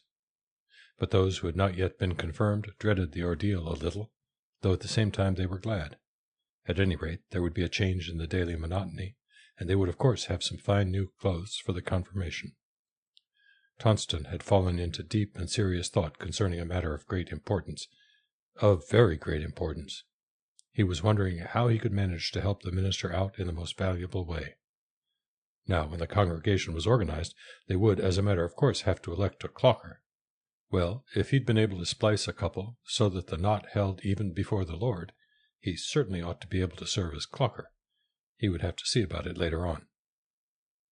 In the farthest corner, by the stove, sat a pale, delicate-featured woman, almost hidden by those in front of her. As soon as the minister began to talk, she bent her head forward and a little to one side, until she had found an opening through which she could get a glimpse of his face. She listened intently to the sermon, at first with a wondering, happy look, which slowly grew skeptical and sad. All the while her eyes did not release their hold on the speaker. As the sermon progressed, the expression on her face became covert and cunning. Her lips moved as if she were making objections, but no sound came. No, that shall not happen. It shall not happen, was what the face seemed to say. He is playing us false, this man. He will lead us to something that is not good. By her side sat a man with a handsome, fair-skinned little boy in his lap. The boy had sparkling blue eyes, which flitted about from face to face, looking at everyone, laughing mischievously when the look was caught and returned. Now and then the man laid his hand on the woman's shoulder, as if to reassure her. Then she smiled strangely. She had no time to look at him, but the smile seemed to say, "Don't worry. He shall not deceive me. I understand it all. He is sly, though, isn't he?" When the hymn following the sermon had been sung, the minister said to them, "Now, it is my advice that those who have been sitting all this time and have the strength to stand, change places with those who have been standing. In this way we may help to bear one another's burdens. Let the change be made with order and decency. We shall now perform the holy act of baptism. I should appreciate it if all you grown people would remain, and thus call to mind your own sacred covenant with the Lord. First, let all unbaptized children come forward, and afterward those who have been christened at home." At this a considerable disturbance arose in the crowd. Some people got up and pushed their way out of the door, talking in low tones as they squeezed through the throng. At the same time, several who had remained outside during the sermon pushed their way in. Hitherto they had heard only the voice, but now they wanted to get a glimpse of the man. Sorine came in with a basin of water, which she placed on the table, and laid a clean towel beside it. Those who were to hold the children now took them in their arms and came forward. The sponsors stood up and looked around. There was scant room to move in the stifling crush, and several people had to go out at this moment. But little by little the disorder subsided, so that the ceremony could begin. Most of the grown people knew the baptismal hymn by heart, and although the air was heavy and close in the crowded hut, the singing rose with great fervor. There were 14 children who had not been baptized, one of them only 3 weeks old, a tiny being whose arrival had been looked for in the fond hope that it might turn out to be a baby girl, as indeed it had, and who now lay sweetly sleeping in its mother's arms. The first child to be baptized was 4 years old, a big, fat, dark-haired, hungry lump of a boy who talked out loud and wanted to get down and run over to his mother. He didn't seem to appreciate in the least what was about to be done for him, and aroused a good deal of merriment among the onlookers. However, the ceremony soon went on with all proper calm and decorum. Josie, the one for whom Tonston had performed the marriage rite, came last of all. She had 3 children, and had striven hard to get them ready for this service. She carried the youngest in her own arms. Tonston regarded her and her offspring with a certain fatherly pride, and folded his hands devoutly as she came forward. Then came 3 children who had been privately baptized by laymen. Sorin advanced first, holding up for his second christening the child at whose birth she had been present, and for whom she had once before stood sponsor. The boy awakened in the arms of his godmother, turning 2 bright blue eyes toward the minister. He laughed aloud and asked Sorin who that man was with the whiskers and the long black skirt. Sorin tried by petting to hush him up. "He doesn't have any pants," said the boy, still laughing and putting his arms around her neck. Those who stood near enough to overhear were doubled up with mirth. But as the pastor asked the child's name as she gave it, and he repeated it clearly and distinctly so as to be heard throughout the room, "Pater Victorius, dost thou renounce?" something extraordinary happened. From out that pale face over in the corner came a sound of anguish. Barrett rose up and pushed her way violently through the crowd, which moved aside in sudden alarm to let her pass, then closed immediately in behind her. Père Hansa tried to follow, but found it hard to make a passage through the throng, which now was crowding forward in order to get a better view. And all at once her voice, shrill and vibrant, pierced the room. "This evil deed shall not be done." She was already halfway there. Some blocked her passage, others tried to silence her. "Oh, let me go!" she cried. "This sin shall not happen. How could a man be victorious out here, where the evil one gets us all? Are you all stark mad?" Her cries were shrill and piercing. They rose with a wild tremor of anguish, striking terror into the hearts of the men who stood about, not knowing what to do. The women hid their faces and did not dare to look. Some of the weaker nerved began to weep hysterically. On one of the beds a little girl had thrown herself face downward, crying and screaming. 2 half-grown boys, overcome by the horror of it, silently pressed their cheeks against the sod wall. The doorway was now crowded with curious faces, one tier above another. All wanted to see what was going on. The minister paused in the service. "Take your wife outside, Peter Holm. The air in here is close and bad for a sick person. I will talk to her afterward, and the rest of you, please keep quiet." It took some time to calm the morbid excitement. Père Hansa had finally reached Barrett. He lifted her in his arms, but the people crowded around so densely that it was difficult to get through, and all the while Barrett was striking out wildly, pulling and pushing in a frantic effort to escape. She foamed at the mouth. "This is the work of the devil," she muttered through clenched teeth. "Now he will surely take my little boy. God save us, we perish." The meeting lasted inordinately long. When the pastor was finally through, he announced divine services again 2 weeks from the following Sunday. At that time he would return to them and conduct communion. "There must be many of you who need to unburden your hearts before your God and Father in heaven," he went on impressively. "We shall begin the service here in this room promptly at 11 o'clock. Hesitating for a moment, he looked around at the people, and a tired smile crossed his face. In a lower voice he continued, "It would not be amiss, I think, if you men were to dress up a little. To the Lord it makes no difference, but it would seem more like the Lord's day for you, and you would be edified thereby." End of Chapter 3. The Glory of the Lord, Part 1.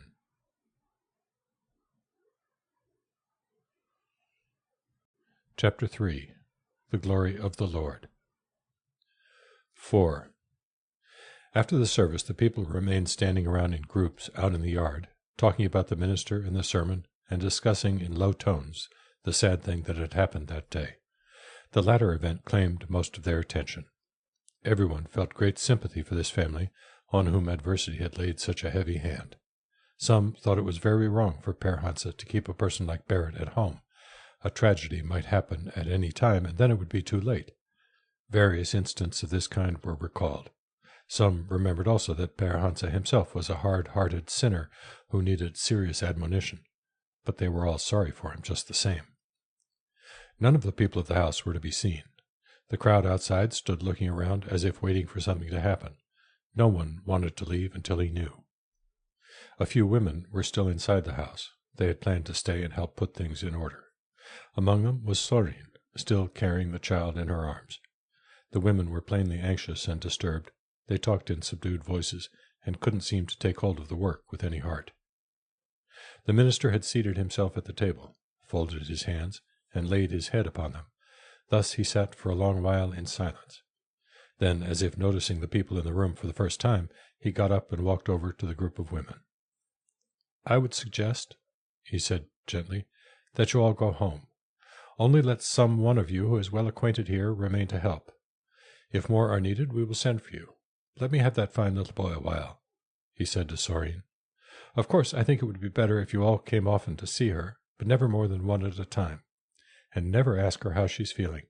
Just take it for granted that everything is as it should be. To me, things do not look entirely hopeless here. I believe it will all come right in the end. Yes, I truly believe it." He took the boy on his knee and began to play with him. "God grant that it might happen as he says," sighed Kirsty. The minister heard her. "In his name, nothing is impossible. Now, I should leave at once, if I were you. Let the one who is best acquainted here stay behind." Then the minister took the boy in his arms and went out into the yard. He approached each group standing there, talked to them quietly, and advised them to go home and keep to themselves as much as they could. "For the word of God," he said, "is like seed put into the ground. It must be undisturbed if it is to germinate and bear fruit. But if it is too deeply covered, it will fail." "We were just talking about organizing a congregation, you see." The speaker looked in astonishment at the minister. Could it be wrong to discuss that idea? "The time for that will come later on, without a doubt." The minister raised his voice. "Now I will ask each one of you kindly to go to his own home. Remain quiet the rest of the day, and think about what you have heard." "Well, yes, that's probably all right, of course. But anyhow—" The minister turned away and went to another group. The man had to quit talking and make the best of it. But he thought to himself, "This must be a funny sort of minister who hasn't time to discuss such an important matter as organizing a congregation." Group after group broke up and melted away. People moved slowly homeward, and soon there was no one left in the yard. The day had closed, and night was fast coming on. The minister remained outside for some time, walking about the yard, still clad in his canonical robe. The boy toddled along beside him, hanging on to the black gown as if it were a great joke, and thoroughly enjoying himself with this queer man. At length the minister bent his steps toward the new sod stable, from which seemed to come the sound of voices and the whimpering cry of a child. He took up the boy in his arms, went over to the door, pushed it open, and stepped inside. The room had no windows. It was so dark in there that as he peered about, coming straight from the twilight, he could not make out the objects clearly. He was at once aware, however, of the presence of people. He walked farther in, looking around for what he knew was there. They were sitting on a bundle of hay, Père Hansa and Barrett, she with her face pressed close against his, he with one arm about her neck and the other about her waist. Andongen clung to her father's shoulder, her arms clasped tightly around his neck. "The sweet peace of God be upon you," said the pastor gently, as soon as he had discovered them. "The people have all gone. And now, Mother Holm, I should like very much to have you cook us a good cup of coffee, if there is any in your house. I want to take supper with you."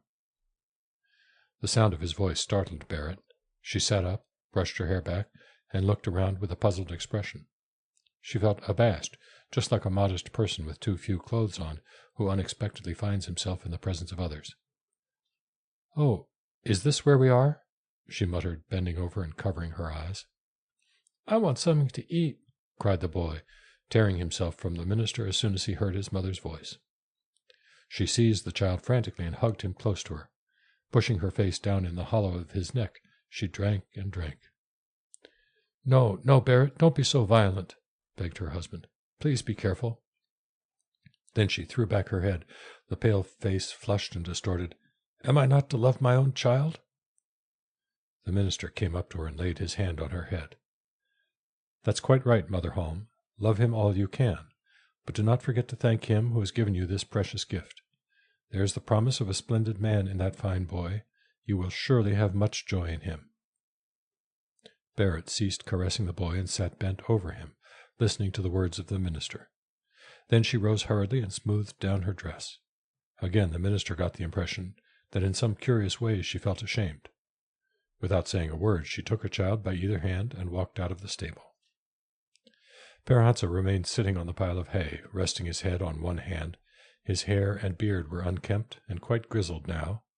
His face was deeply furrowed, as if by the marks of a ruthless hand. His whole figure seemed fearfully ravaged and broken, like a forest maple shattered by a storm. The minister sat down beside him. He began to confess Père Hansa with all the gentleness of a sympathetic and understanding pastor. "Now tell me everything. Two can carry what one alone cannot lift.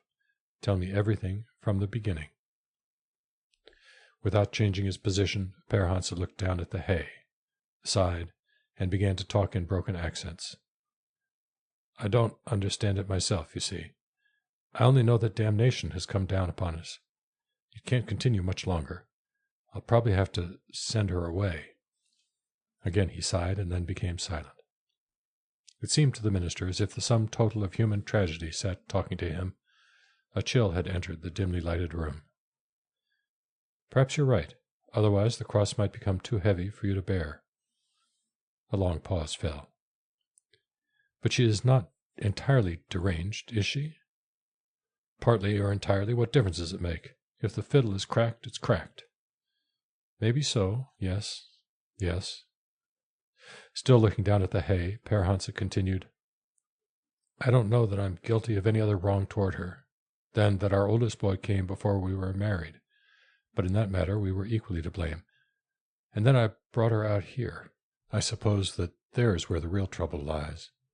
I don't believe she grieves much about that other affair. No, it's this business out here, and for the life of me I can't see any sin in it."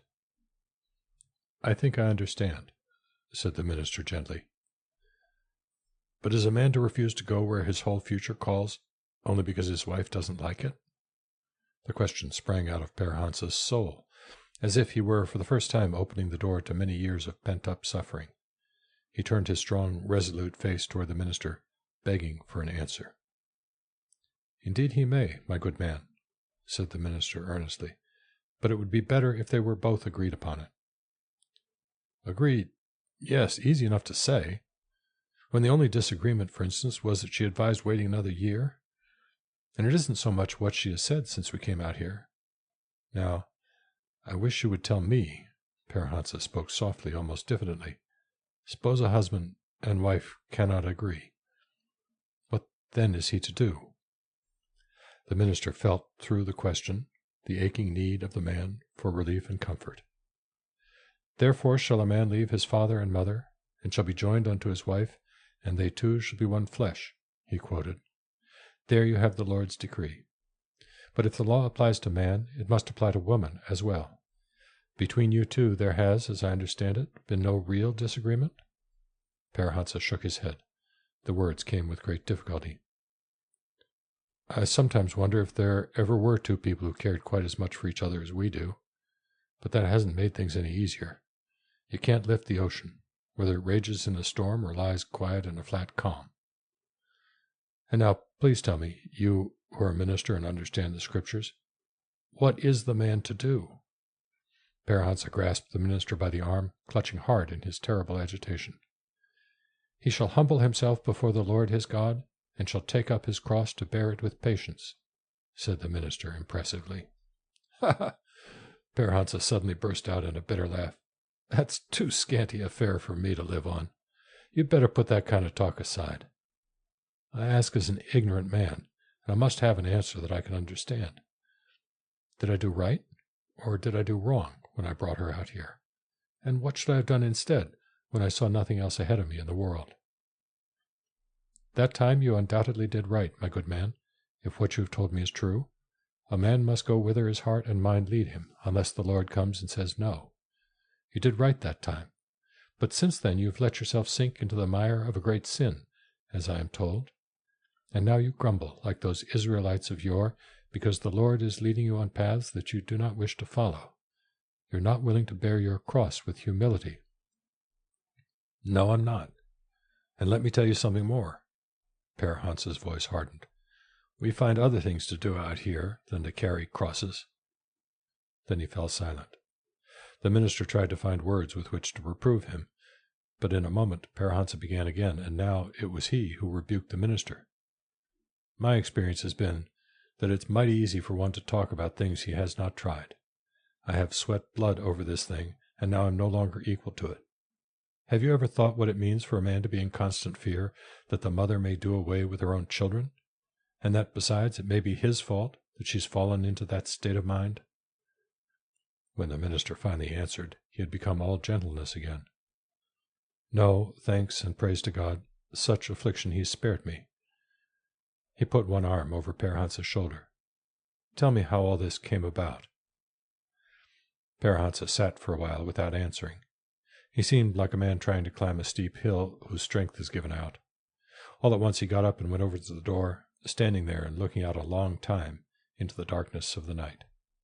The minister followed him. "There isn't much to say about such things," Père Hansa began. "She's never felt at home here in America. There's some people I know now who never should emigrate because, you see, they can't take pleasure in that which is to come. They simply can't see it. And yet she's never reproached me. And in spite of everything, we got along fairly well, up to the time when our last child was born. Yes, the one you baptized today. Then she took a notion that she was going to die, but I didn't understand it at the time. She has never had the habit of fault-finding. She struggled hard when the child was born, and we all thought she wouldn't survive, or him either. That's why we had to baptize him at once.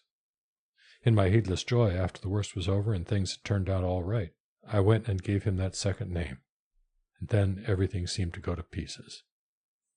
"That name?" "Yes, the second name. It was very wrong of me, I know. I see that now." "What are you saying, man? Such a beautiful name." Père Hansa looked at him. "Do you really mean it?" "Of course I mean it. It's the handsomest name I can ever remember giving to any child. Pater Victorious. Why, it sings like a beautiful melody." "Please tell me, is it really a human name, and wasn't it a sacrilege on my part?"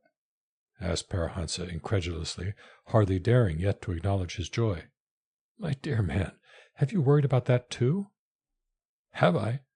Don't mention it. You mean that the name is all right?" "Yes, indeed," said the minister without hesitation. "There's nothing unusual about it, except that you have happened to find a more beautiful form than I have yet heard. The name itself is common in all languages." Père Hansa gazed at the minister, bringing his face close up in order to see him better in the growing dusk of the evening. Slowly his eyes began to light with a new courage. He took a deep breath and straightened his body up for the first time in many a long day. "I must ask you again, for I'm an ignorant man. Is this really true? And won't you please tell her the same thing too, as soon as you can?" "I certainly will. So she does not like the name?" "No, that's the trouble. She believes it's an idea that the devil himself has given me in order to get us more completely in his power. But this we didn't realize before her mind began to cloud. Now she can't bear to hear the name. That's why the attack came on her this afternoon, when you fastened it on the boy for good. I was afraid, too, that something like that might happen." Well, is this possible? How long has she had these attacks?" "It began with the grasshoppers. However, she's always had the heavy heart to fight against.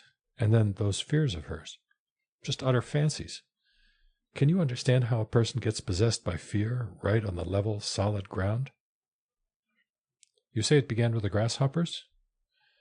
Well, sir, I came home from work one evening to find a crazy woman.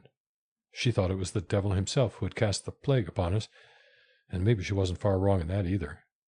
Pretty soon she began to see visions of her mother, who had been dead for some time then, though we hadn't got the news. What's that you're saying? Yes, sir, she saw her mother.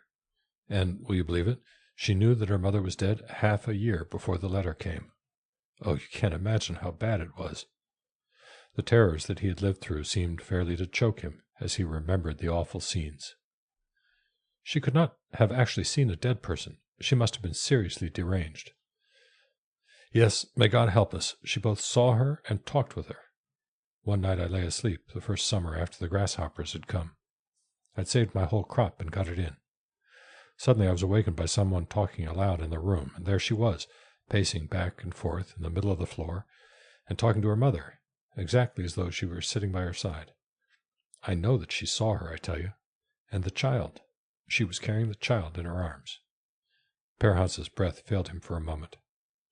It's no use, Mother, she said. The boy can't come to you with the name that Satan has tricked Per into giving him. Those were the very words she used. I got up, lighted a candle. As I watched her pacing there with the little fellow in her arms, then at last I saw how it was with her. I saw it then. Until that time I'd refused to believe it. Pastor, whispered Per Hansa, do you know what it means to feel the skin creep up your back? Did she try to harm the child? Not then. He shook his head. I can't say whether she had such thoughts or not, but she took the notion that her mother wanted the child with her. The rest came later. Per Hansa pulled himself together with a strong effort. It'll be 2 years this summer. It happened toward evening, one day when the grasshoppers came in such numbers that it was hard to see the sky. If Sorina, our neighbor woman, hadn't been making us a visit, it's hard telling. But there she sat, holding the child. The Lord show mercy unto you. Well, you may say it. That afternoon, when the grasshoppers began to beat like hail against the walls, she remembered that some of the little fellow's clothes were lying outside to dry. She ran out to get them, but when she picked them up, there was nothing left but a few tatters of cloth. Then the spell came over her in an instant, do you understand? She ran into the house like a madwoman, wailing, Now the devil's come for your clothes. He'd better have you, too. Until he gets you, we'll have no peace. And then she grabbed for the child. Per Hansa groaned aloud. But what might have been in her mind, I cannot say. I forgot to tell you, he went on, controlling himself once more, that the very night before, her mother was in the room with her. Barrett talked with her just as plainly as I now stand here talking to you. She had got up and dressed herself, and was telling her mother all about everything, the way women do, and, wouldn't you believe it, she wanted to cook coffee for her. We aren't so poor as all that, she told her mother. And how was it afterward? The minister asked, deeply moved. Well, you see, said Per Hansa, wiping his eyes, I had to do something about it. So I persuaded her to let Sorina take the child during the summer. You got her to agree to that? Yes, after a while. At first she wouldn't hear of it, but finally she gave in. And now I don't know whether I did right or wrong. I believe it hurt her terribly to have the little fellow gone. I saw how she wandered about the room, as if longing to care and do for him, but he wasn't there.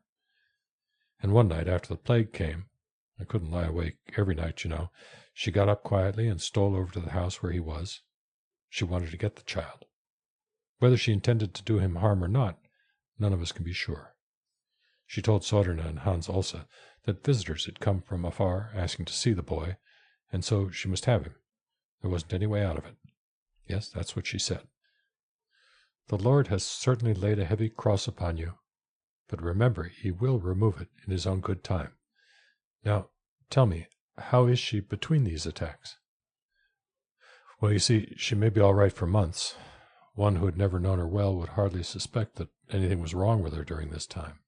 She does her work, like all the rest of us. In the dead of winter, of course, when the blizzards are raging and we don't see any other folks for weeks at a time, she has days when she seems to go all to pieces. but I hardly reckon that as the disease. That sort of thing happens to a good many of us, let me tell you. What do you intend to do about it this summer? This summer. Per Hans's face was drawn with fear as he turned to the minister. If Satan lets his host loose upon us again this summer, then I don't know what'll happen. The minister patted him on the shoulder.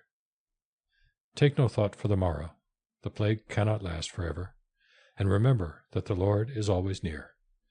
As the number of thy days, so shall thy strength be. And now take this advice from me. From now on, keep close to her. Be toward her as you were during those happy days when you first got her. Let your affection warm her into the understanding that it is good to be human, and lighten her burdens in every way. Above everything, do not take her child away from her again. You will simply have to be as watchful as you can. And now I will perhaps stay here tonight. Arrange it so that I can be alone with her a while tomorrow. The minister gazed before him in deep thought, his heart wrung with pity and compassion. Perhaps the Lord will allow me to reach her mind with a clarifying idea. His word is living life and can move mountains. When I return, you must take her to communion. His hand was patting the shoulder on which it rested. Per Hans wept, his sobs coming in short gasps that shook his frame. He experienced a blessing descending upon him, and his burden grew lighter. There was much more he wanted to say, but just now he could not speak. A long pause followed. Then the minister spoke again. Let us not stand here longer in fear and darkness, talking about sad things. Our bodies need nourishment. They walked across the yard in the quiet prairie evening. Per Hans so happy that he could gladly have offered the minister his whole crop as it stood in all its beauty. And he had 100 acres seeded in, counting it near and far. Just as they reached the door of the hut, somebody rounded the corner on the run and called in a quick, scared voice, Father! Both men jumped, so suddenly had the figure come out of the darkness. Is that you, Ola? What are you up to, anyway? Father, come here! The boy grasped Per Hans by the arm and tried to pull him along.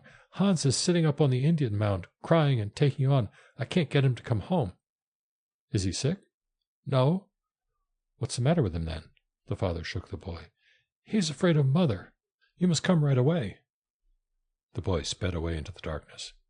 Per Hans gave the minister a look which seemed to say, Now you see how things are here.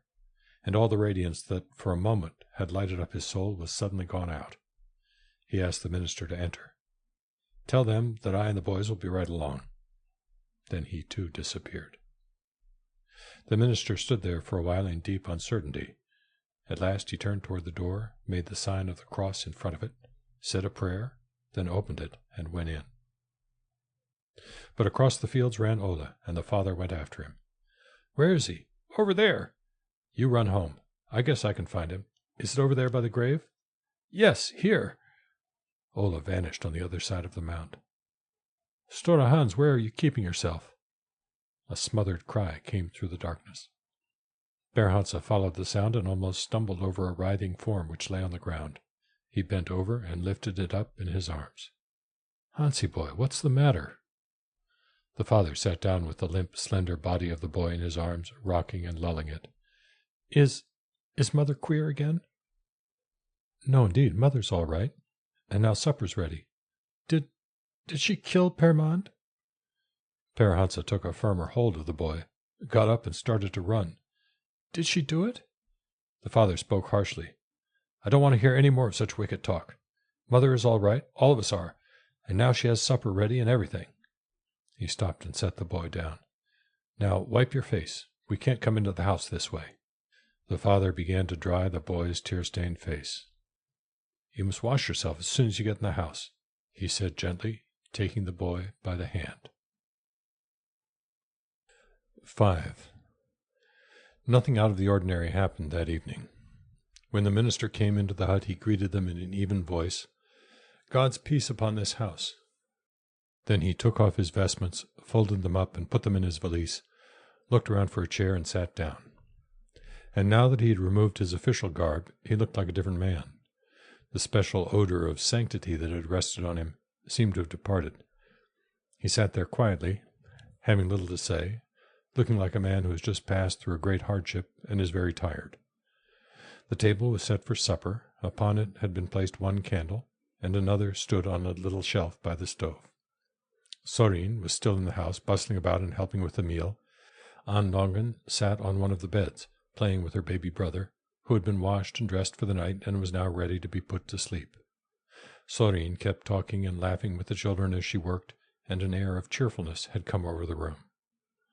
Barrett stood by the stove, bent over, washing some pots and pans. She glanced once over her shoulder at the minister as he sat down, but very soon she had to look again. And then she did something that she often wondered at afterward. She wiped her hands, took a clean bowl from the cupboard, filled it with fresh milk, and offered it to him, saying, "Have some milk, please, to stay your hunger while you wait." The minister took the bowl without looking at her. He emptied it at one draught, put it down, and thanked her in a few brief words. Almost immediately Barrett grew bashful and uneasy over what she had done. In her nervousness she picked up a shirt that she was making for one of the boys, sat down by the candlelight near the stove, and began to sew as hard as she could, but she kept her face turned away from the minister. Per Hansa and the boys came in. Sorin announced that supper was ready. The 4 men sat down and began the meal. The minister looked at the younger boy. His face was swollen, his eyes were red with weeping. A heavy veil seemed to hide his handsome features. At the sight of the boy, the minister felt more like crying than eating. A sudden revulsion overcame him.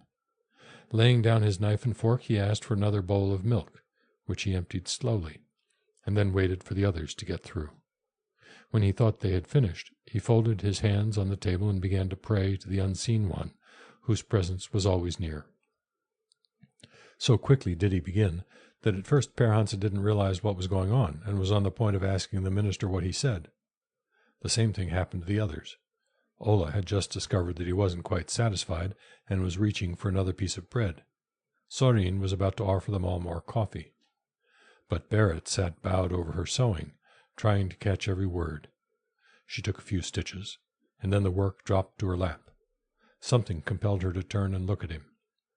The light of the candle cast a reddish gleam over his face. His beard seemed more silvery than ever. The countenance was that of a good child who is tired and wants to be put to bed. His voice was gentle and low. "He is really a fine man," thought Barrett, and kept on listening. During the summer there are, at times, dark days on the prairie. The rain is cold, the fog dreary and dank, sticking to one's clothes like wool. But it may happen that toward evening, just as the day is nearly done, a curtain is suddenly drawn aside. In the western sky appears a window, not built by the hand of man, all luminous with splendor.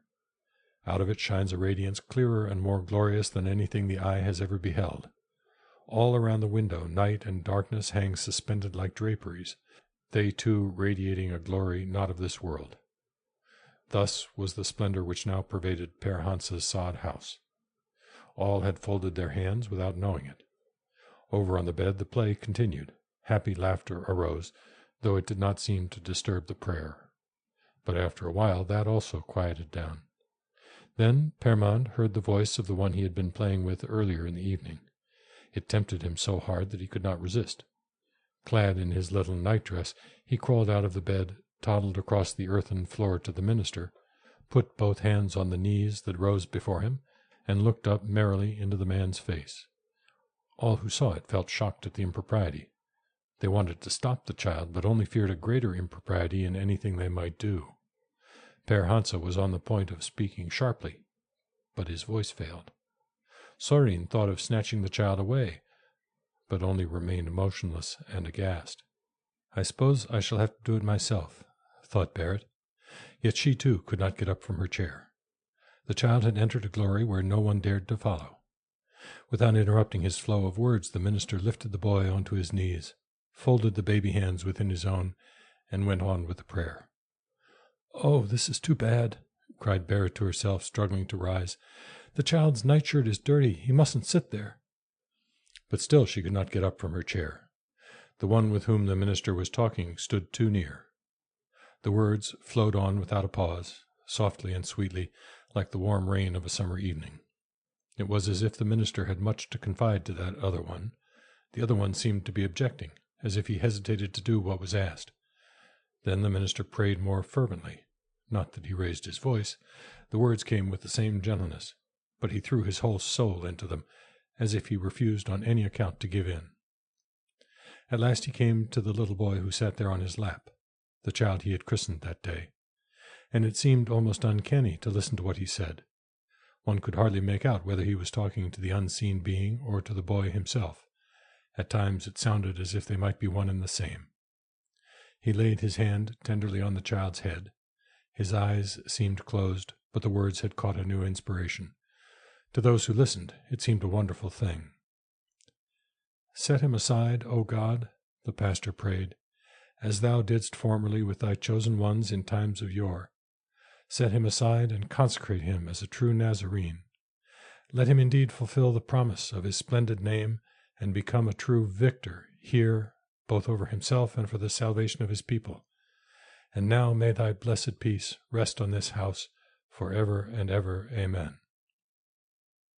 He sat with closed eyes for some time, his hands still resting on the boy's head. The others were very still. Barrett trembled throughout her body. A choking feeling came over her, and at last she had to cough. She glanced down in confusion at her sewing. "I haven't done this right," she thought, distractedly trying to calm herself. She looked at the sewing again, got up to fetch the shears, and ripped out what she had been doing. Then the minister began to play with the boy in a natural, happy way, and in a little while they both seemed to be having great fun. But he didn't have anything to say to the others, and they, in turn, couldn't find anything to say to him. But the next morning, as they sat at the breakfast table, the minister was both merry and talkative, and helped himself so liberally to the food that it was a pleasure just to see him do it. He asked many questions regarding the life and conditions in that vicinity, and showed himself so well informed about farming that Père Hansa asked, without thinking, whether he had ever been a farmer. Then he suddenly remembered what the minister had told him to do the evening before. He got up hastily, called to the boys, and they left the house together. The moment they were gone, Barrett grew very uneasy. She found her sewing again, and sat down with it in a furtive, embarrassed way. The minister could see nothing unusual about her, except that her face was so singularly childlike. This impression came mostly from the way she used her eyes. It was hard to find them, because she kept looking down in extreme bashfulness and timidity, nor could he seem to easily draw her into conversation. He came over and stood beside her chair.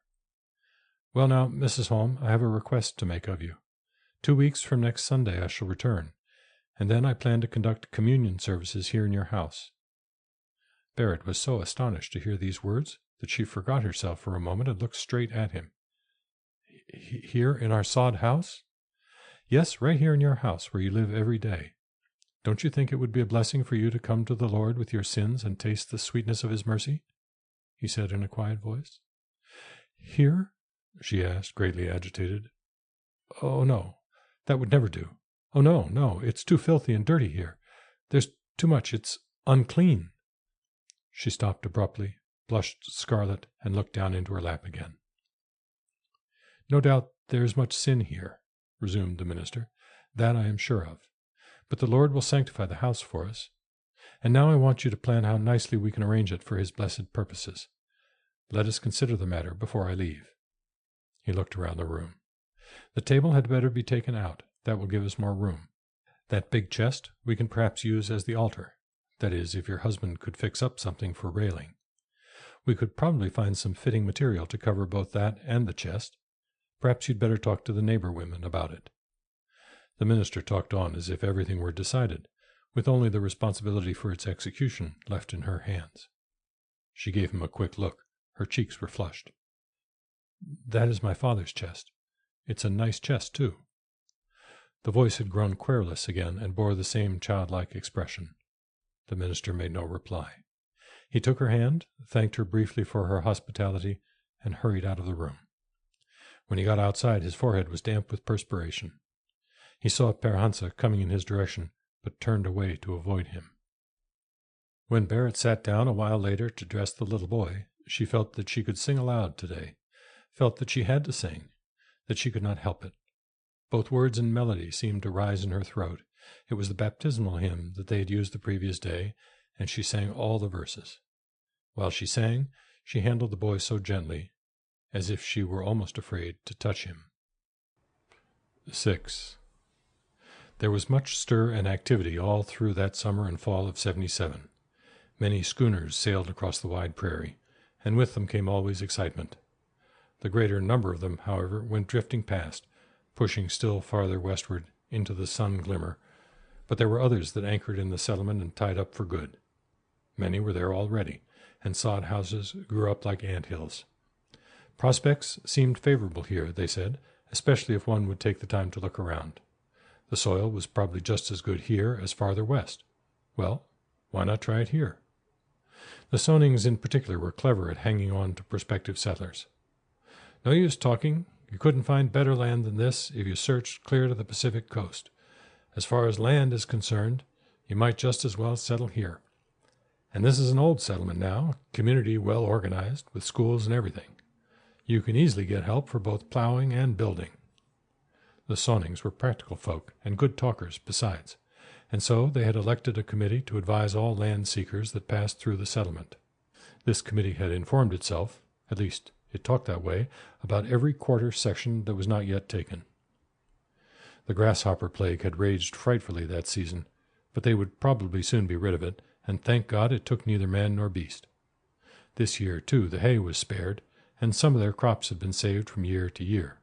Several of the farmers even had a little ready money left, after buying the absolutely necessary articles of food and clothing. The herds of livestock were growing constantly, and now the flocks of poultry, larger and larger each season, helped to pay for many of the things that one had to buy.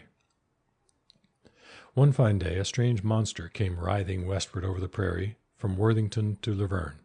It was the greatest and the most memorable event that had yet happened in these parts. The monster crawled along with a terrible speed, but when it came near, it did not crawl at all. It rushed forward in tortuous windings with an awful roar, while black curling smoke streaked out behind it in the air. People felt that day a joy that almost frightened them, for it seemed now that all their troubles were over, that there could be no more hardships to contend with. At least, that was what the Sonings solemnly affirmed. For now that the railway had come as far as this, it wouldn't take long before they would see it winding its way into Sioux Falls. Indeed, if this wasn't a fit place to live in now, where would one find it? That the Sonings would like to know. Good neighbors, schools, the finest kind of land, a railroad, and everything. What more could anyone wish? That summer a number of houses went up to the westward of Spring Creek. Before the minister had come the first time, Hans Olsa had already hauled the materials for both dwelling and barn. Now he was building. After the first year he had gone into stock raising. He had the largest herd in the settlement, and was doing very well for those days. And Tonston, after receiving absolution for his great sin, had become all aglow with high ambitions. His prospects were bright of being elected clocker, perhaps deacon too. Life for him was positively glorious, just one grand song. All day his head was full of the idea that he, too, ought to build himself a respectable house. But the plan never seemed to materialize. He still lived in the old sod house. At last Kirsty would lose her temper whenever the project was mentioned. The hut was good enough, she said. Besides, they had no one to build for. This latter fact, however, she didn't refer to oftener than seemed absolutely necessary.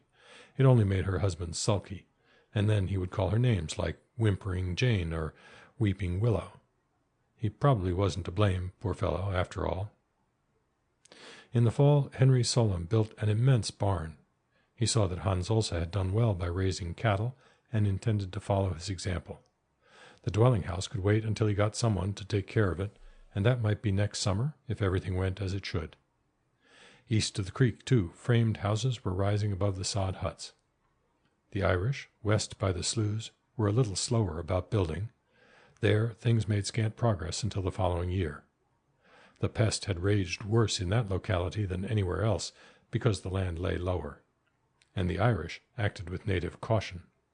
They have a wise proverb which says that a good barn may perhaps pay for a decent house, but no one has ever heard of a fine dwelling that paid for a decent barn. These words of wisdom they believed, and put them into practice. The new houses seemed so out of place, standing up on the open, bare prairie. Did they really belong there? They looked so defiant. And that was exactly what the savage storm thought when he came along, winter or summer, found these unheard-of objects in his way, puffed and wheezed, took firm hold, and roared in anger. Well, perhaps he did more than that. It happened now and then that a house would be toppled over, or shattered and torn to pieces. But no matter how hard the storm raged and fumed and growled and took on about it, most of the houses remained standing, and their numbers steadily increased as the years went by. And the groves of trees which the settlers had striven so hard to plant and rear, they stretched and spread. They grew in height and breadth and richness every summer.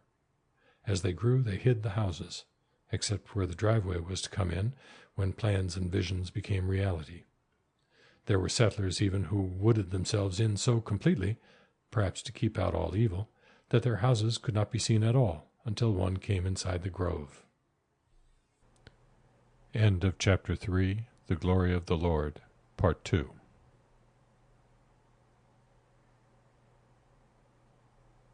Chapter 3, The Glory of the Lord. 7. The weather was beautiful on the Sunday of the communion service. The pest had already begun, but only that form of which bred in the soil there at home. Nothing had yet come out of the sky. Today a light breeze was blowing from the southwest. There was just heat enough to be comfortable. The air swept one's face like a soft silken veil. The young people felt like taking off their clothes. The sun quivered down through a greenish-blue haze far off in the deep sky, and over on the prairie the first meadowlark had sung that morning. Both the lark and the robin had found their way out there the second summer after the settlers came. Several folks had arrived ahead of the appointed time, and were standing in little groups around Per Hans's house. Most of them had walked over, but those who lived farther away had come jolting along in a lumber wagon, the load and the jolting apparently increasing together. The people were all laughing and talking together, full of life and fun. From their actions, no one would have gathered that they were on their way to church. Old Aslak Chom, who lived just northwest of Sam Solom, brought his wife in a wheelbarrow. She had fractured her hip on the ice that spring, and was still unable to walk. "God only knows when she's going to get well again," said Aslak. "It's too bad, because even when she's well, I have no more help than I need." And Aslak was bringing his wife to church for this reason. He had a notion, just a notion, that if the minister would lay his hands on her, she might gain faster. Anyhow, there was no harm in trying. Aslak, with his wife in the wheelbarrow, made a funny sight. He had rigged up a high backrest for her, and had fixed a seat in the barrow, covered with a sheepskin rug. On this she sat like a queen on her throne. On either side of the wheelbarrow he had fastened short poles, connecting them with a rope. The woman clung to the rope with one hand. In the other she held a hymn book, wrapped in a white handkerchief. Folks passing them stopped and laughed, and offered to push a while. "Oh, no, thank you," said Aslak merrily. "Now I can manage her alone. But it hasn't always been thus. No, indeed." Then he laughed again as he pushed on, and looked lovingly at her. She nodded and smiled, laughing back at him. "You take my place and let me push a while." That gave them both a good laugh together. The minister had reached the settlement the evening before, and had stayed overnight at Per Hans's. That morning they had been up early, and had hurried through the breakfast, and immediately after had started to put the house in order for the service. It had been thoroughly cleaned and tidied up before he came. All kinds of wild flowers that were to be found on the prairie had been gathered and hung in bouquets of various sizes under the ceiling, or put into glasses and bowls that stood around in every conceivable place. There was something strange and haphazard about it, as if it had been done by children in play. As the minister looked around, a chill hand seemed to clutch his heart. The table had been carried outside, and the big chest placed diagonally in one corner, just as he had directed on his first visit. Per Hansa had constructed a long, low bench, made up of several small benches.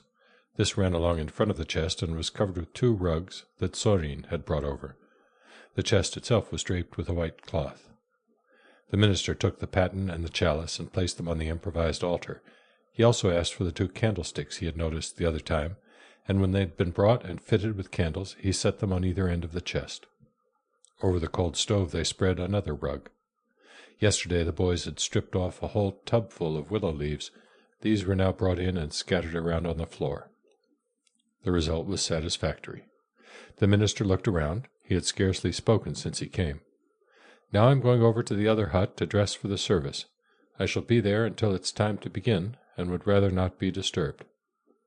He glanced at the wife, then at the husband, and said as he went out, "God grant to both of you a blessed communion."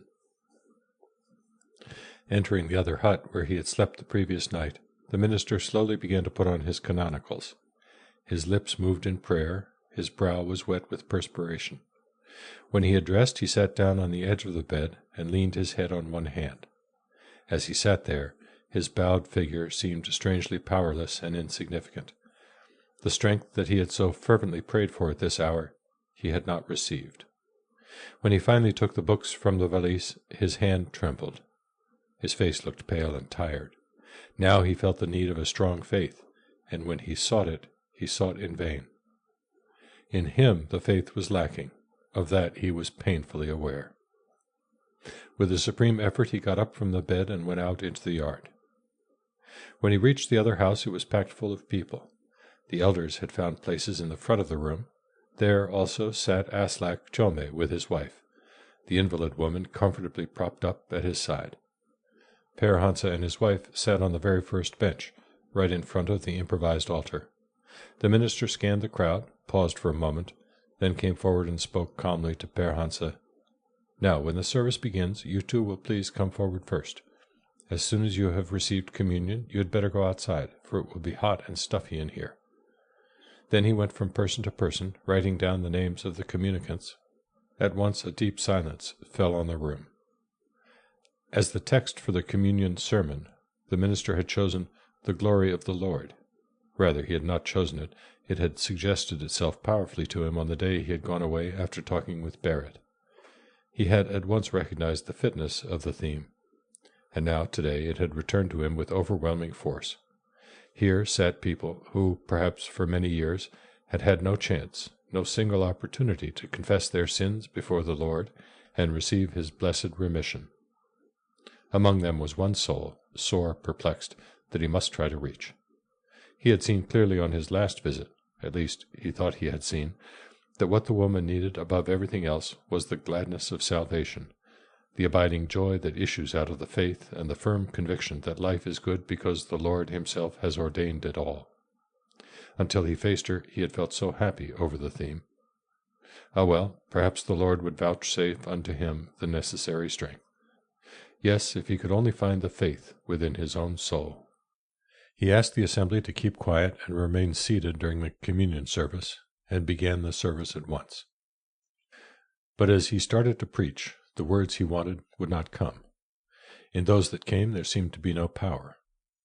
Today something had happened to him which he could not control. He heard himself speak, and it seemed like the voice of another. He could not fathom it. Here he stood before a remarkable congregation, under the most inspiring circumstances. He had been given a text more wonderful than any servant of the Lord could rightly hope to find. In all ways he was better prepared to conduct communion services today than he had ever been before. And yet he could not preach. The words would not come. They were failing him utterly now. Here he was preaching about the glory of the Lord, and stuttering like a child.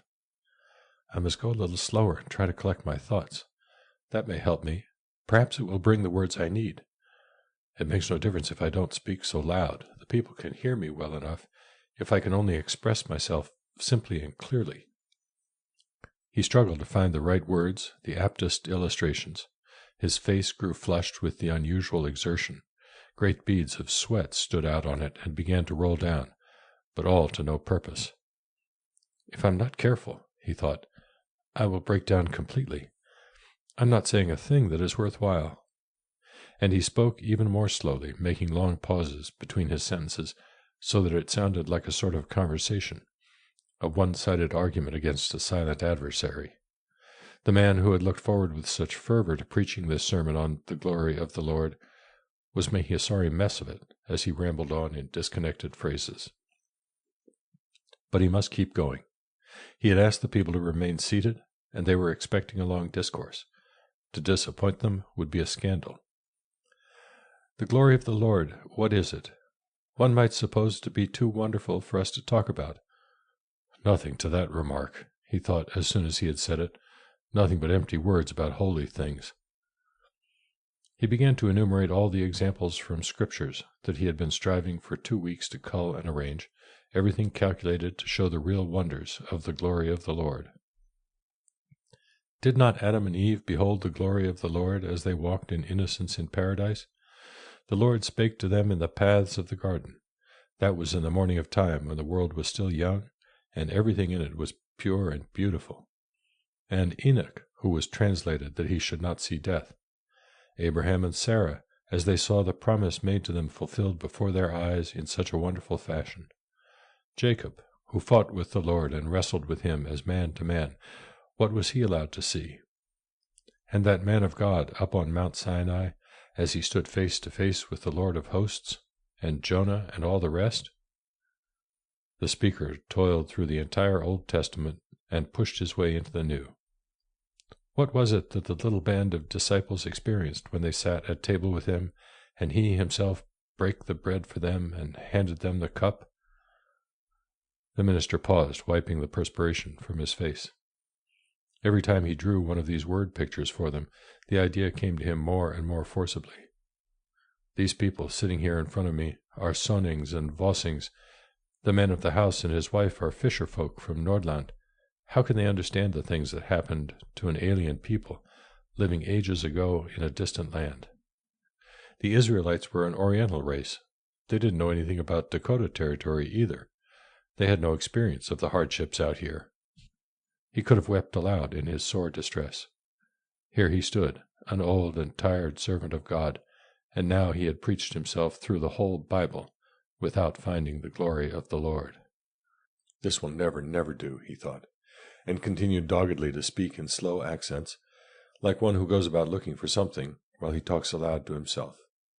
His eyes roamed helplessly over the rows of faces. They fixed on a fly buzzing around the room and followed it while he talked. A little way off sat a young woman with 3 small children. She was a fine, bright-looking woman, tanned and burned by the sun. That must be the girl that Tonston had married, he thought. The oldest child leaned up against her. The second lay with his head on her thigh. He seemed to be sleeping, for the minister saw only the curly head. She had the youngest child in her lap. He'd been restless for a long time, and the mother had unbuttoned her clothes to nurse him. The fly buzzed and buzzed, made a turn in the air, and settled on the nose of the nursing child. The mother raised her hand and swept it away, and as she did so she drew the hand caressingly over the face of the child. The minister kept on looking at the group. He had talked himself into complete bankruptcy respecting all things great and beautiful, without finding a message that seemed to apply here. Now, taking a sudden shift, he began to address the little group directly before him. Not that he actually pointed to the sunburnt, healthy woman who sat there watching the fly, too busy to listen to him. But he commenced to speak of the love of mother and child. And all at once he did something that he had never done before in a communion sermon. He told a story. It was a sentimental story, too, and he had always despised sentimentality in preaching. Once upon a time, he said, a Norwegian immigrant woman landed in New York City. Her name was Kari. She was widowed and had 9 children.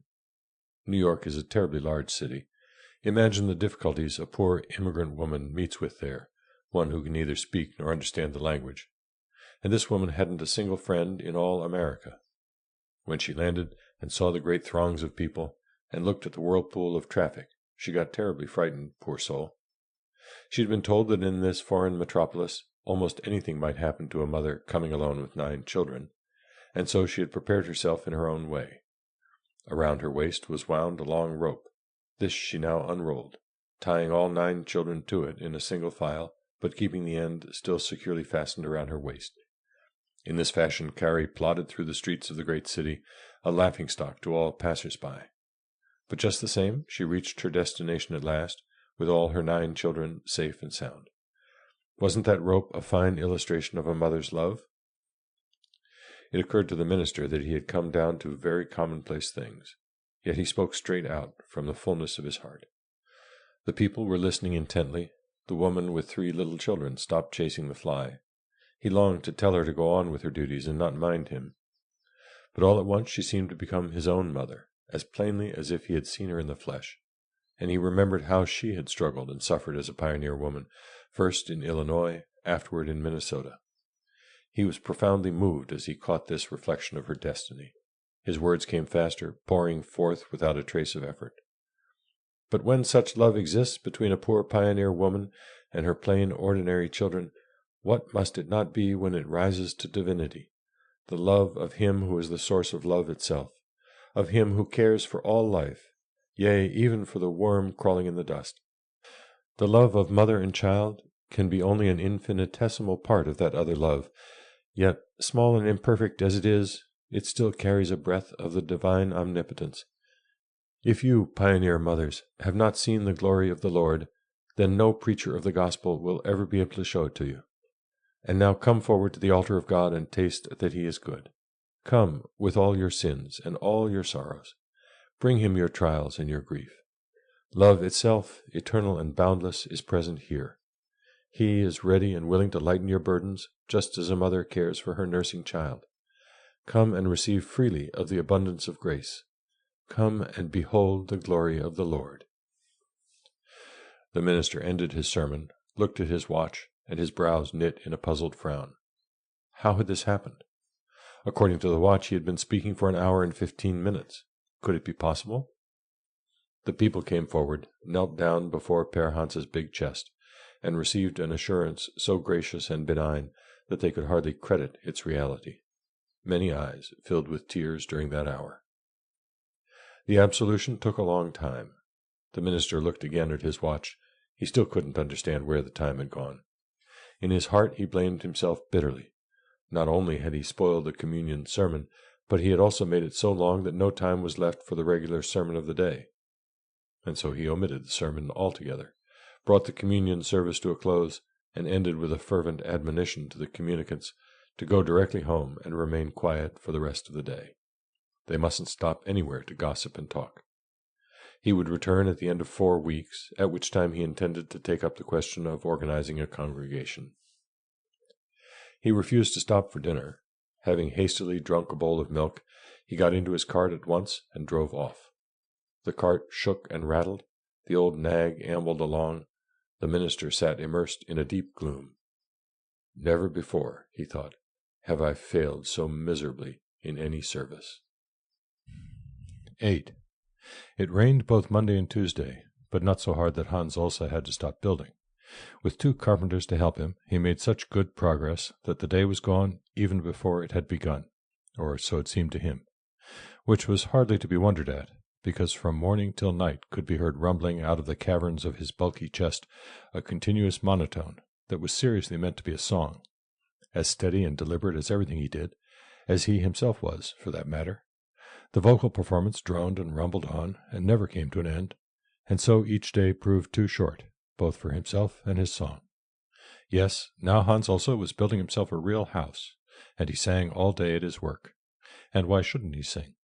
This was going to be a beautiful house, larger, very much larger, in fact, than he had originally planned.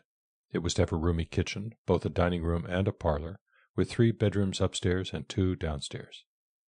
Concerning the matter of bedrooms on the ground floor, there had been a long-drawn argument between him and Sorin. Not a serious disagreement exactly, but, well, they had talked about it a great deal. Hans also was never in the habit of saying unkind things to his wife, and Sorin always smiled, even when she was provoked, so a real quarrel between the two was hard to raise. But in this instance, she held tenaciously to her idea that there must be a bedroom downstairs, no matter how many others he might build elsewhere, and that plan called for an addition to the house, which seemed a needless extravagance. And it was so unlike her. She was never known to be extravagant. So he had tried to reason the idea out of her head, but he finally had had to give it up as a bad job. And since there was no way out of building an addition while he was about it, he thought he might as well extend it clear across the house. Thus it had come about that there were to be 2 extra bedrooms downstairs. Very unwise, a needless expense, and so utterly unlike her. But there stood the framework, all complete. Nothing to do about it now. That Sorin was a real gift from on high, no one knew better than Hans Olsa himself. And now, this particular summer, there was nothing that he would not gladly have done for her. Ever since last spring, when she had confided to him that she was with child, he had been in a state of blissful anticipation. This time he felt sure that it would be a boy. Hence the new house, hence the song. As soon as she had told him the great news, he had come to the decision that that event should never take place in the old sod house, and if it meant such a lot to her to get that room downstairs, she certainly should have it, no matter how unreasonable it might be. Hans also was fully aware these days how everything was arranging itself for his benefit, and he walked about in a state of blissful contentment and thankfulness. His herd had steadily increased from year to year. Every season he got more and more land under cultivation. There must be an end to the plague sometime, so all wise men said. Here, where there was not a human being to be seen the year they came, large settlements were now springing up. The soil was good, the rain and the sunshine were plentiful. And now he was building a mansion for him who was coming. How marvelous it all was! Hans also was both a sensible and a serious-minded man, but he would gladly have built 2 more rooms, if she had asked for them, just to show his gratitude. He'd been present at the service last Sunday, had taken part in the communion, and the longer the service had lasted, the stronger and deeper had grown his felicity. He was only a common, uneducated man, and probably lacked a proper conception of the wonders the minister preached about. Yet this he knew for certain, that nothing so glorious as that communion service in Per Hansa's sod house had he ever before experienced, and the happiness of that hour was still glowing with steady warmth in Hans Olsa's heart. As Per Hansa and Berit had knelt before the chest, he had looked at them, thinking of many things. Berit's sad condition could easily be seen in her face. No, when reason once leaves a person, it seldom returns.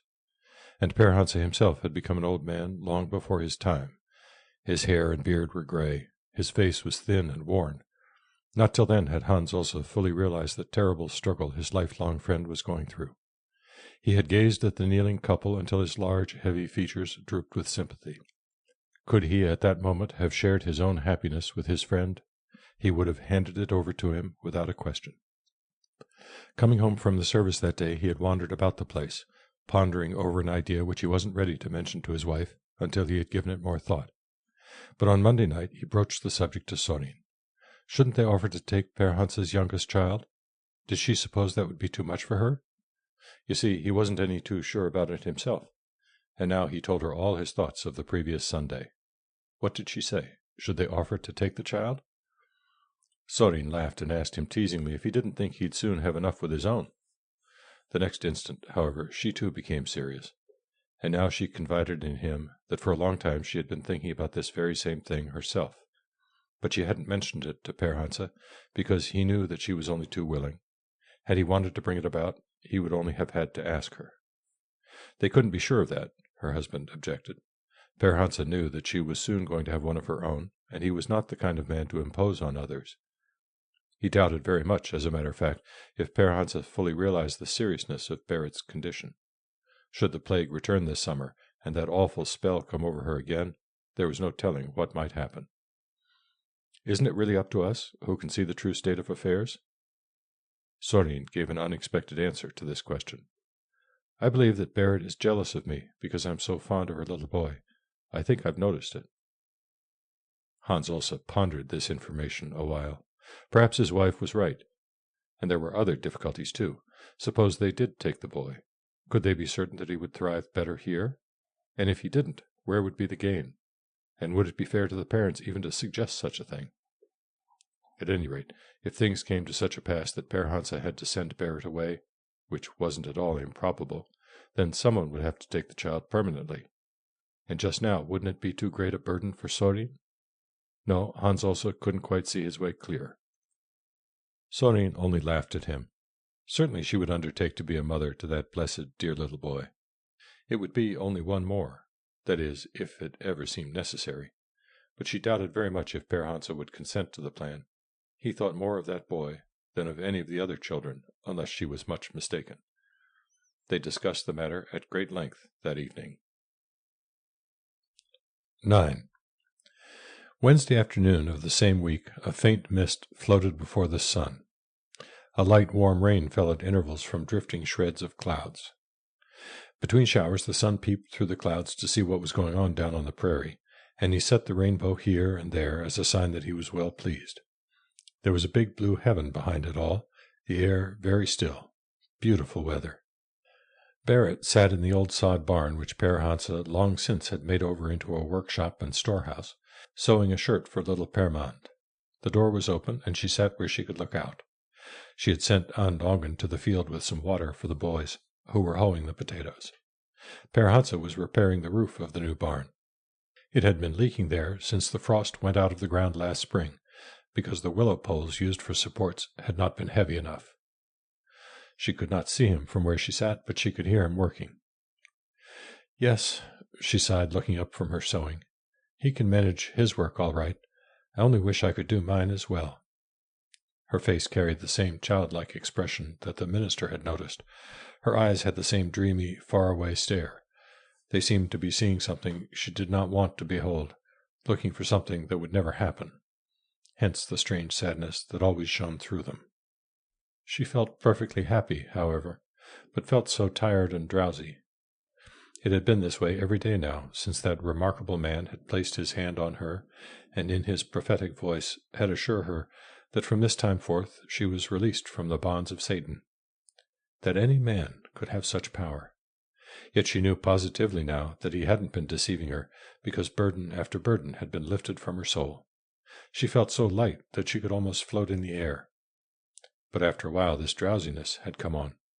She could not imagine what ailed her. She slept well at night, and yet was so sleepy during the day that it was a constant struggle to keep awake.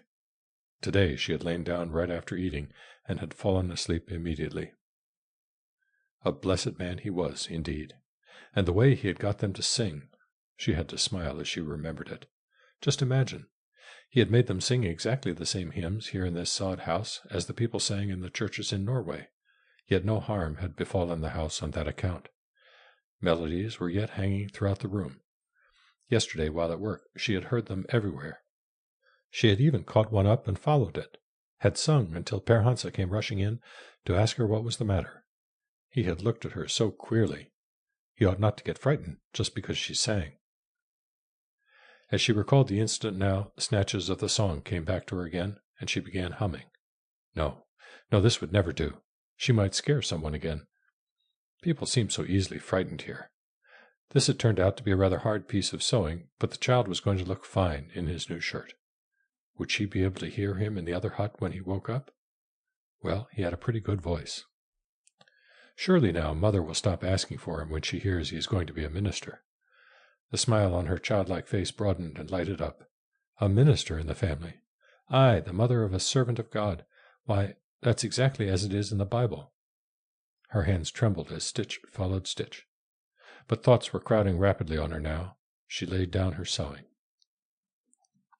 When Mother comes, and she can be expected at any time now, I shall tell her all that's happened here lately.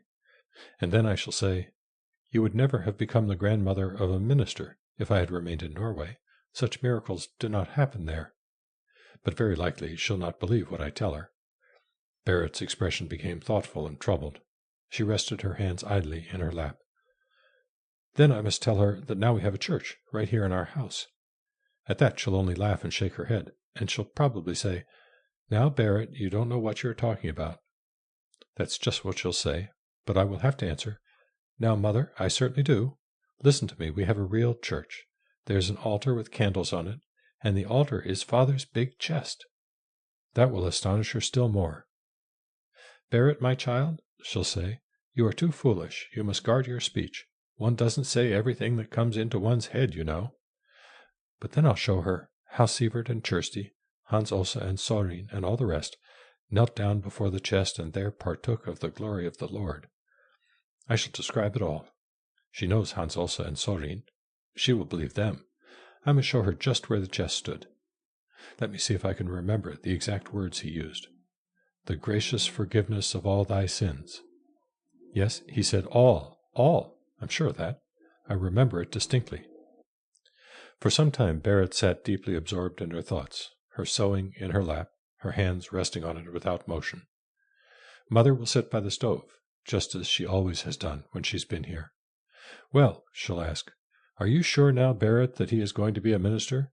Don't draw hasty conclusions. You've always been so impulsive." That's exactly what she'll say. Then I must answer, "Yes, Mother, you needn't doubt it any longer. For I myself sat here and heard how this wonderful man argued about it with the Lord, and how he got his way too. And both Per Hansa and Sorin heard it also. You can ask them if you don't believe me. Then Mother will look at me in her kind way for a long, long time. At last she'll say, well, if God can use him, it certainly isn't proper for me to want him, though I would like to have someone of yours with me. But now you must take good care of him, my child. Yes, Mother, how can I help it? How can I ever forget that he is to go out into the world to give of the glory of the Lord to the children of men? Then Mother will get up to go. I must say to her, don't forget to greet Father. You might just as well tell him all this about his big chest. Barrett's face had gradually grown very serious, but the sound of heavy steps in the yard brought her out of her reveries. Someone stopped at the barn and then went in. In a moment she heard the voice of Per Hansa. What can they want of him now? It's Per Hansa this and Per Hansa that. First one comes and takes him away, and then another. They never leave him a minute in peace. Can't they understand that I need him at home? And he's so easily talked around. He can't say no to anyone. I suppose it's some more hauling, and then he'll be gone for a long time. She picked up her work again, but the sewing failed to claim her attention. It took a long while over that errand. Who could it be? Putting the work away, Barrett stepped quickly out of the door, stealthily crossed the yard to the side of the new barn, and pressed herself close to the wall. Oh, this was Hans Ulse. It was all right then. He certainly didn't need any more hauling. She was straightening up to return when something arrested her. Kind words spoken slowly in a deep voice. Hush, hush. They ought not to talk that way about her when she was listening. Should Barrett get another spell, you know what might happen. A calamity none of us could get over. We've all seen enough of such things. Now, we will take the boy and care for him as though he were our own flesh and blood. Sorina and I have talked it over. Barrett's childlike features suddenly took on a peculiarly covert expression. Aha, so that's his errand. Hush, hush. There's Per Hansa speaking. His voice sounds so queer. Can he have been frightened again? That's more than good of you and Sorina. I realize it all. But matters will have to take their own course. She's the mother, and I can see how she clings to him. This spring I worried a lot about what I ought to do when summer came, but now I've decided that she shall keep the child with her. If she doesn't get well by having him at home, it certainly won't make things any easier for her to have him away. That I know. She risked her life for him once, and she shall not be bereft of the happiness of having him with her now, no matter what happens. There's a destiny that rules us all. It's bound to overtake us, whether we are here or there.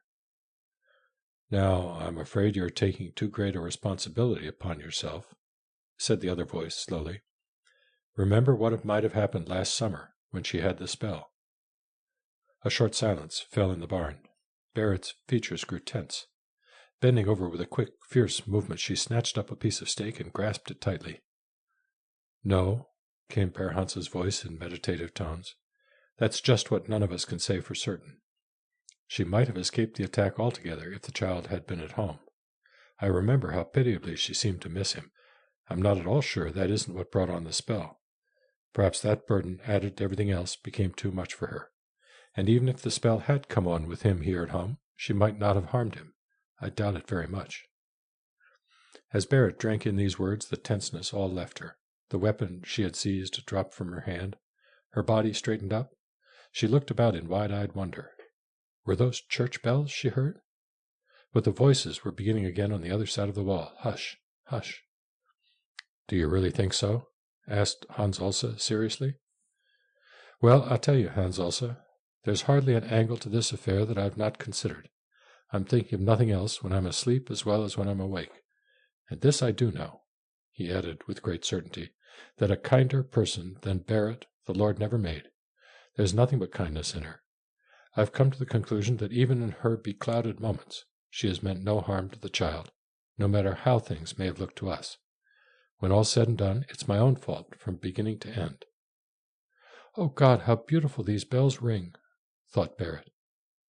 Because, Per Hansa went on sadly, I should not have coaxed and persuaded her to come with me out here. Perhaps it was her misfortune that we two ever met. You remember how it was in Nordland? We had boats that we sailed to Lofton in, big crafts that could stand all kinds of rough weather if properly handled. And then there were the small boats that we used for the home fishing. The last were just as fine and just as good for their own purposes as the other kind for theirs, but you couldn't exchange them. You couldn't sail to Lofton with the small boats, nor fish at home in the larger ones. For you and me, life out here is nothing, but there may be others so constructed that they don't fit into this life at all. And yet they are finer and better souls than either one of us. There are so many things we don't comprehend. I certainly ought to know Barrett, remarked the other voice thoughtfully. We were playmates, she and I. I doubt that very much, interrupted Pere though you are an observing man. I've lived with her all these years, yet I must confess that I don't know her. She is a better soul than any I've ever met. It's only lately that I've begun to realize all she has suffered since we came out here. The minister was probably right. No one can ever fathom the depths of a mother's heart. The urge within me drove me on, and never would I stop. For I reasoned like this, that where I found happiness, others must find it as well. But you see how things have turned out. The finest castle on earth I was going to build her, and here we're still living in a mole's hole. All my dreams have been crushed in misery. But this I've decided, that she shall keep the baby, though I thank you for the offer.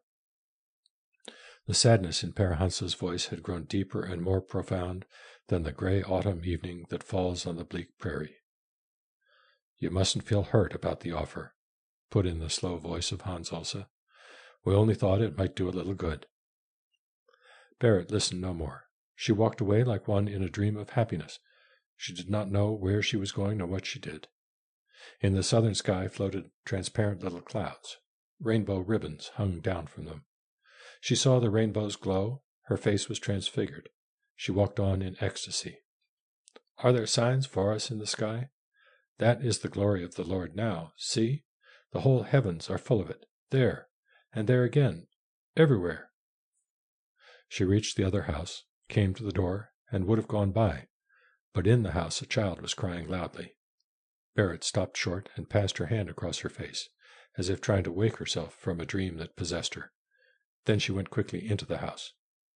Over on the bed sat Permont, crying as though his heart would break.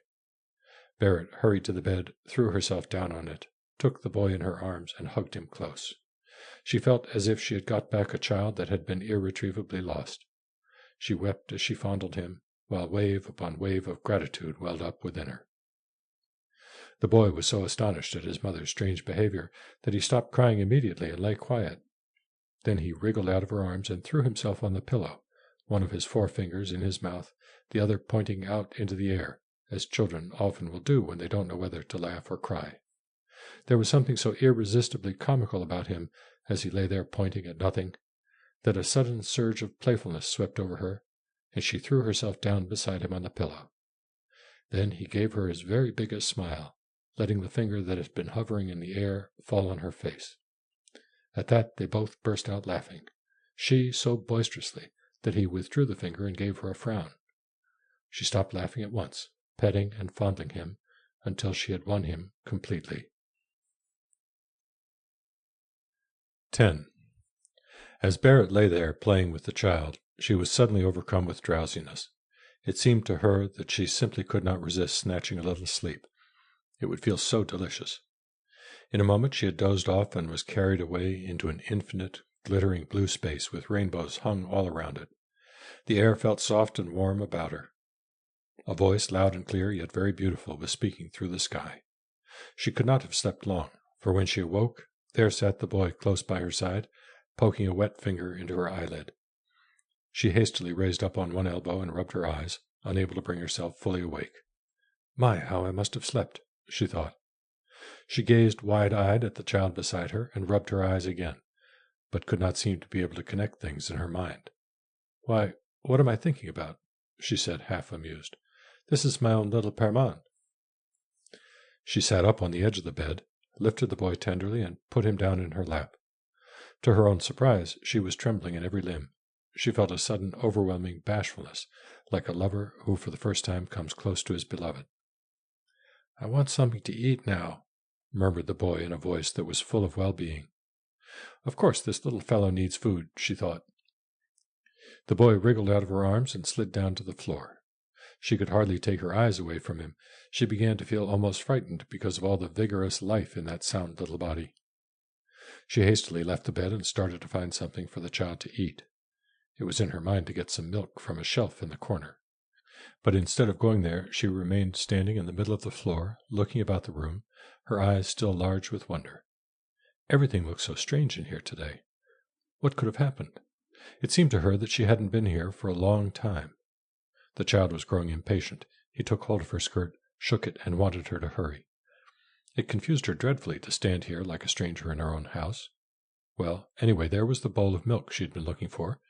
Where was the spoon now that she always used for skimming? And used she not to have a special cup for the child? And the bread. He had to have a slice of bread with his milk. Where was the bread always kept in this house? Barrett went searching about in her own home like a housewife who had been away on a long visit and returns a partial stranger. But the feeling of homecoming filled her with such joy that she could only laugh at her bewilderment. She found one thing here, another there. At last the boy had eaten his fill and was satisfied. All at once another thought struck her. She glanced around with puzzled anxiety. Where were the rest of the family today? Surely Père Hansa was somewhere around. Hadn't she just been talking to him? And where could the children be keeping themselves? It exasperated her, yet she couldn't help laughing. Here they had all been with her only a moment ago, and now she couldn't recall the least thing. Was she walking in her sleep in broad daylight? Thinking vaguely that she must try to get things cleared up, she went out of the door and looked around.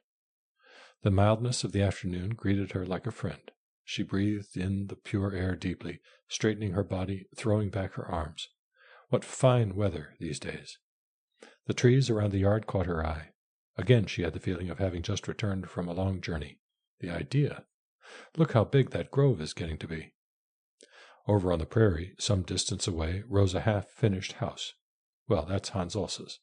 It would be fine for Sorina to move into that new house. No matter how good care you take of a sod house, it's never very satisfactory. Dust and dirt keep falling from the ceiling all the time, especially when it gets old. But who was that tall, stooping man coming out of the barn? Now he had greeted her quietly in a deep voice and walked on. Barrett began to be worried. Wasn't that Hans Olsa? Didn't she know her own neighbor? Hearing someone still in the barn, she hurried across the yard and peered in. "Are you in there?" she called. A stocky, broad-shouldered man appeared in the barn door. His face was deeply furrowed. His hair and beard, heavily sprinkled with gray, were now full of dust and straw. As she looked at him, she felt strangely uneasy and disturbed, but she couldn't help giving him a bright smile. "What in the world has happened to you, Père Hansa?" He stood staring fixedly at her, unable to stir a muscle. No power on earth could have taken his eyes away from her at that moment. He caught hold of the jamb of the door to steady himself. God in heaven, what had happened? Barrett saw his great agitation. Now her disturbance increased. Her concern over him grew genuine. Are you sick, Père Hansa?" she asked in tones of deepest sympathy, coming closer to him. "You mustn't keep on with this work when you aren't feeling well. There can't be such a hurry about it, you know." Père Hansa cleared his throat to speak, but no words came. He could only look at her. She noticed his pale, haggard face, and her anxiety grew insistent. "You've got to quit right now. I'll run in and boil some milk for you." She hurried off to the house, too full of her new-found solicitude to wait for an answer. In the open door, Père Hansa stood gazing at her as she went. He longed to follow her, to touch her, to talk to her, but he dared not do it. There was a spade standing beside the door. He picked it up and set it down inside. No, it better not stand in here. He picked it up again and put it back. His eyes rested on a hammer lying on the floor, the one he had been using a moment ago. I must remember to put that hammer away before it gets tramped into the ground. Next moment he forgot all about it. He was shaking violently from head to foot. He had to lean up against the wall. God be merciful. I haven't seen her like this for many years. Then he sighed wearily. But I don't suppose it means anything.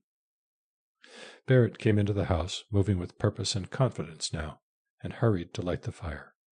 The boy was still sitting at the table. No sooner did he see her than he wanted more to eat, but she had no time to bother with him. She put a pan on the stove and filled it with milk. Poor fellow, he must have caught a cold in all this rainy weather. she thought. And summer colds are hard to get rid of, unless they're taken in time. I'd better mix some pepper with the milk. If I could only persuade him to lie down so that I'd have a chance to cover him up and get him good and warm, I'd soon have him all right again. Colds don't usually last very long with him. As she was tidying up the bed, she chanced to get a glimpse of herself in the mirror that hung on the wall behind it. She had to take a second look. Good gracious, what a sight I am today! No wonder he looked worried. He who always wants me so nice. While she was waiting for the milk to simmer, she washed her face and combed her hair. That done, she opened the big chest, found her best Sunday garments, and hurriedly put them on.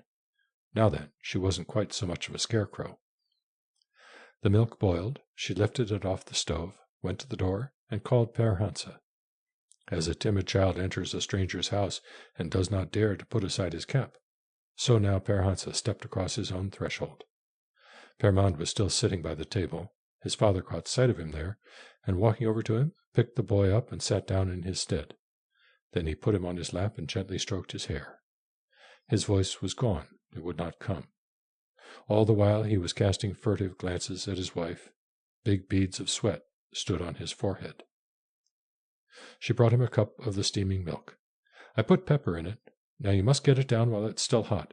Then you shall go right to bed and get good and warm. Without protest, he did as she bade him, sipping cup after cup of the strong hot mixture. He couldn't keep his eyes off her face. But still he found no words to say to her. Whenever he tried to speak, his throat closed. While he was drinking, she came and sat down by his side, telling him innocently how topsy-turvy things had seemed to her today. Why, she had just lain down for a moment with the child, and when she woke up, it had seemed as though she had been gone for years and a day. She laughed merrily as she told him about it. Père Hansa listened in silence, looked at her, and drank of the hot mixture until the tears rolled down his cheeks. She chatted on unconsciously, her voice low but full and very sweet.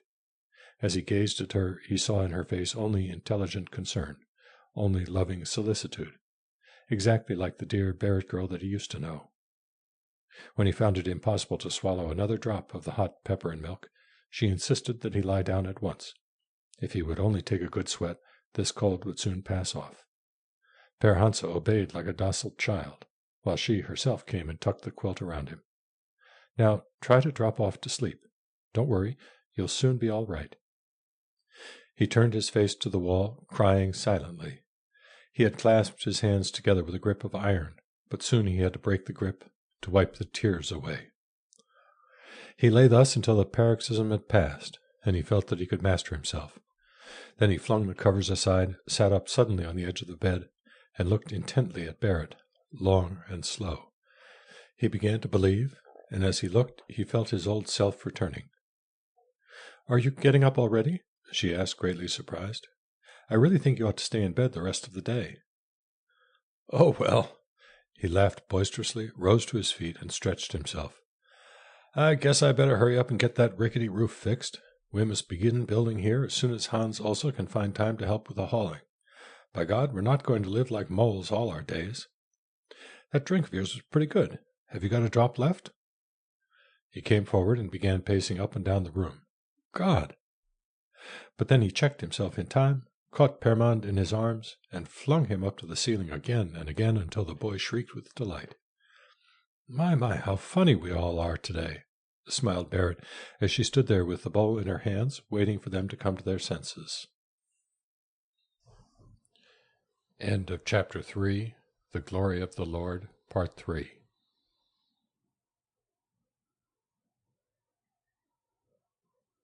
Chapter 4. The Great Plain drinks the blood of Christian men and is satisfied. 1. Many and incredible are the tales the grandfathers tell from those days when the wilderness was yet untamed, and when they unwittingly founded the kingdom. There was the red son of the great prairie, who hated the palefaces with a hot hatred. Stealthily he swooped down upon them, tore up and laid waste the little settlements. Great was the terror he spread, bloody the saga concerning him. But more to be dreaded than this tribulation was the strange spell of sadness which the unbroken solitude cast upon the minds of some. Many took their own lives. Asylum after asylum was filled with disordered beings who had once been human. It's hard for the eye to wander from skyline to skyline, year in and year out, without finding a resting place. Then, too, there were the years of pestilence, toil and travail, famine and disease. God knows how human beings could endure it all. And many did not. They lay down and died. "There's nothing to do about that," said they who survived. "We're all destined to die, that's certain. Some must go now, others will have to go later. It's all the same, is it not?" The poor could find much wherewith to console themselves, and whiskey was cheap in those days and easy to get. And on the hot summer days terrible storms might come. In the twinkling of an eye they would smash to splinters the habitations which man had built for himself, so that they resembled nothing so much as a few stray hairs on a worn-out pelt. Man have power? Breathe it not, for that is to tempt the Almighty. Some feared most the prairie fire. Terrible, too, it was before people had learned how to guard against it. Others remembered best the trips to town. They were the jolliest days, some said. No, they were the worst of all, said the others. It may be that both were right. The oxen moved slowly, whether the distance was 30 miles or 90 made little difference. In the sod house back there, somewhere along the horizon, life got on your nerves at times. There sat a wife with a flock of starving children. She had grown very pale of late, and the mouths of the children were always open, always crying for food. But in the town it was cheerful and pleasant. There one could get a drink. There one could talk with people who spoke with enthusiasm and certainty about the future. This was the land of promise, they said. Sometimes one met these people in the saloons, and then it was more fascinating to listen to them than to any talk about the millennium. Their words lay like embers in the mind during the whole of the interminable jolting journey homeward, and made it less long. It helped so much to have something pleasant to think about, say the old. And it was as if nothing affected people in those days. They threw themselves blindly into the impossible and accomplished the unbelievable. If anyone succumbed in the struggle, and that happened often, another would come and take his place. Youth was in the race. The unknown, the untried, the unheard of was in the air. People caught it, were intoxicated by it, threw themselves away, and laughed at the cost. Of course it was possible. Everything was possible out here. There was no such thing as the impossible any more. The human race has not known such faith and such self-confidence since history began. And so had been the spirit since the day the first settlers landed on the eastern shores. It would rise and fall at intervals, would swell and surge on again with every new wave of settlers that rolled westward into the unbroken solitude. 2. They say it rained 40 days and 40 nights once, in the old days, and that was terrible. But during the winter of 1880-81, it snowed twice 40 days. That was more terrible. Day and night the snow fell.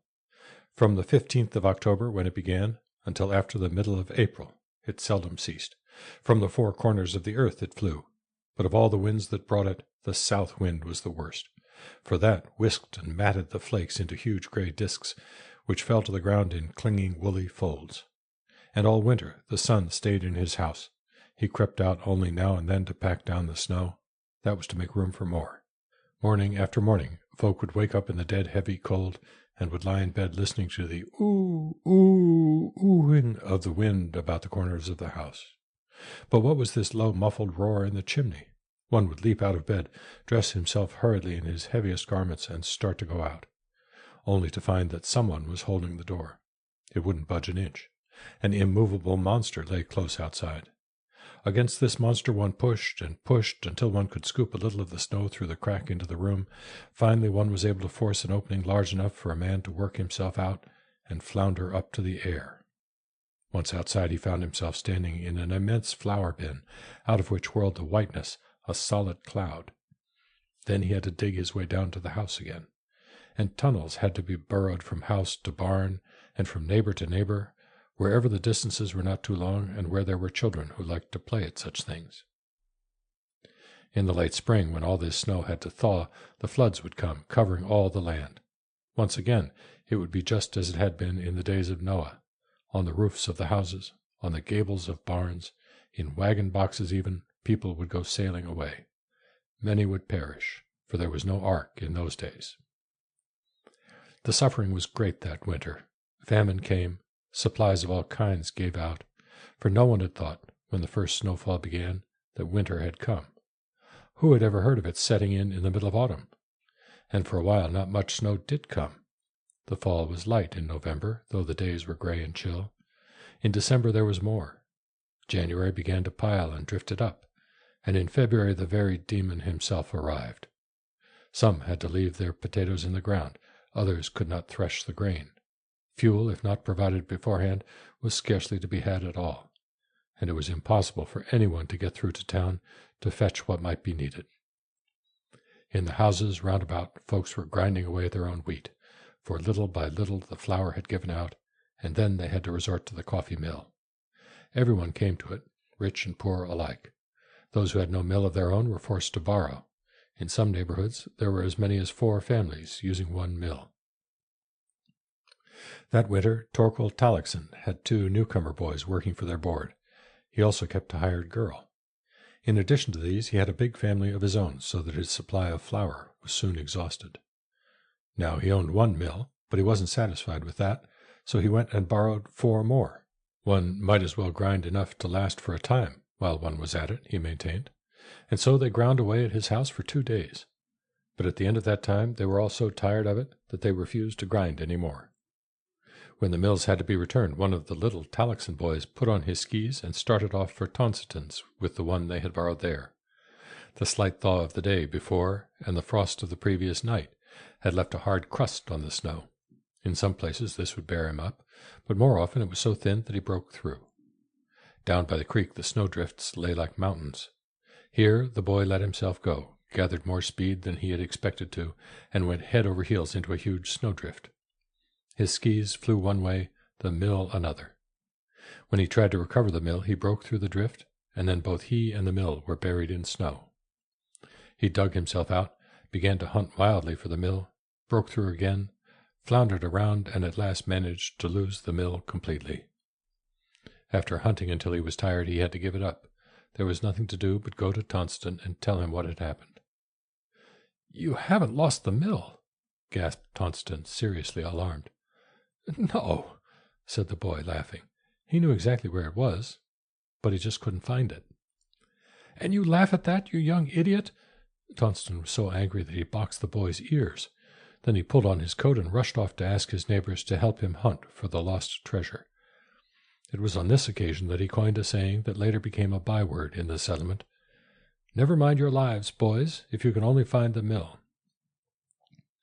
But the greatest hardship of all for the settlers was the scarcity of fuel. No wood, no coal.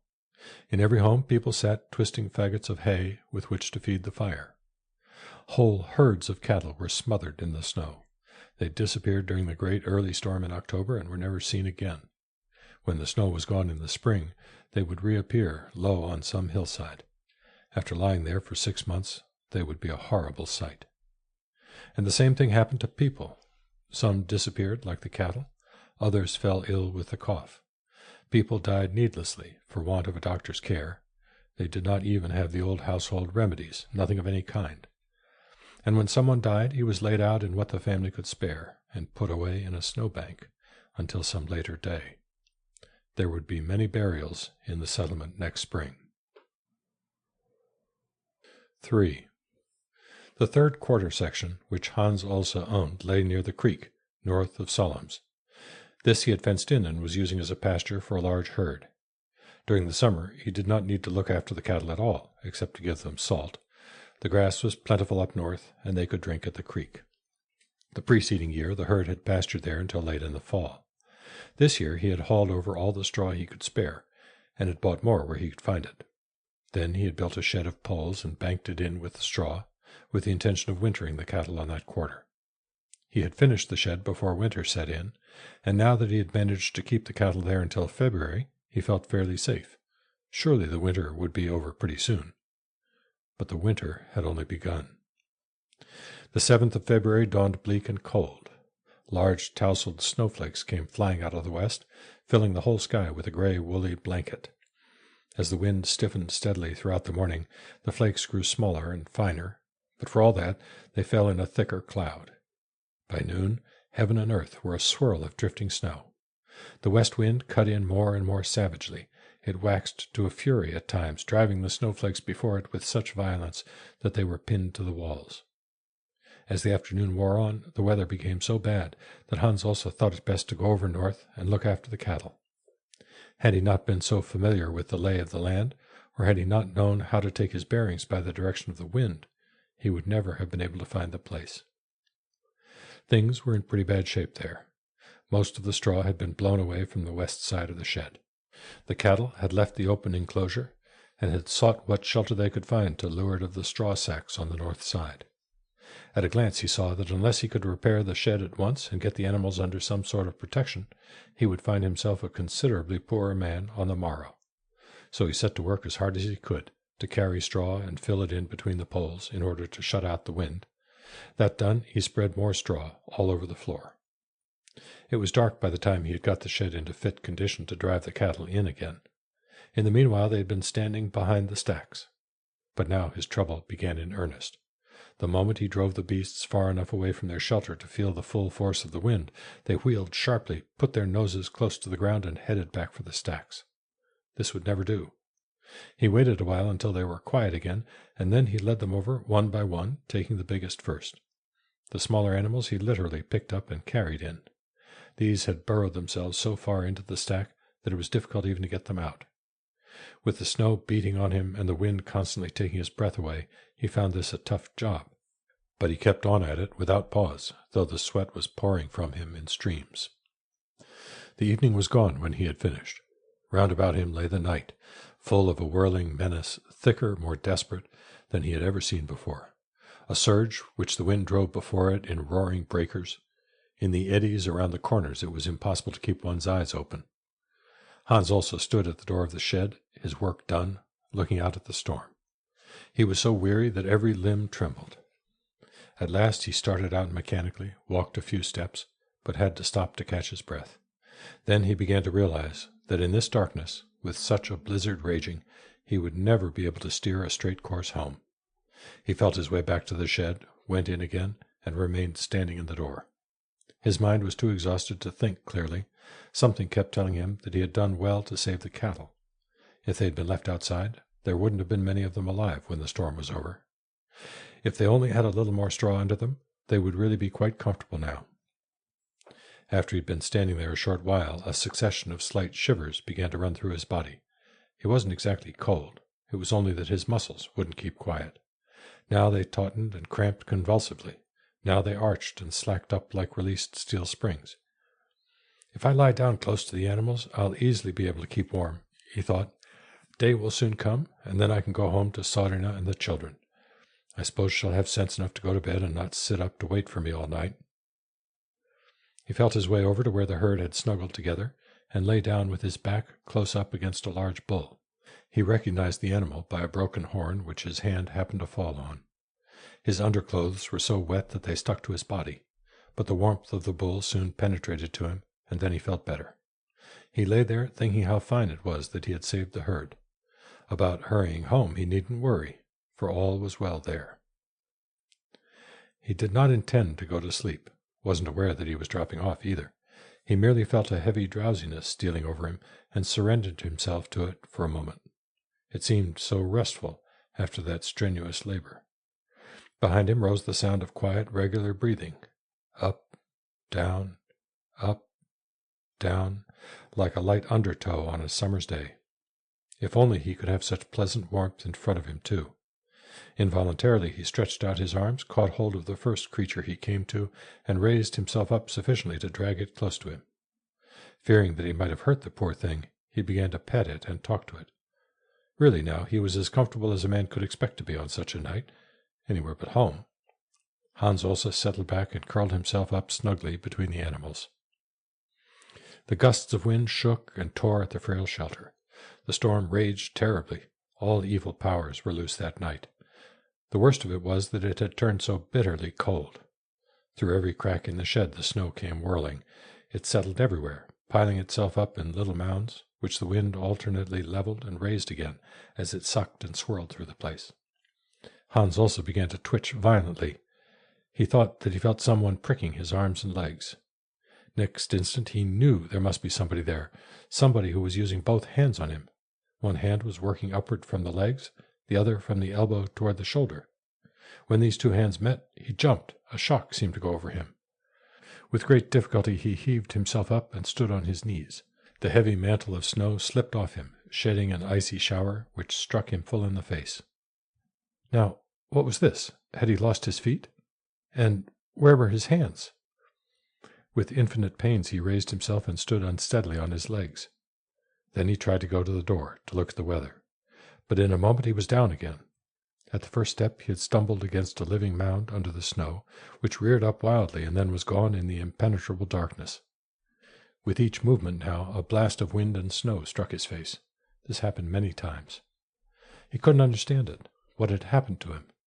He knew that he wasn't drunk, but his legs would not carry him, and one of his arms was gone. Well, here was the wall. He leaned against it and stood there, panting. What? Was his hand frozen?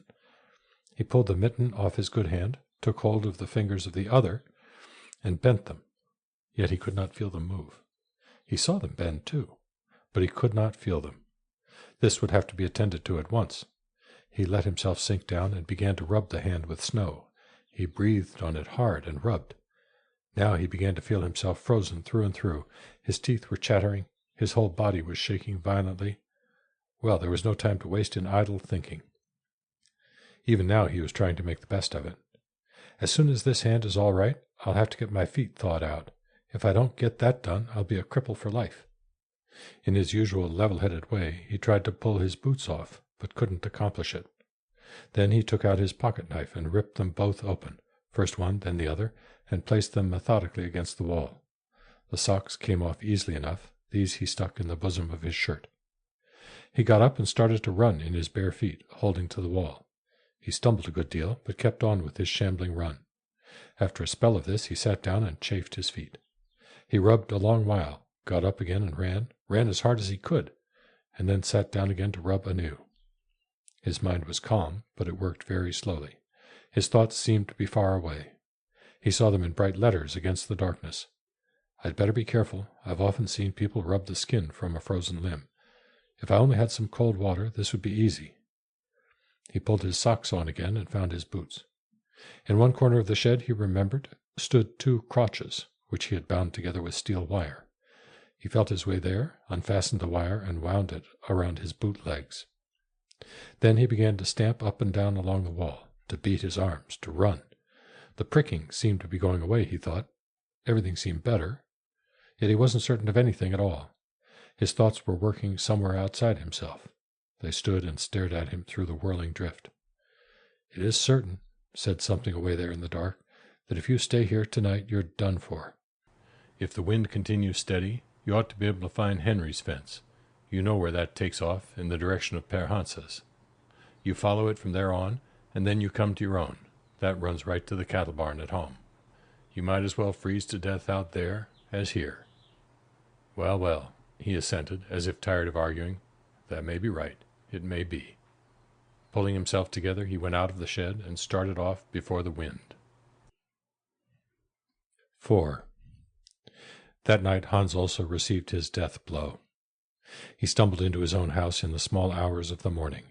He was then so exhausted that he could not get his clothes off unaided. Sorin had been up all night, well-nigh crazed with fear. Twice she had started to go to Per Hansa's for help, but the storm had driven her back each time. Then she had lighted a candle and placed it in the window, in hopes of its doing some good. She had fed the fire with desperate resolution, trying to face the fact that now the worst had happened, and there was nothing to do about it, for fate is inexorable. As soon as she had got him into the house, she began tending him with frantic haste. She made him drink several bowls of hot milk with black pepper in it. Then she put him to bed, warmed the clothes, and tucked them around him. But he lay there shivering in spite of all she did, so that the whole bed shook. Later in the day he began to cough. A dry, rasping cough it was that seemed to grate on something hard as iron down in the bottom of his chest. During the night that followed he was delirious. He wanted to get up all the time and go north to look after the cattle. Sorin had all she could do to quiet him and keep him in bed. When the cough came from deep down in his lungs, it seemed to scrape off flecks of rust that stuck in his throat and threatened to choke him. Day came at last, after a long dismal night. and then he seemed better. Between the coughing spells he talked calmly to his wife, telling her what she and Sophie had to do about the chores. He felt condemned that they should be left to do all the outside work alone. As soon as they had gone out, he tried to get out of bed and put on his clothes, but the chills grew so violent that he could not stand on his feet. He fell back on the bed. For 2 full days the blizzard raged. During the forenoon of the 3rd day the snow ceased falling and the storm abated, but the air was still gray and bitterly cold. As soon as Hans Olse saw that the storm was really letting up, he told Sophie to put on her skis and go over to get Per Hansa. "This will never do," he said to his wife. "For 3 days and nights you haven't been out of your clothes. I may be a long time in getting over the cough." He wanted to say more, but the words were lost in a paroxysm of coughing. Per Hansa and the oldest 2 boys were making hay twists out in the barn when Sophie brought the first news that her father had been out in the storm the other night and was now very sick. Per Hansa immediately dropped his work and went back with her. Sorin looked worn out and very much worried. She turned her head aside when she spoke to him, saying that things didn't look very well. Then she went to the stove, put her apron up to her eyes, and murmured again, "Things didn't look very well."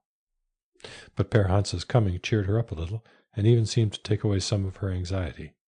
In a moment her old buoyancy had come back. She dried her eyes and asked him to follow her into the bedroom. In a hut on the border of the Irish settlement lived an old woman who was so queer at times that she was called Crazy Bridget. In fact, she had brought this name with her to the settlement. Tonston long ago had picked it up from her countryman and had translated it into Norwegian. He made it Crazy Brita. All the Norwegians called her that now. This Bridget had come west with her son, had taken the quarter of land next to his, and had herself put up the hut in which she now lived. Very little was known about her except that she was extremely religious, and that, as a rule, she spoke a language which none of the Norwegians had ever heard before, and which apparently few of her own people understood. She seldom visited the other settlers of her own accord, but many, especially those of her own race, came often to her for help in time of sickness. She had a great store of old-fashioned remedies, both for humans and for beasts, and she gave of them freely, without pay. Most of the Norwegians had consulted her at one time or another, in spite of the fact that they went on saying she was only a fraud. And though they said it, they all had to admit, when it came down to known cases, that she had a remarkable way with sick folks. When Per Hansa saw how seriously ill his neighbor was, he went out into the kitchen and said to Sorin that someone must go and fetch Bridget. They ought not to scorn her powers at a time like this. She might be able to help. At least they must try every chance that offered. Suiting the action to the word, he went for her himself. A little later the old woman came trudging over on snowshoes, carrying an odd-looking bag on her back. She warmed herself at the fire, went into the bedroom, and looked at the suffering man. Then she asked for a kettle, and opened her bag. First she took out 4 large onions. These she cut into tiny bits and dumped into the kettle. Then she opened a bottle of vile-smelling stuff and poured some of its contents on the onions. At last she set the kettle over the fire and let it boil a while. From this mixture she made thick poultices, which she put on Hans Olse's back and chest, but before she put them on she took out of her pocket a small rusty crucifix, mumbled some words over it, and stuck it into the poultice, which was to lie on his chest. As she fixed these applications, she made the sign of the cross over his chest and back. All the while she was muttering strange words in a language they did not understand. Whether a prayer or something worse, they could not say. These poultices were to be kept on for 12 hours, she explained in broken English, and hot cloths must be put over them to keep them warm. When the 12 hours were gone, they must make a fresh poultice. She instructed Sorin how to make it, with onions, a cup of linseed oil, 1 cup of fresh milk, and some flour. They must take good care of the crucifix, she said. She would hold them responsible for it. After giving some more good advice, she wished them God's blessing, put her bag on her back, fastened her snowshoes, and trudged away. Both Sorin and Hans also had faith in the woman, and were glad that she had come. One must try such remedies as one had. Per Hansa was very busy that forenoon. There was much to do at his own place and more at his neighbor's. He had hurried home from Hans Olse's after going for Bridget, had called the 2 boys, and taken them with him at once to look after the cattle up north. Before he left, he told Barrett briefly how things were at their neighbor's, and asked her to arrange her own work so that she could go over toward evening and stay there for the night. It might be late before he could get back. At supper time, Tonston called in at Bear Hans's as he was going by. He was on his way home from the east part of the settlement and just wanted to drop in to see how they were after the storm. When he heard the news about Hans Olsa, how he had come down with such a bad cough that it was doubtful if he would pull through, he decided to go over at once and tell Sorin what to do. If anyone in these parts knew all there was to know about a cough, he was the man. Tonston was in an extraordinarily bright humor that evening. He told Per Hansa not to worry if it was nothing worse than the cough, put on his skis, and started off for Hans Olsa's. Out in the bedroom lay the sick man, propped up by pillows. Little Hans sat at the foot of the bed with his playthings. Sorin and the daughter had finished the chores and were now working in the kitchen. Barrett sat in the bedroom, taking care that the poultices were kept hot and that the patient's shoulders were covered up warm. She had her knitting in her hands and was singing a hymn when Tonston came in. On entering the room, Tonston greeted them both cheerily, but instantly he began to feel ill at ease. No need, surely, to begin the funeral before the man was in the coffin. He managed to hold his tongue, however. Since Barrett had recovered, he couldn't stand her. She had become so pious that if a fellow made the most innocent remark, she was sure to preach at him, and never a drop of whiskey would she tolerate, either for rheumatism or for cough. One ought to have some sense, even if one was going to be religious. Surely he who was both clocker and deacon ought to be privileged to talk a little sense into her. But such was the respect which she commanded, that even though he had thought about it for 2 years, he had never dared to say the first word. Tonight Tonston could think only of how serious things looked for Hans Olsa. He went straight to the bedside and said in a tone of voice that was meant to be cheerful, "I'm surprised at you, Hans Olsa. What do you mean by lying here like this, you slug-a-bed? And here you have the finest ski slide the Lord ever made, clear from your housetop all the way down to my place." The sick man's face brightened as he looked into Tonston's merry eyes. A breath of fresh air flurried out from the red, icicled beard. The whole face, bending above him, radiated good humor. "I'm glad you came, Sievert," said Hans Olsa in a faint voice. Tonston now began to feel that the right atmosphere had been established. He hummed a tune, took a chair, and sat down beside the bed. Without further prelude, he started to relate what had happened to him that day. Yesterday morning, when Kirsty had tried to make the fire, the stove wouldn't draw, and the room had filled with smoke. Not being able to manage the thing, she had come and roused him. He had got up, had dressed, and then had tried to open the door, only to find that the whole house was snowed under. From the hillside to the creek stretched one huge solid drift, and the chimney itself was packed full of snow. Well, he had succeeded after a while in getting a hole through, so that at last they could have their morning coffee. It was simply terrible how much snow there was down his way. Yesterday he had been busy all day, making steps in the snow down to the house. These had packed fairly well during the day, but today they were as solid as ice. And this morning, when Kirsty had come along carrying a pail of water, she had been so unfortunate as to slip on the top step. Ha! She had thrown the pail into the air, her feet had shot out from under her, and she hadn't stopped until she'd landed on her backsides in the middle of the floor. Ha! There she sat. "What in heaven's name are you up to, Kirsty?" he had said, when he saw that she hadn't hurt herself very much, and then he naturally had gone off into a fit of laughing. This had infuriated Kirsty, and when he saw that, he tried his damnedest to stop, but for the life of him he couldn't. He'd laughed, and the more he'd laughed, the worse things had got, until finally she had lost her temper completely, and just driven him out of the house. Well, this is what he had done next. He had put on his skis and gone over east in the settlement, had spent the whole afternoon there, just to visit around and see how folks were getting along. At last he had dropped in to see Johannes Morstad and his wife Josie. Josie was about to have her 5th child, and was expecting it any day now. Tonston felt compelled to keep himself posted on the intimate progress of that family.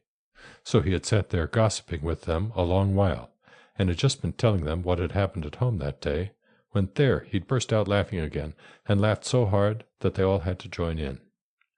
And this had thrown Johannes into such a good humor that he had hunted up a bottle which he was saving for the coming event, and had given Tonston a drop or 2. Perhaps it was 3. Well, it may have been 4, if one must be accurate. All this about the stove and the steps and Kirsty, and about how he had had to take to his heels in order to find peace, he related in epic detail to Hans Olsa. There seemed to be need of something jolly here, but the number of drinks he really had had, he didn't fully reveal. There was something so infectious about Tonston's good spirits that they almost coaxed Hans Olsa into a brighter mood. But then a spell of coughing came on. He choked it back, and asked if Kirsty hadn't hurt herself pretty badly. "Oh, no, boys, never you fear," hiccuped Tonston, wiping his eyes with the backs of his hands. "She's all right, except for a few scratches here and there in the bottom, here and there.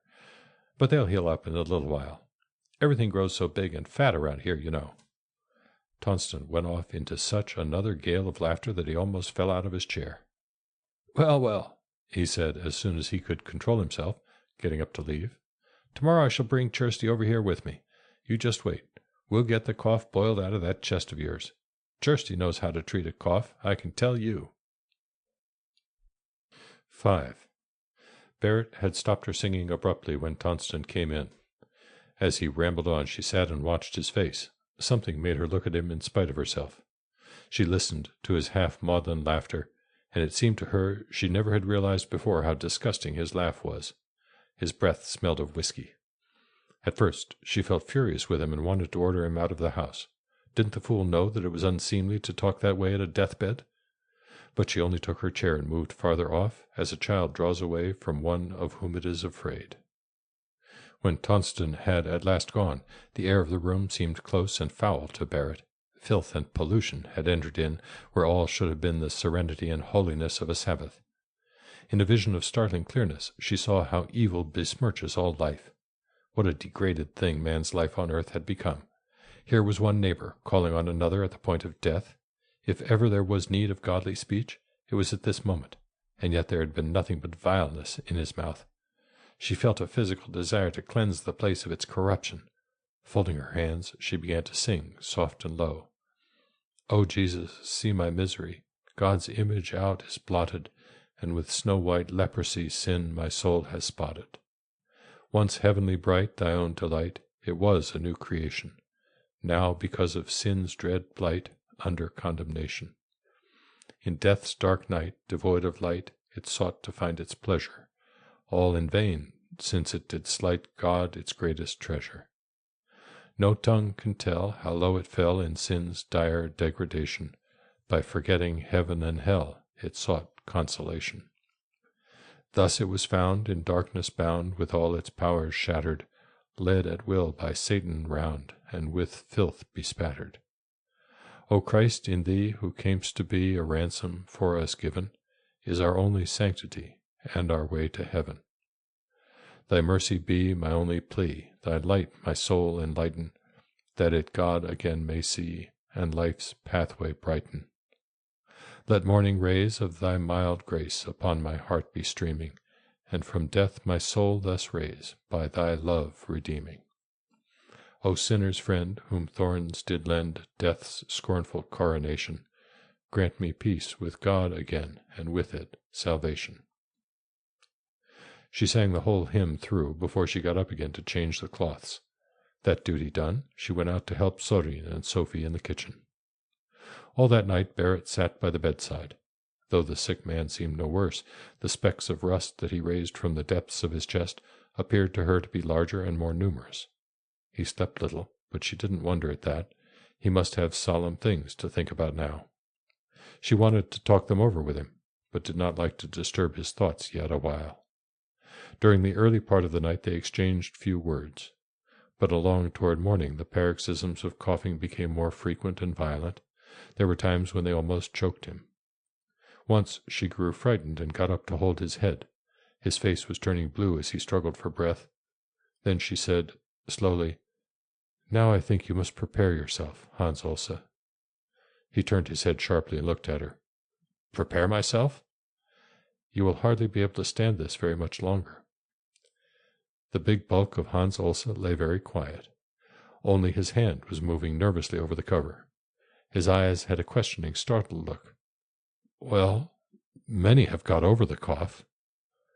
She did not answer him. After a while he added thoughtfully, "It will be worse for those who are left. You ought not to say that, Hans Olse. Their time has not yet come. But remember that for you the day of grace is nearly over." She spoke quietly and compassionately, in a tone of voice which, whenever she used it, always carried conviction by its confident faith. For a long time Hans Olse made no reply. He turned his face to the wall and closed his eyes. Barrett stood looking at him. "He does not like what I said.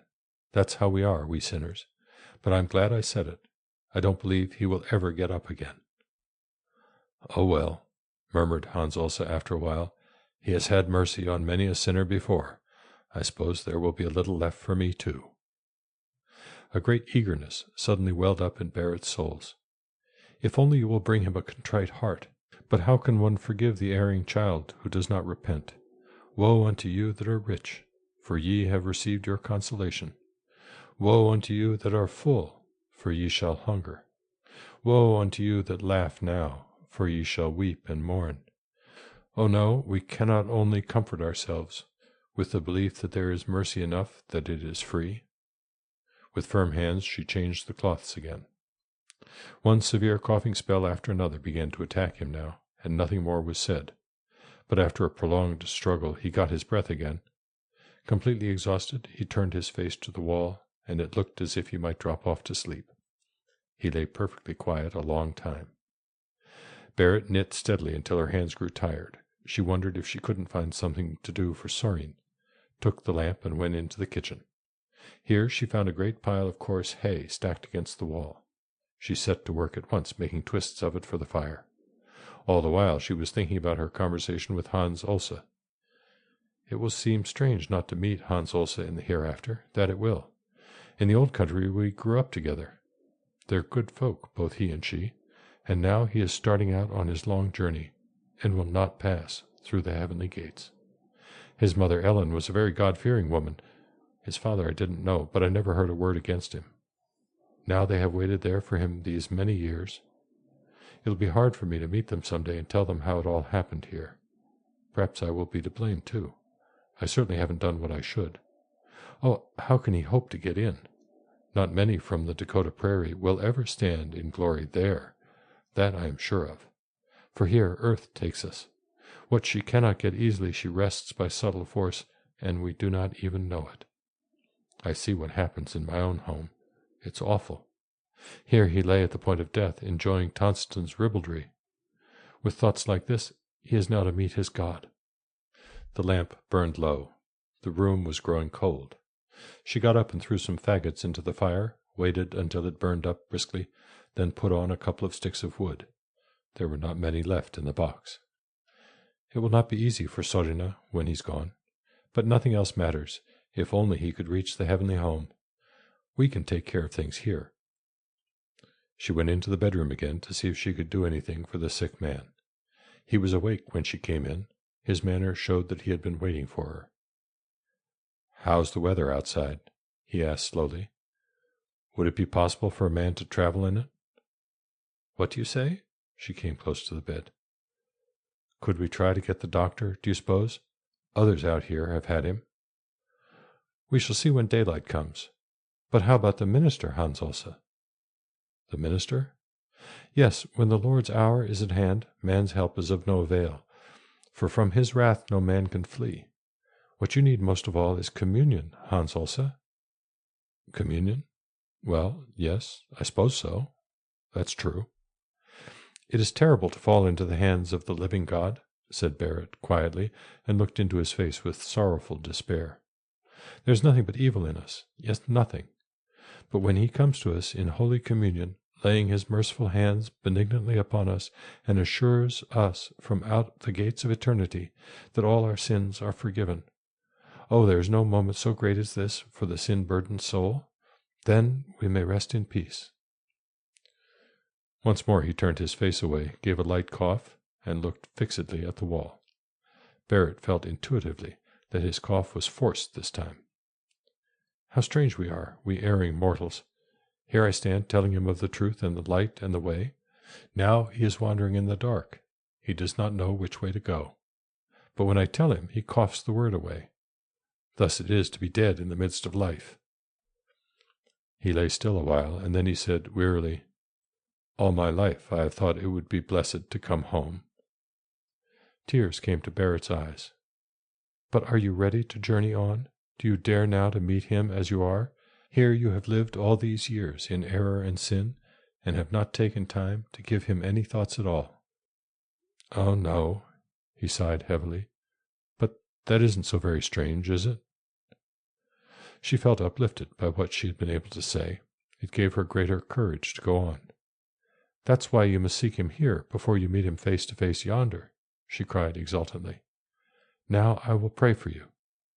Without waiting for his consent, she knelt beside the bed and began to pray earnestly, with sweet compassion vibrating through her mellow voice, that he who now lay here might be given the grace to see his sin and to repent before the door had closed. But she had hardly begun when something stopped the prayer. Hans also had reared himself up on his elbows when she had sunk to her knees beside the bed, and had remained in this position, staring at her wide-eyed.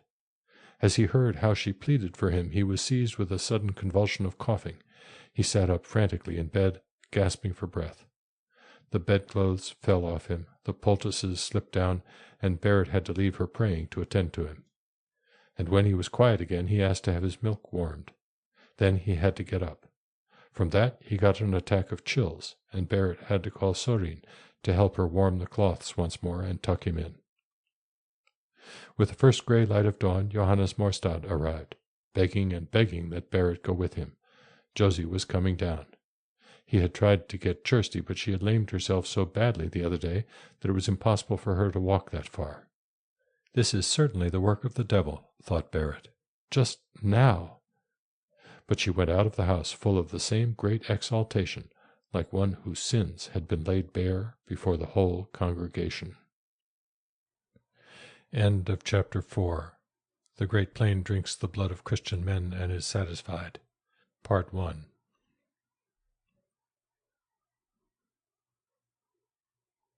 Chapter 4.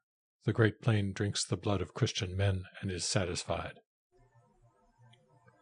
6.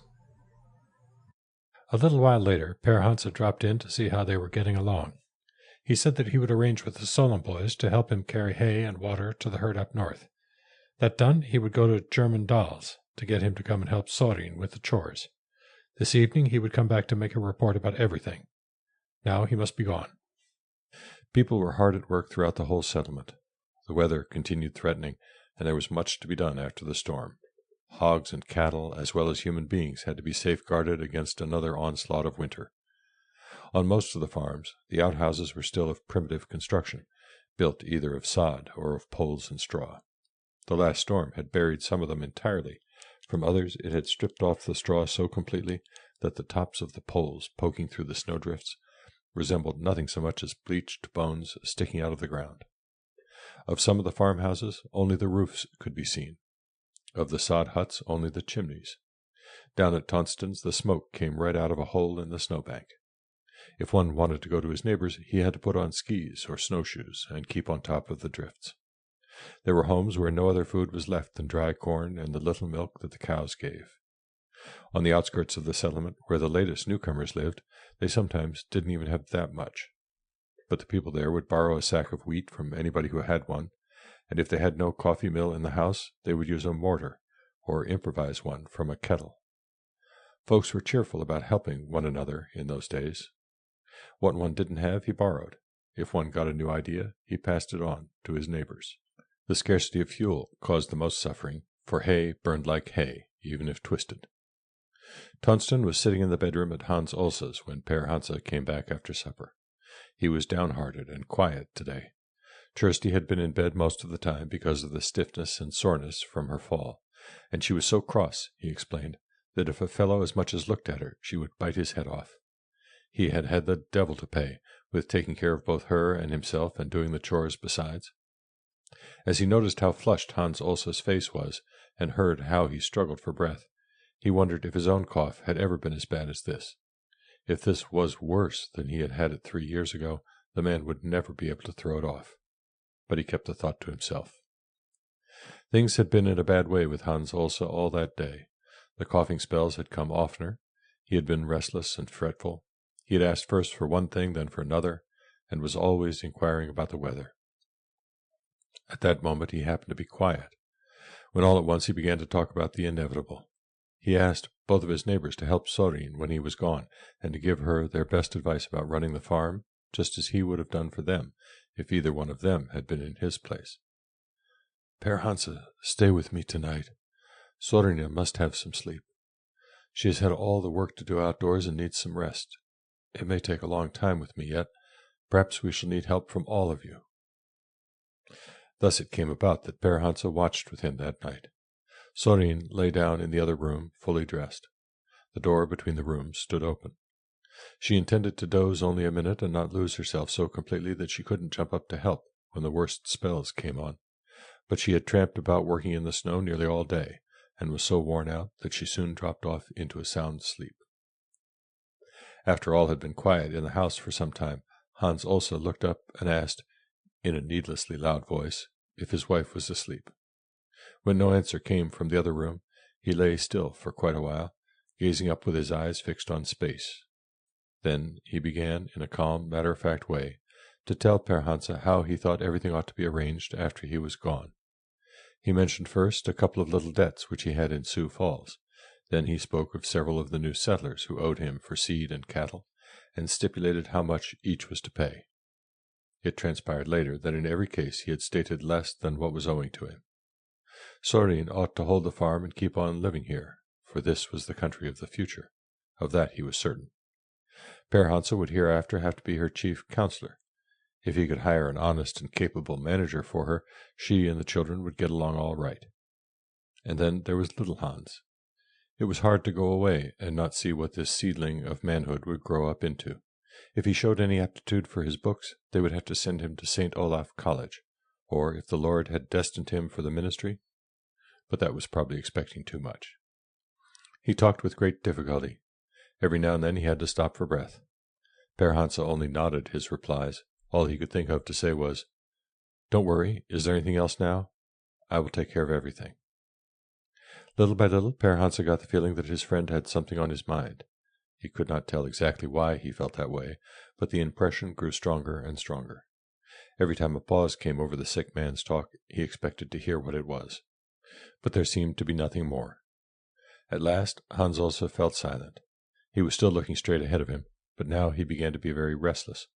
A violent fit of coughing shook his frame. From out that great chest of his came a dreadful wheezing, grating sound, as from an old pair of leaky bellows when they are blown up hard. When the cough had eased itself, Hans also began once more his frightened groping among the things of the future, but now he spoke less coherently. After midnight he had a quiet spell, when he lay as if exhausted and said nothing. But off and on he would glance at his neighbor out of the corners of his eyes. There was something unusual and urgent in the look, something that made a man afraid. Per Hansa wondered if the end were at hand. But suddenly the sick man began to talk again. It was hardly what Per Hansa had expected to hear. He merely raised his eyes and asked in a low voice, "Is the snow very deep?" "Between our farms," said Per Hansa, "it doesn't lie less than 4 feet anywhere, and it's as deep as that on the level all over the prairie. Down near the creek by Tonston's it must be as much as 20 feet deep. It snowed just a little, I want you to know." "Is it as bad as that?" The sick man sighed heavily, his hands fidgeting with the covers. Then he repeated in a low voice, "So, is it as deep as that?" "Was there something on your mind?" "Then it isn't possible to get anywhere." The powerful jaws closed. Drops of sweat stood out on the great shiny face. Per Hansa's heart stirred with a nameless dread. He felt himself grow dizzy, but he cleared his throat and said firmly, "What is it that you want, Hans Olsa? Do you want the doctor?" The sick man turned toward him. "Oh, it's the minister I need." Then, after a moment, he added, "But don't you think the weather will be better in a day or two?" He lay perfectly still. When he got no answer, he looked up and repeated imploringly, "Don't you think so?" Per Hansa rose to his feet and began pacing back and forth across the floor. It must be very close in here, he felt so faint. Thinking of how it was outdoors, he suddenly found himself bathed in perspiration. God pity him who had to travel the prairie these days. He came back to the bed. You feel that you must have him? It's terrible to fall into the hands of the living God. The large, kindly features were drawn and trembling with fear of the unknown. Herr Hansa could scarcely endure it to look at him. He had to lean against the back of a chair for support. In broken words his friend repeated, "It's terrible, terrible, to fall into his hands." Hush now, man, don't talk blasphemy," cried Herr Hansa. "Lie down now. See here, the covers are falling off you." The bulky form had reared itself violently up in bed. Through a paroxysm of coughing, Hans Olsa whimpered, "Tell Sorina to come here." It looked for a moment as if he were passing away in the midst of the attack. Hans Olsa himself thought so. In wild alarm, Herr Hansa resorted to pounding the sick man's back, just as one does with children when they've swallowed the wrong way. But after a while the spell gradually left him, as the others had done. He settled back, and a little later fell into a deep sleep, which lasted till morning. The first rays of daylight woke Sorin. Her husband was already awake by that time, and seemed better. Herr Hansa put on his coat and prepared to go. He had all his own work to do at home, besides Hans Olsa's cattle up north to look after. Hans Olsa watched him get ready, following all his movements with a pathetic sadness, like that which stands in a dog's eyes when he watches his master go away without him. Then he called him over to the bedside and asked him again what the weather was like. There was an odd little quiver in his voice as he said, almost as though he were ashamed, "I suppose it's still impossible to get anywhere?" Herr Hansa felt like laughing at such childishness in a grown-up man. He scarcely knew what to answer. But answer he must. So he braced himself, buttoned his big coat, put on his mittens, and said firmly, "You ought to lie still and sleep a while longer, Hans Olsa. During the night you slept like a rock, and see how much better you are already. I promise you that I'll be back some time later in the day. You don't think it can be done?" Nameless dread again seized Herr Hansa. He stepped back and said hastily, "Calm yourself now, Hans Olsa. We'll have to see about it. You understand." The sick man reached out toward him, caught his hand and held it tightly with something of his old strength. "Oh, Herr Hansa," he cried, "there never was a man like you," and fell back on the pillow, exhausted. 7.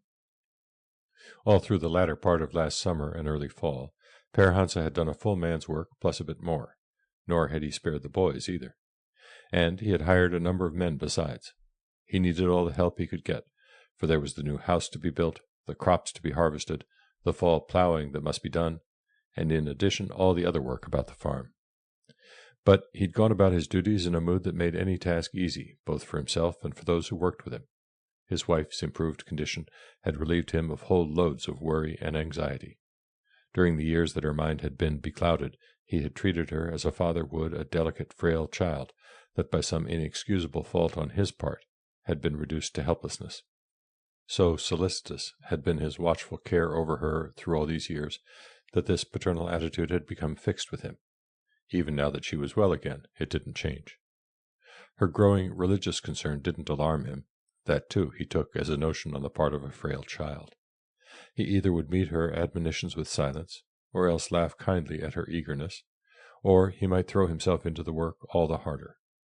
The fact that she now was quite all right again, that he no longer needed to watch over her in constant dread, but that she, on the contrary, could take care of the house in a capable way, and even find time to help with the outside work, was a constant source of thankfulness to him. To him she was still the delicate child that needed a father's watchful eye. To desire her physically would be as far from his mind as the crime of incest. Shortly before the Christmas holidays, they had a set-to over religion. She had insisted that he, as the father of the family, should conduct daily devotion. At this demand he had laughed, not unkindly, but humorously, as if she had sprung a good joke on him. He conducting devotion, the idea! She had become insistent. Her voice was full of deep, sorrowful concern over his seemingly total depravity. She had entreated him earnestly, and yet so kindly that he too was touched. And so he had said, as one yields to an unreasonable whim of a dear child, that he would not do, but he would be glad to have her do it, for she could read so beautifully, which was true. Feeling that it would be dangerous to his temper to argue the matter any longer, he had gone out of the house to find some work outside. From that time on, she had been conducting devotion each day, but both of them had studiously avoided a new discussion, with the result that the relation between them was less frank than before. Each seemed to feel the guardedness of the other.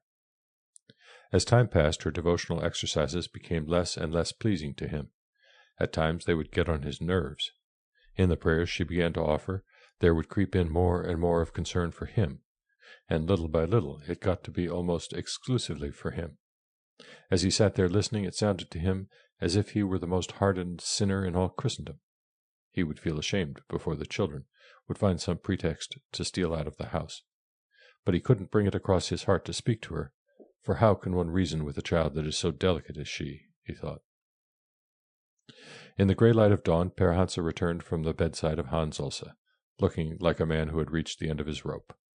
He hung up his coat and hat, and sat down at the table in the large kitchen to eat his breakfast. Off and on he glanced out of the window. While Berit brought him his food, she asked how things were over at Hans Ulse's. At first she got very little satisfaction. His answers were short and taciturn, and he seemed engrossed in his own thoughts. He ate slowly and took a long time over the meal. All the while he kept looking out of the window. At length he got up from the table, crossed to the stove, turned his back to it, and put his hands behind him, as though he still felt cold and needed the warmth of the fire. "Well," he said meditatively, "I suppose he doesn't expect to get over this sickness, and it's more than likely he won't. He just lies there and whimpers about having the minister. There's something uncanny about him. I can't understand it at all." These remarks were not directed at Berit. He stood looking straight ahead of him, as if thinking aloud. Berit had stopped working when she heard him. Her face lighted up as she answered, with an unmistakable ring of exultation in her voice, "But I can understand it. Now may God be near and hear his prayer. Someone must go for the minister at once." Père Hansa did not move. He was staring off into space. Berit crossed the floor, her hands full of dishes, and stopped directly in front of him. "You must persuade someone to go with you. This is terrible weather. Could you try going on horseback?" Horseback. How you talk." "But it's an awful thing for a soul to be cast into hell when human beings can prevent it." Père Hansa seemed amused at this idea. "Well, if Hans Ulse is bound in that direction, there'll be a good many more from here in the same boat. He'll land in the right place, don't worry." The words sounded so blasphemous to Berit that she could not repress a shudder of horror. Greatly wrought up, she set the dishes down on the table and said fiercely, "You know what our life has been. Land and houses, and then more land and cattle. That's been his whole concern. That's been his very life. Now he's beginning to think about not having laid up treasures in heaven. Can't you understand that a human being ever becomes concerned over his sins and wants to be freed from them?" "I suppose I don't understand anything, do I?" said Père Hansa in a tone of disgust. "Perhaps I don't understand, for instance, though God knows it would not be difficult for any grown person to see it, that no man could cross the prairie from here to the James River, as things are now, and come out alive. As for Hans Ulse, the Lord will find him good enough, even without minister or clocker. That I truly believe. The God of this world hath blinded the minds of them which believe not. Here lies one who is about to receive his sight, and we will not reach out a hand to help him." "Hold your tongue, Berit," cried Père Hansa sharply, anger at the hopelessness of the argument getting the better of him. "Do you want to drive me out into the jaws of death?" "What horrible things you say, Père Hansa." "Horrible? Well, don't you suppose the good Lord would have provided other weather if he had intended me to make this trip?" She gave him a quick look. "It's possible to try, isn't it?" she said with cold persistence. "Why can't you get someone to go with you? You could take Indy. He's light-footed, and we could wrap things around all 4 legs so that he wouldn't sink through the snow. They say that has been done before. I've read about it. Henry has a sleigh, and you could turn back at any time if you couldn't make it. The Lord would forgive us then for what we couldn't possibly do if we had tried." "He had better do that right now," growled Père Hansa, a gust of hot anger nearly choking him. Without another word he went to the stairs, called Ola and Stora Hans, and told them to get into their clothes right away. Pulling on his coat, he slammed out of the house to do the morning chores. Berit looked at the door through which he had just disappeared. There he leaves in a fit of temper, fuming and cussing. She took up the morning work, her thoughts busy with many things. Before she realized it, she was absorbed in what had so often been on her mind lately. What had happened to him, anyway? What had made him so different?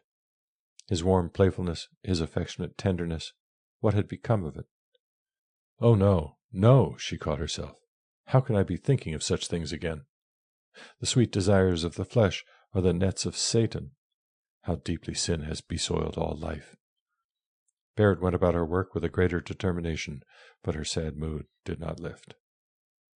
100 things were waiting for Père Hansa outside, but he was so angry that he scarcely noticed what he was about. The world seemed upside down today.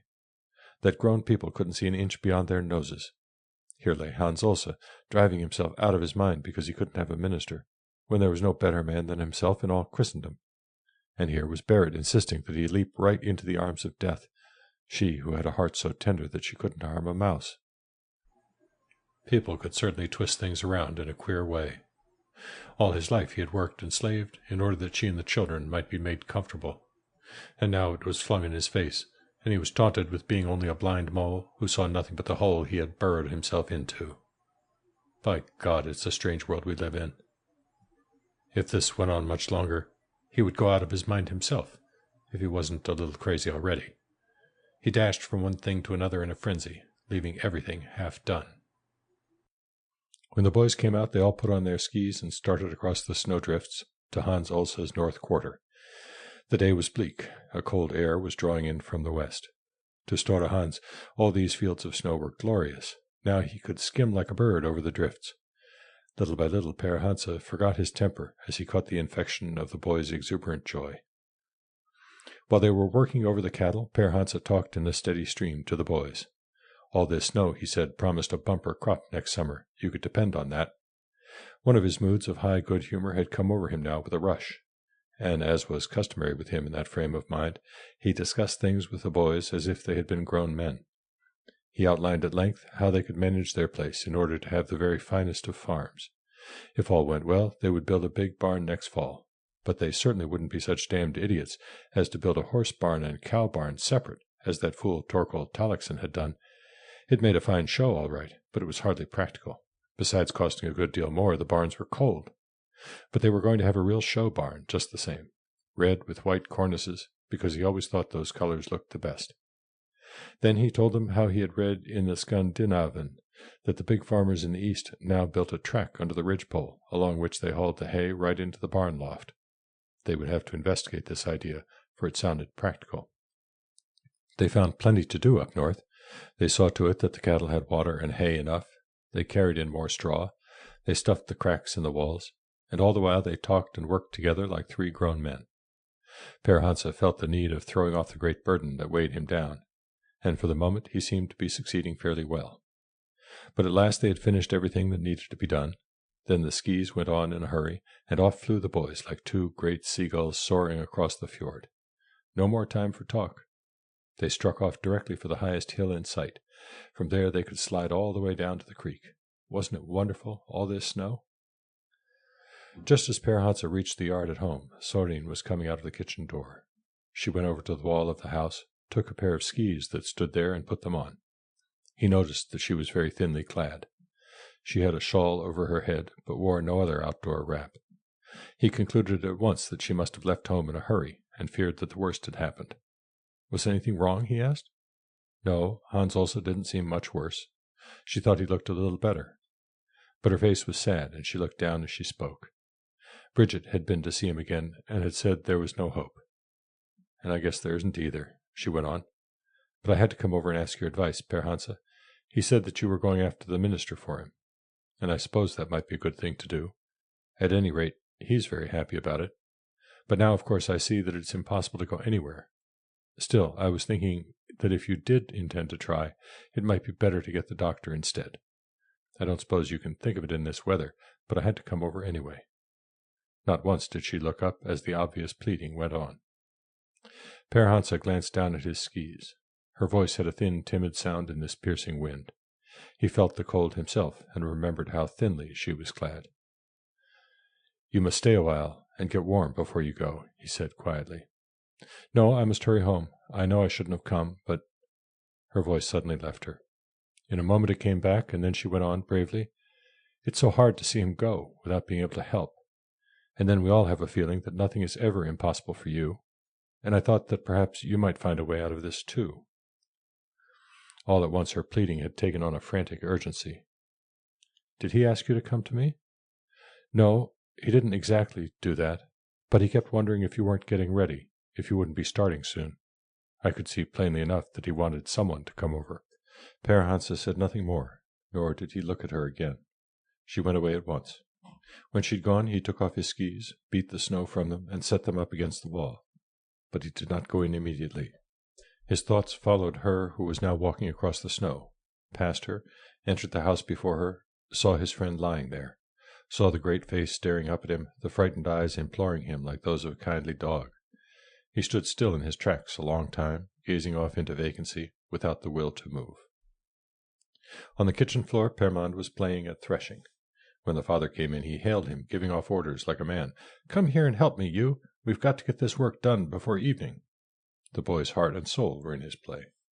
Seeing that dinner was not yet ready, the father hung up his coat and hat, and sat down on the floor beside his son. In a moment they were both absorbed in the play. During the meal the two parents scarcely spoke to each other, and never once did their eyes meet. As soon as they had finished, the boy came and wanted his father to play with him some more. The father willingly agreed, and soon they were hard at it again. It was a serious question as to how they could get a lot of threshing done today. All the while they were laughing and talking about it, making a great deal of noise. As the mother cleared the table, she kept looking at them in wonder and dismay. Here he sat and played with the child, just as if there were nothing serious in the world for him. The day was wearing on. Didn't he really intend to try to do anything? She could have cried aloud in her anguish. Had he become stone blind? When she had finished washing the dishes, she went to the window and stood there a while, looking out. Then she crossed to the wall where her outdoor clothes hung, and began to put them on. This attracted Per Hansa's attention. Was she going out? He asked. Yes. She put on one of his coats over her own wrap, then pulled his big stocking cap over her head. He looked up a second time. Are you going far? You seem to be wrapping up a good deal. She waited a moment before she answered. I have to talk to Henry. Someone must go on this errand for Hans Ulsa. Her face was flushed with determination, and her eyes shone with a quiet light. Per Hansa burst into a laugh and scrambled to his feet. You'll have to behave yourself now, woman, he said, like a man trying to talk reason into a naughty child. You ought to know that this is no weather for a woman to be out in. It's no weather for men to be out in either, by the way it looks in here. He whirled on her suddenly, his face white with passion. The eyes that stared at her fiercely burned with a lambent flame. God help me, she thought. Now he's going to lay hands on me. But I only spoke the truth. I want no more damned nonsense about this. He burst out hoarsely. If you have something to say to Henry, you'll have to say it here in this house. You can't go chasing from farm to farm today. Before she knew it, he had gone out of the kitchen. 8. In front of the steps stood the forward part of a sleigh, on which the boys had tried to haul hay to the house. It was a clumsy, home-made affair, so heavy that the boys couldn't budge it after it had stood a while, and so they left it where it was. Per Hansa had noticed it earlier in the day, and it had angered him at the time to think that the boys were so careless. When he came out now, this object was the first thing he saw. He rushed at it, wrenched it out of the snow with a violent jerk, and flung it so hard into a drift that only one runner remained in sight. There! God damn the thing! He muttered. With that passionate outburst, his temper seemed suddenly to have left him, but his face was still very pale. His skis leaned up against the wall where he had placed them. He put them on and stood still for a moment, lost in thought. Then, staff in hand, he started off. In the east part of the settlement lived 2 telemarking boys, who had come over a couple of years before. They were skilled ski-smiths. Last winter each one had made himself a pair with straps and staffs, the finest ever seen in this part of the country. This year they had made 2 trips to town on them before Christmas. It was to these boys that Per Hansa now went. In about an hour he returned with 1 pair of skis on his shoulders and another on his feet. Neither pair was his own. Barrett, greatly agitated by her husband's hasty departure, walked back and forth across the kitchen floor. Now I have brought things to a sorry pass, she thought. I know I said too much, but what could I do? Someone has to go, and I had no one else to ask." When she saw him returning with the skis, she felt relieved. "It's sensible of him to go on skis. It's the only way he can possibly get along. I wonder who he intends to take along with him. He ought to have thought of the plan more seriously this morning. The boys and I could have managed with the chores. I must hurry up and make him a cup of coffee. He must have something hot to drink before he leaves. They'll hardly get far today." She put the coffee pot on the stove and began to set the table. "I guess I'll put on a tablecloth to make things nice for him. He mustn't think that I hold any hard feelings." The oldest two boys were busy digging a tunnel from the cow barn to the pigsty. The latter had been completely snowed under. Per Hansa went over there first.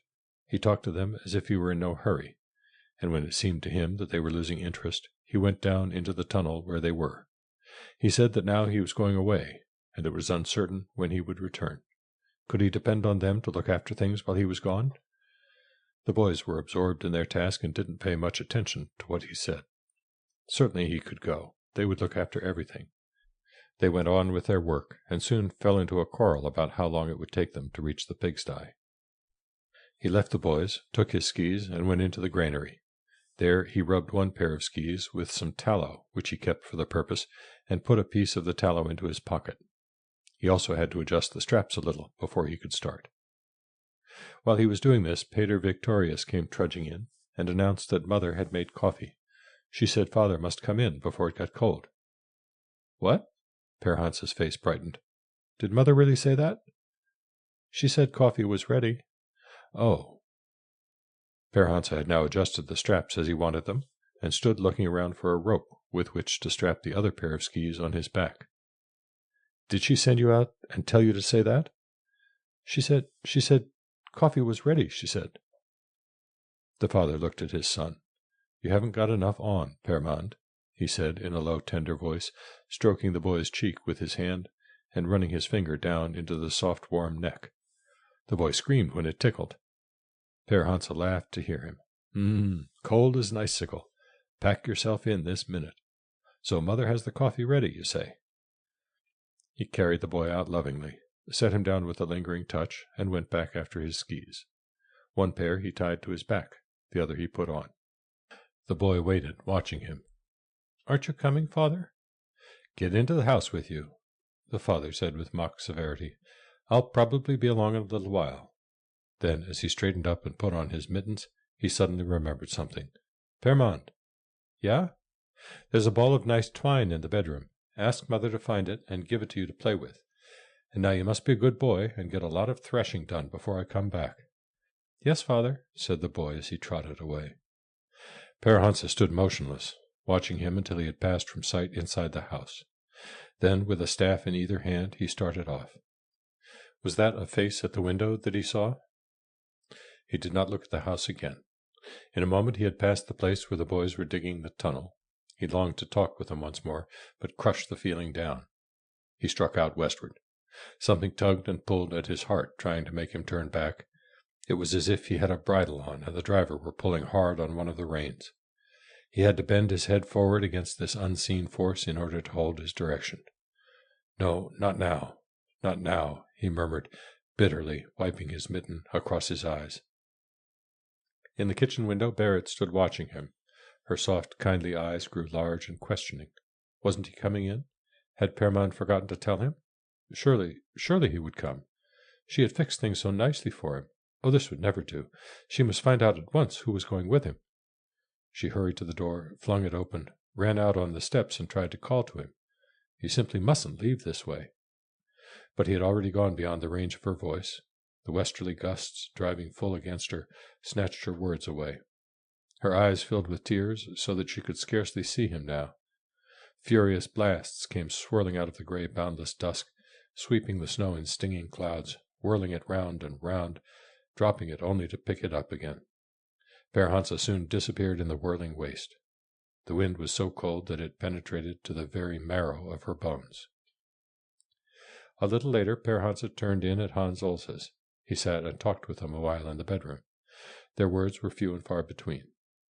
Per Hansa felt that there was nothing more for him to do here. At length he got up and said that now he was going. What sort of a trip he would have, he did not know. If luck were with him, he would bring back the minister. In the meantime, Hans also must behave himself and rest as much as possible, for he really had nothing to worry about. The sick man groped for Per Hans's hand, and did not seem to want to let it go. He acted like a child who has teased and teased until it has finally got its way. "I didn't dare to ask you right out," he said, as if in explanation, "but I knew you would go as soon as it was possible. That's always been the way with you. Now I can sleep in comfort." Out in the kitchen, Sorin sat waiting at the table. When she heard this, she hurried to pour the coffee, intending to make him sit down and have a cup before he left. "Must I have coffee here, too?" "No, no," he said, jerking up his head. "I've had enough for today." With these words he went out. He put on his skis, straightened himself up, and remained standing there for some time. As he pulled on his mittens, he took one glance homeward. He could just make out the house in the dim distance. Then the whiteness all around it thickened, rose up in a cloud, seemed to be piling in.